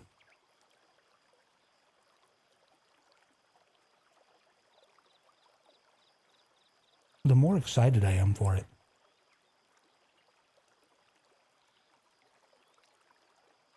It is a really good opportunity for Once Human to distinguish itself a little bit.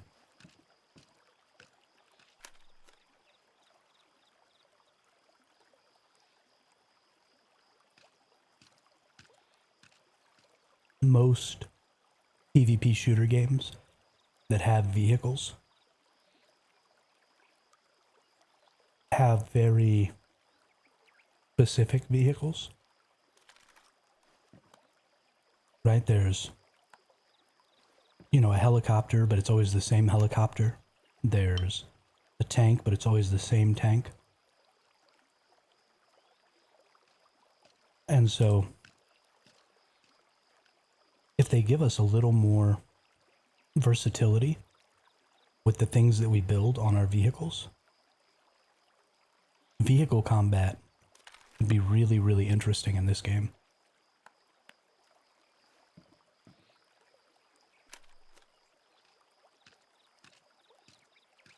Honestly, I think that the best thing for them to do would be to maybe create an entire mimetic line that is just about vehicle structures.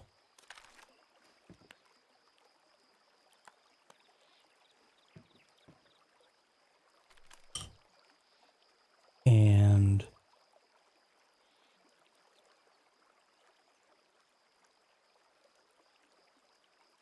maybe create some additional defensive equipment, like an actual machine gun, like a mounted machine gun that you could fire, that ate up rifle bullets or LMG bullets or something like that.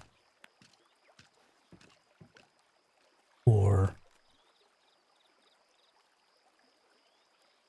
I don't know, there's just a ton of opportunity there.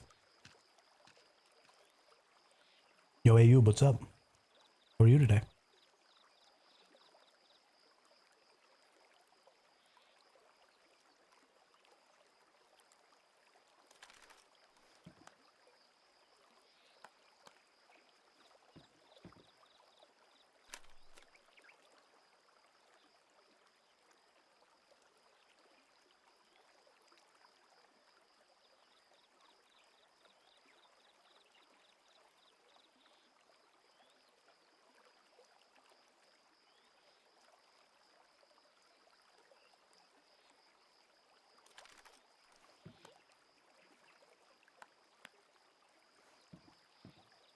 Glad to hear it.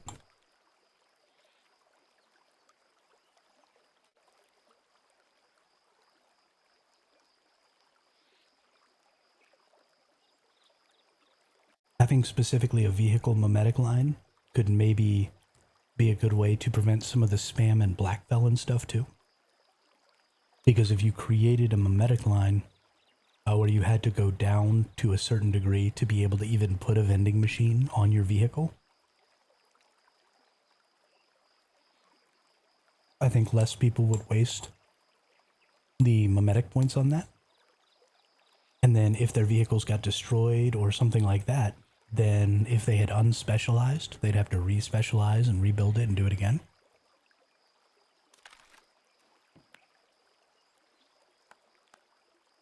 You'd be creating a new barrier that would make it that much more aggravating to go place your bait or your truck in.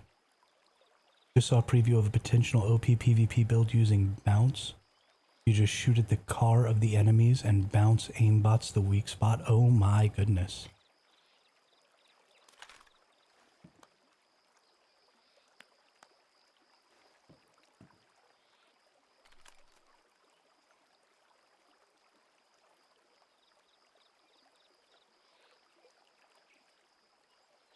Well, all the work that I've just done has been completely ruined then.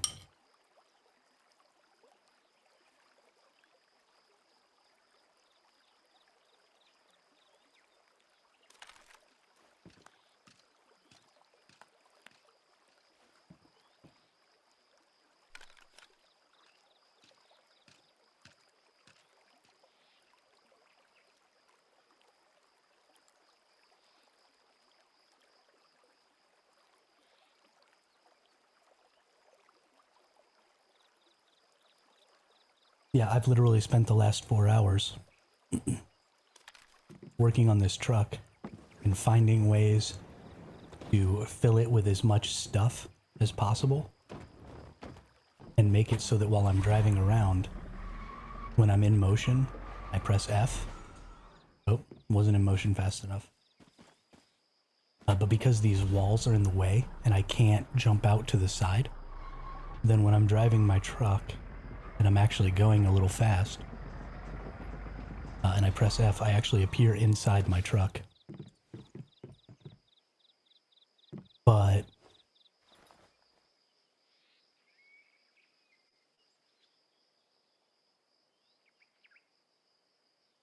yeah, literally everything that I just spent 4 hours trying to work on has been completely negated.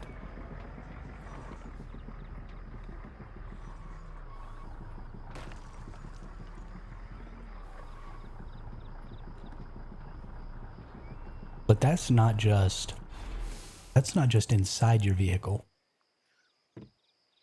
That's anywhere near your vehicle also. So, for example, gosh darn it, let me out.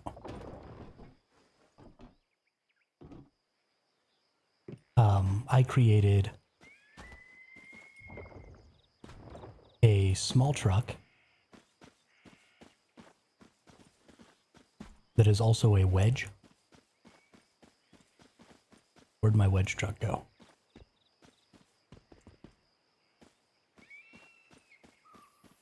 Here it is.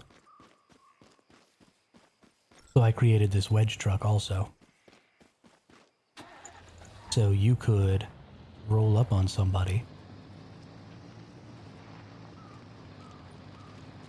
and if you hit them in the back tires with the wedge, oh, normally they don't flip like that. It must be because of the guns mounted on the side.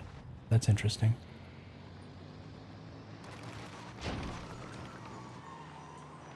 But you can kind of incapacitate a vehicle pretty easy with a little wedge built on the front of your truck. And if you can do that, then you literally just jump out and start spraying their truck. Yeah, that's exactly what I've been saying, is it's straight out of Mad Max. But you wedge this up, and then you get out, and you literally just start spraying their vehicle. Right, I've got this tire right here. Oops, that's an explosive. And I can just start spraying your tire, and as long as you're within 10 meters, you're fucked. Absolutely and totally fucked. So you get out of the vehicle, you try and run around here to come and shoot me or whatever, and it doesn't even matter. I'm just spraying this tire and destroying you without even knowing where you are. That's terrible. That's absolutely terrible.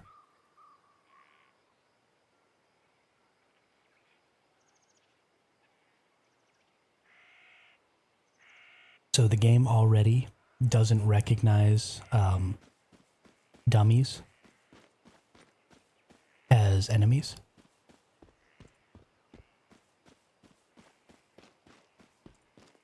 So obviously there's something that they can code to make it so that certain things don't react to the bounce. And I honestly think that they need to do that with trucks. Did you actually see the person? Did they spray a truck and show it actually hitting someone else? Or... Actually, I need to get a hold of Rabbit. Oh, he's not on yet? Okay, if he gets on later, I'm going to ask him to test this with me. Because... Like, for example, my unstable bomber doesn't go off when I shoot the truck. Oh, I can't shoot my own truck. But... And I can't shoot this person's truck with my bullets either. Yeah, so on a PvE server, you just can't. What if I hold and go into chaos? Can I shoot a tank? Nope.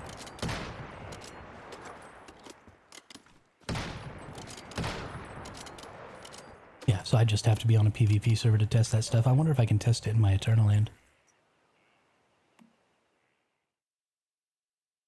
Go to a PvP Eternal Land and see what happens.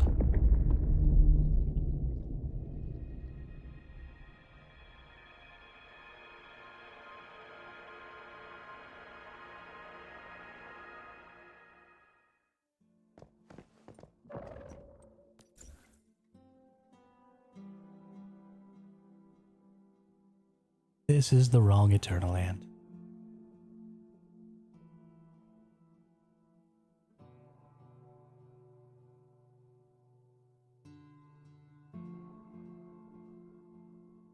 Oh my god, I have so many friends.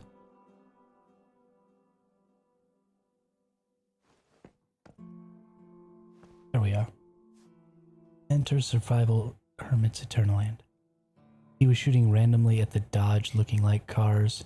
Does 1 damage to the car and 1500 to 3000 to the driver. Okay. Yeah, I mean, as long as they were actually shooting at him. Were they using that sniper? Because that's really what you want to use. You want to use the bounce sniper for that. If it's going to be hitting weak spots. Like that's, I mean, just not even fair. Not even fair. Okay. Let's break out my vehicle. And let's see. Can I shoot my own vehicle? No, I cannot. Can I blow up my own vehicle?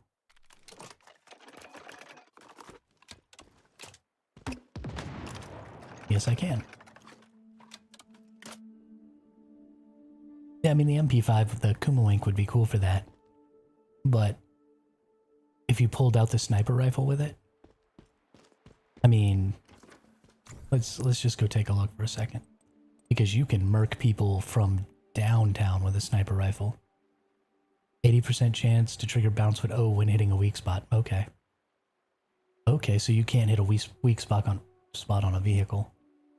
When bounce hits a weak spot, there's a 35% chance it will continue to ricochet.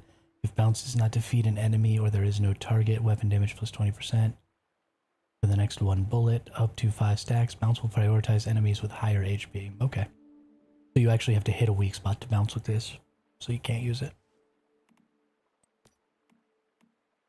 At least there's that.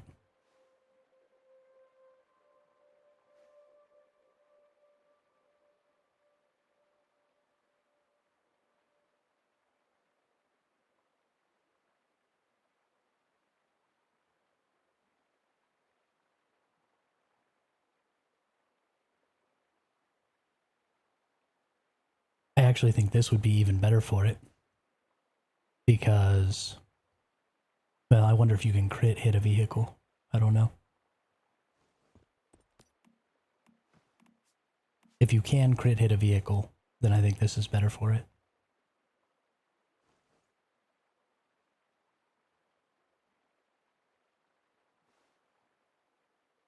Just because you're hitting the broadside of a barn, so you don't even have to care. And what does the Kumawink do? 25% chance to trigger bounce on hit. Okay, well, I mean, that's pretty good. Not having to worry about crits or anything like that. That's interesting. I don't like that. I don't like that at all. That seems really bad. Let's see, has anybody come in here? Since the last 3 days, somebody was in here. 4 days ago, somebody was in here. So there've been a couple of people in here. That's cool. Need to start working on getting more people into these Eternal Lands. Yeah, that's a pretty negative. I mean, you can't. That makes me wonder if unstable bomber works on the vehicles. Makes me wonder if you can light a vehicle on fire with burn. Can you trigger a frost vortex on a vehicle?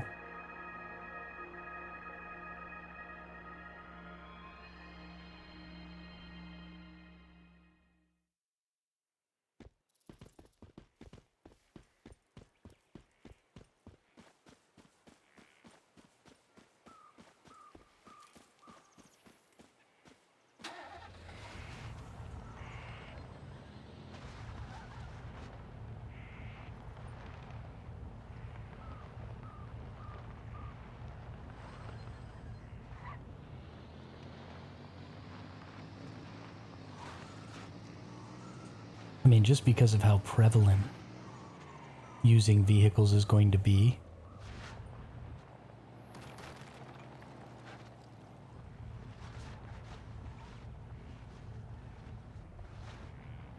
If you have something like that that is so powerful against vehicles, you basically make it so that every person has to run that gun.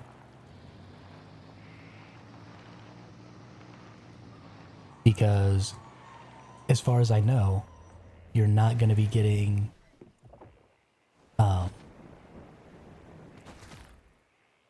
any extra like teleports or anything like that.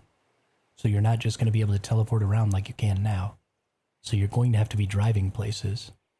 So you're going to be using your motorcycle, your coupe. You know, you're going to be using your trucks so that you don't have to go back home to repair. So you're going to need, you know, a truck or something like that with a repair bench. Yeah, I mean, that's got to get fixed before the season starts. I could understand.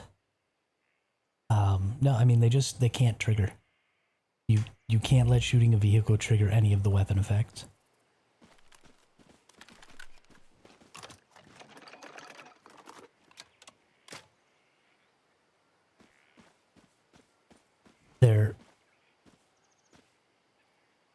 I mean, you've made the vehicles so difficult to kill, right? Because I can only do 32 damage. This is a calibrated 10 times grenade launcher with tungsten high explosive grenades. This is like as good a grenade as you can get, and it only does 32 of the 60,000 damage that this truck has. So you've basically made these trucks invincible. And then you create a single weapon that can kill me while I'm inside of it. Which is absolutely fucking insane. Like I'm so safe in here.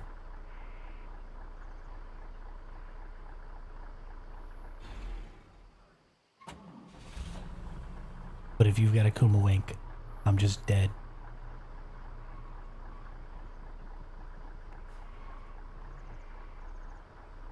There's 3 or 4 layers of stuff you've got to get through, right? I could even have windows on this truck. I don't have windows on the truck yet, but I can put windows on that truck. So you've got to go through the outside layer. You've got to go through the vending machine.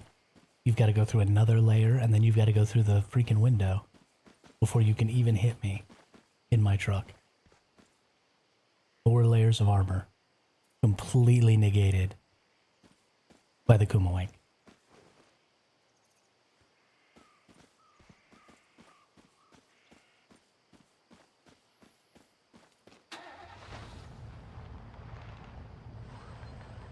What an absolute cluster. Well, it's definitely not going to get fixed by the time the new PvP season comes out. It's not going to get fixed. So I'm building Rabbit's Kuma Wink build. That's just gonna happen. Speaking of which, for anybody watching, Smoking Rabbit made a build on the Kumawink just to see if bounce would be worth it. And in PvE... Yeah, thanks. Thanks, Ayub. I mean, that's fine, though. This wedge is still going to end up being pretty valuable because not everybody's going to know and not everybody's going to run the Kumawink. So I'm going to take my little wedge truck out there and I'm just going to go wedge people up and jump out and just start blasting their vehicle and killing everybody. It's going to be stupid. It's going to be absolutely stupid. Like, you could take on 4 or 5 times, like 1v5 all day long doing this. You just completely incapacitate them. Just boop. Oh, look, now you can't drive. Oh, look, now I jump out and I spray your vehicle. Oh, look, you're all dead. I win.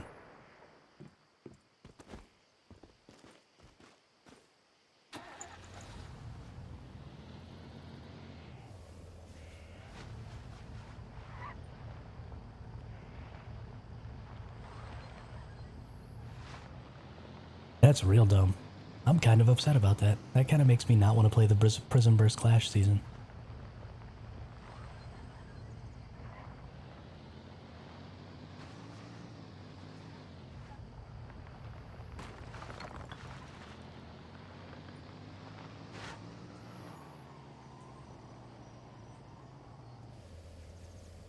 I was really excited.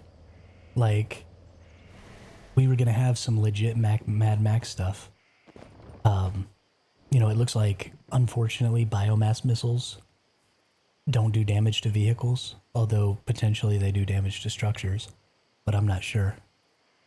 But, you know, I was going to, like, drive around and have Gatling cannons on top of a truck and be chasing somebody else in their vehicle while 2 people on turrets shot biomass missiles at each other and, like, tried to blow up vehicles. And, like, I mean, we were going to have some legit freaking fun.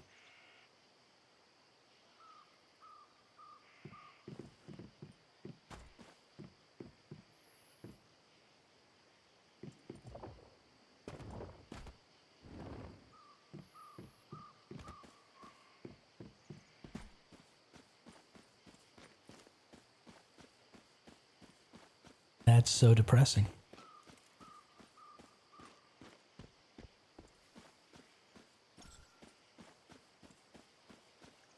Well, maybe it'll get fixed. I feel like I need to go to the Discord and just immediately start complaining about this.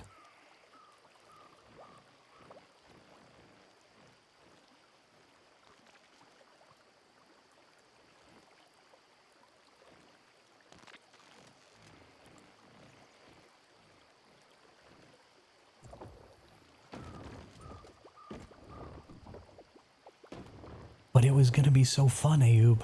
It was gonna be so fun. I mean, like, we have these wonderful vehicles. And, I mean, I think this setup right here,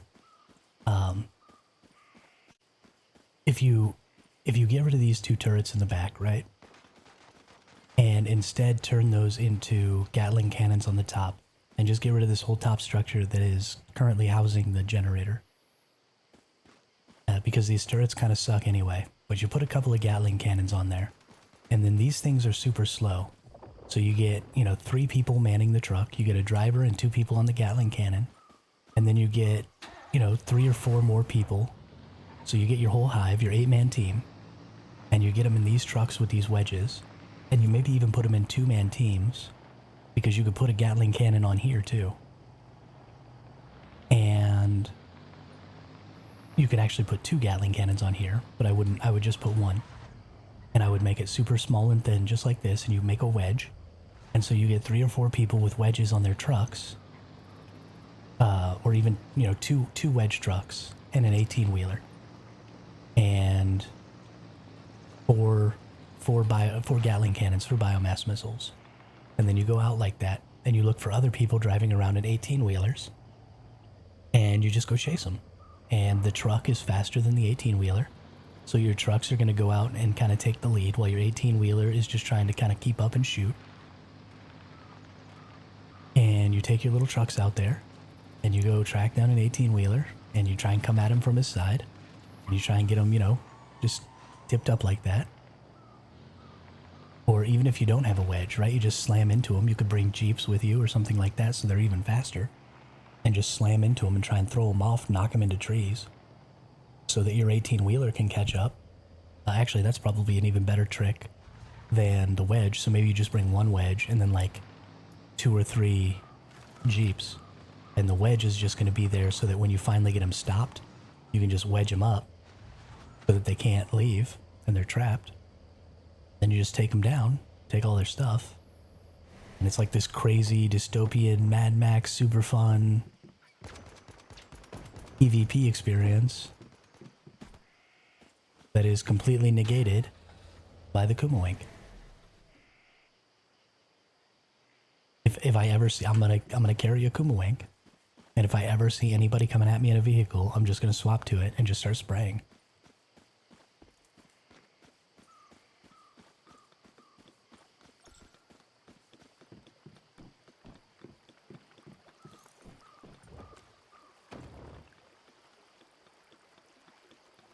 There's no counterplay to that. Like, what do you jump out of your vehicle? Okay, I'm still spraying your vehicle. You're still within 10 meters. It doesn't matter.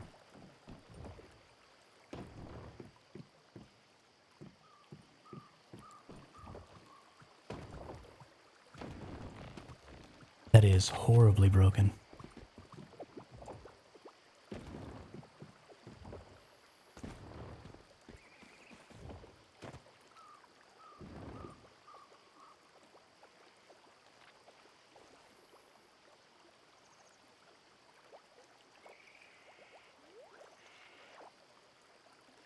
Yeah. But I'm still very hopeful for it. I mean, that bounce thing is an easy fix. You just make the vehicles not count as enemies, which is something that the dummy already does that. You already can't trigger bounce on the dummies, so obviously there's code for that already. So you just need to copy that tag over to the trucks, or whatever it is, whatever piece of code that makes it so that those things don't count as enemies. Just copy paste, good to go.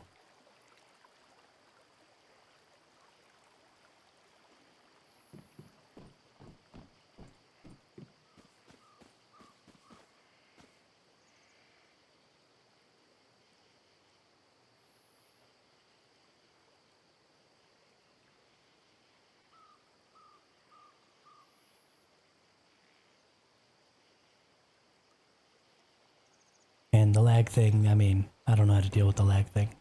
The lag thing's actually going to be a pretty big problem during the faction war thing too, because you're going to want to be moving as a team.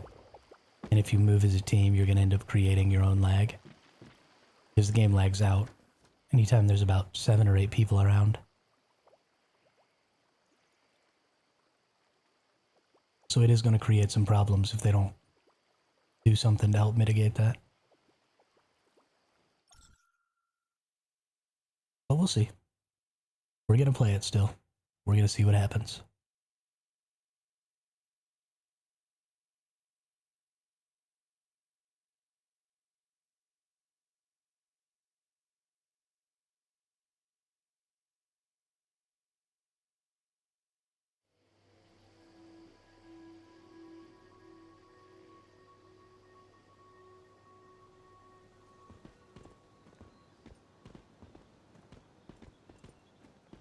Can you put dummies on the back of trucks? I'm going to test that, because if you can put a dummy in a truck, that definitely would work. It wouldn't absorb all of the bullets, because, you know, where it's bouncing to is strange and inconsistent. But that would at least certainly be some sort of defense. I'm going to see if you can put dummies on trucks.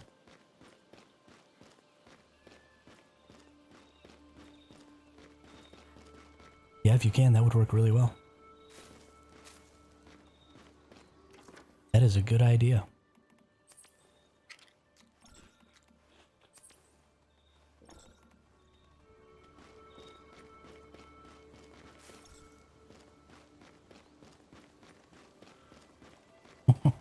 Thanks, Ayub. Thanks for stopping by just to fuck up my whole day and then just dip out. That's fantastic. What a prick. Have a good night.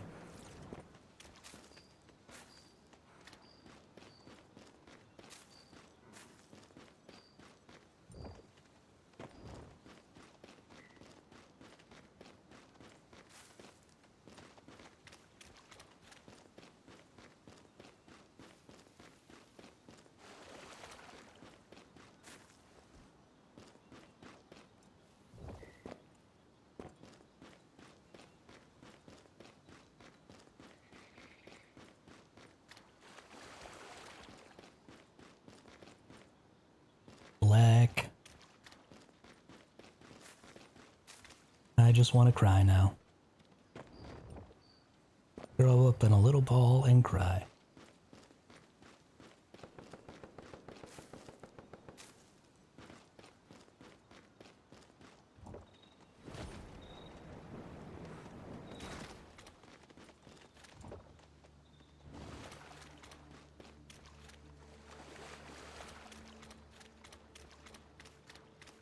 I just want to fly. Get up early in the morning.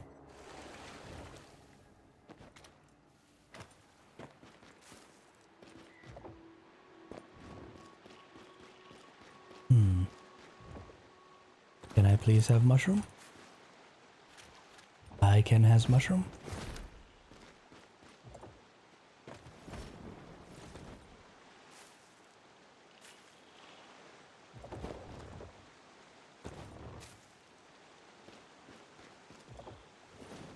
All I wanna do.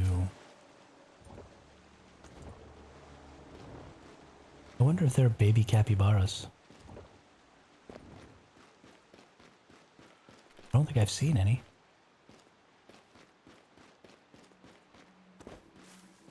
That doesn't really mean much.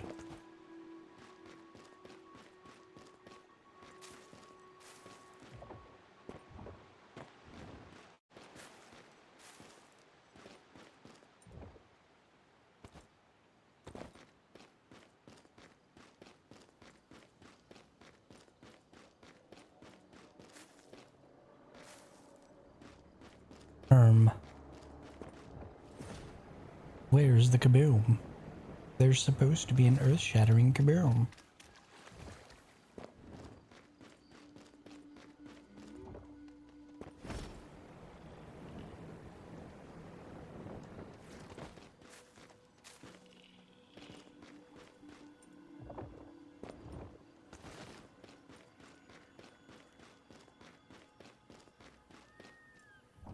Oh, there's a mushroom. Oh, it's my mushroom. I did get a mushroom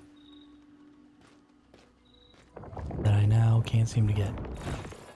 Alright. Increment that up one. Except I don't think it worked. Nope, didn't work. Increment, increment. Good to go.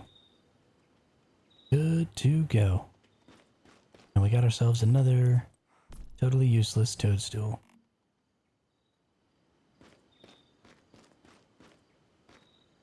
I really need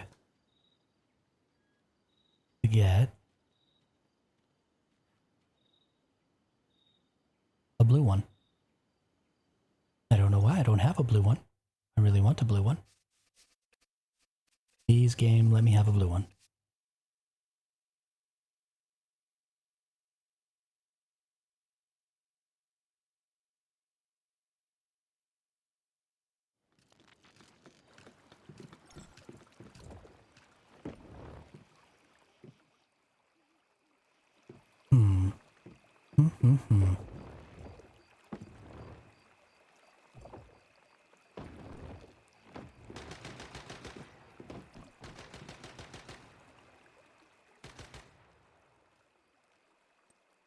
Sure, let's take all of that stuff out.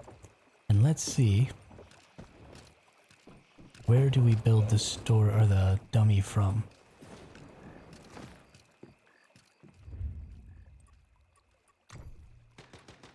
manufacturers. That's got to be in furniture, right?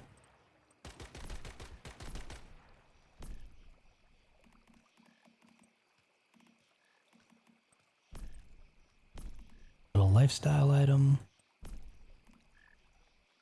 No. Is it a facility? Is it a functional facility? It is a functional facility. Okay.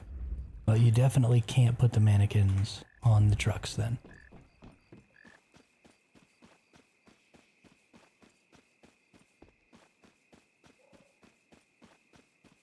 Actually, mannequins, if you had been able to use them, would have made the ultimate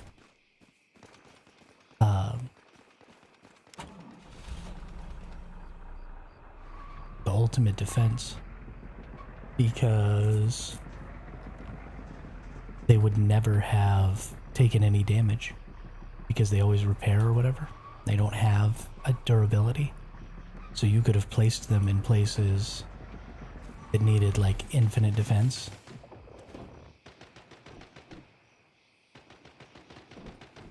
That would have been really funny. But we're inside the area now, so let's try and build, yeah, functional facilities. We don't have those.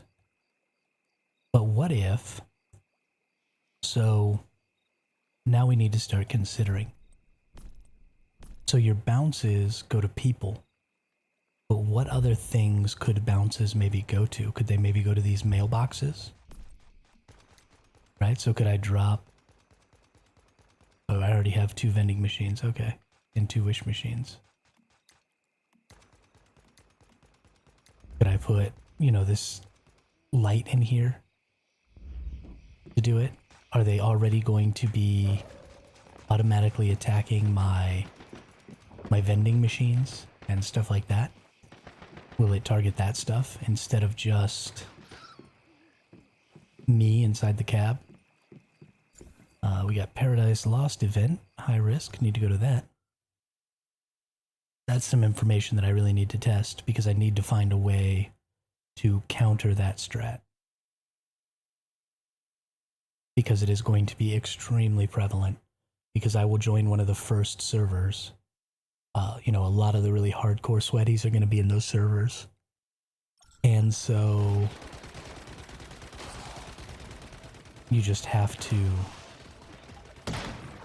you have to count on lots and lots of people using broken strats like that.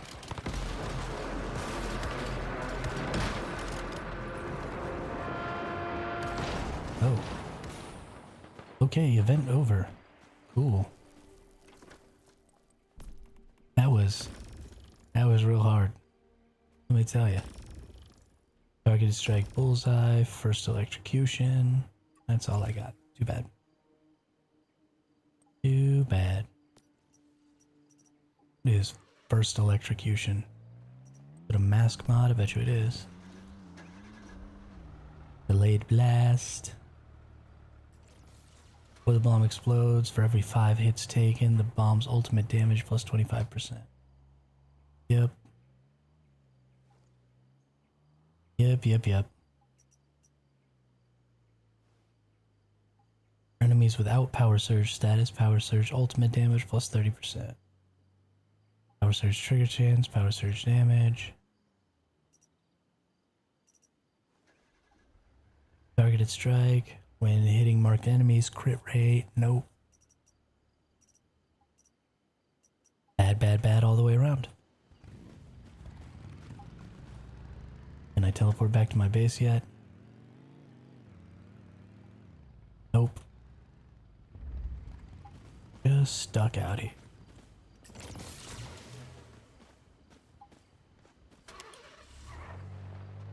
Let's go for a little drive.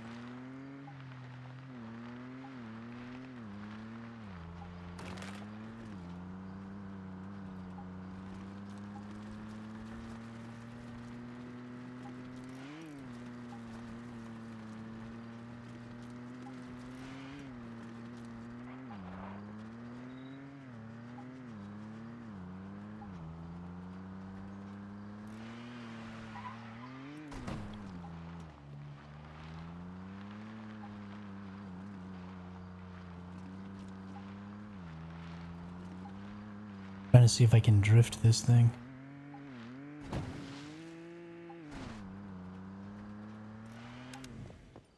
Whoops. I accidentally pressed the wrong button. So what I'm trying to do is just get up to speed and then slam the brake and hit one direction, and then while still holding the brake, switch to the other way and see if it drifts.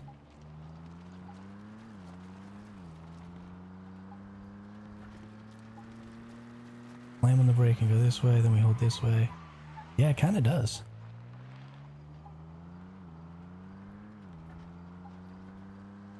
Kinda does.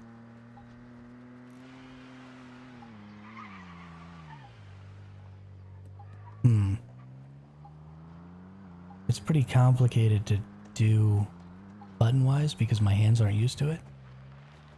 But if we slam brake that way, go that way. Darn it. I keep letting off the gas instead of switching to the other direction finger.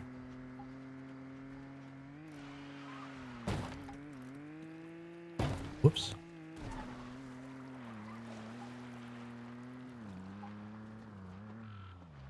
Definitely think it's doable.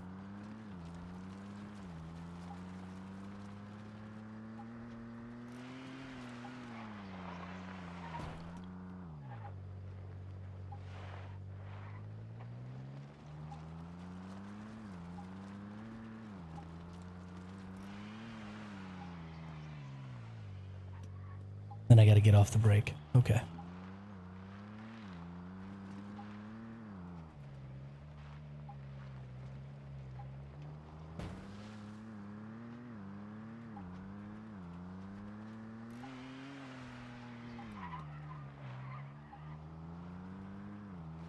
That actually kind of works pretty good.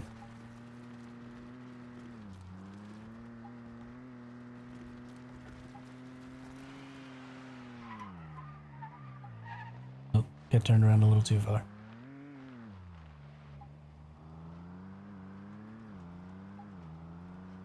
Got turned around just a little too far there. Gonna be coming up.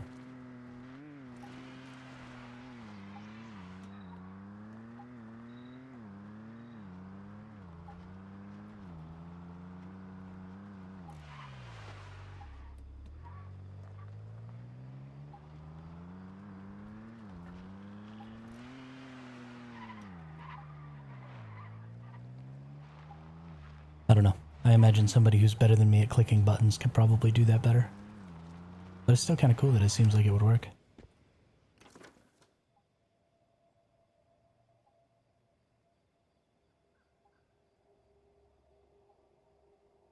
"25 seconds.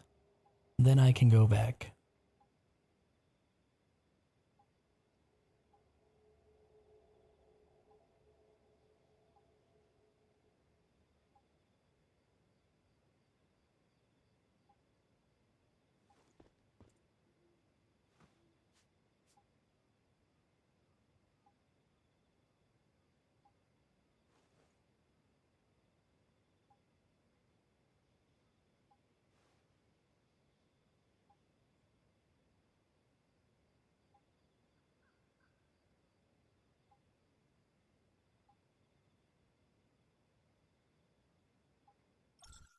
All right.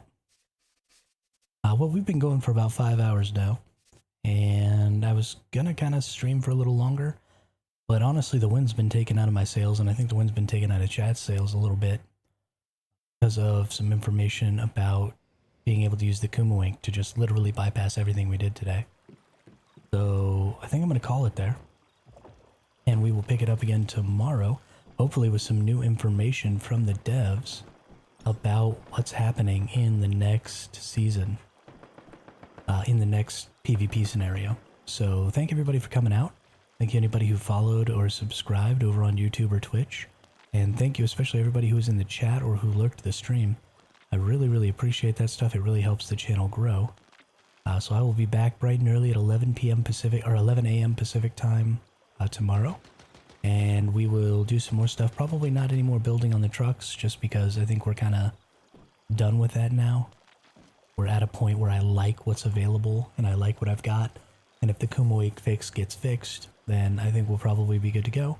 So we'll probably be back to, you know, picking up S tier creatures, farming a little more shinies, just generally prepping for this next PvP season. So thanks again. I hope everybody has a great day, and I will see you all tomorrow.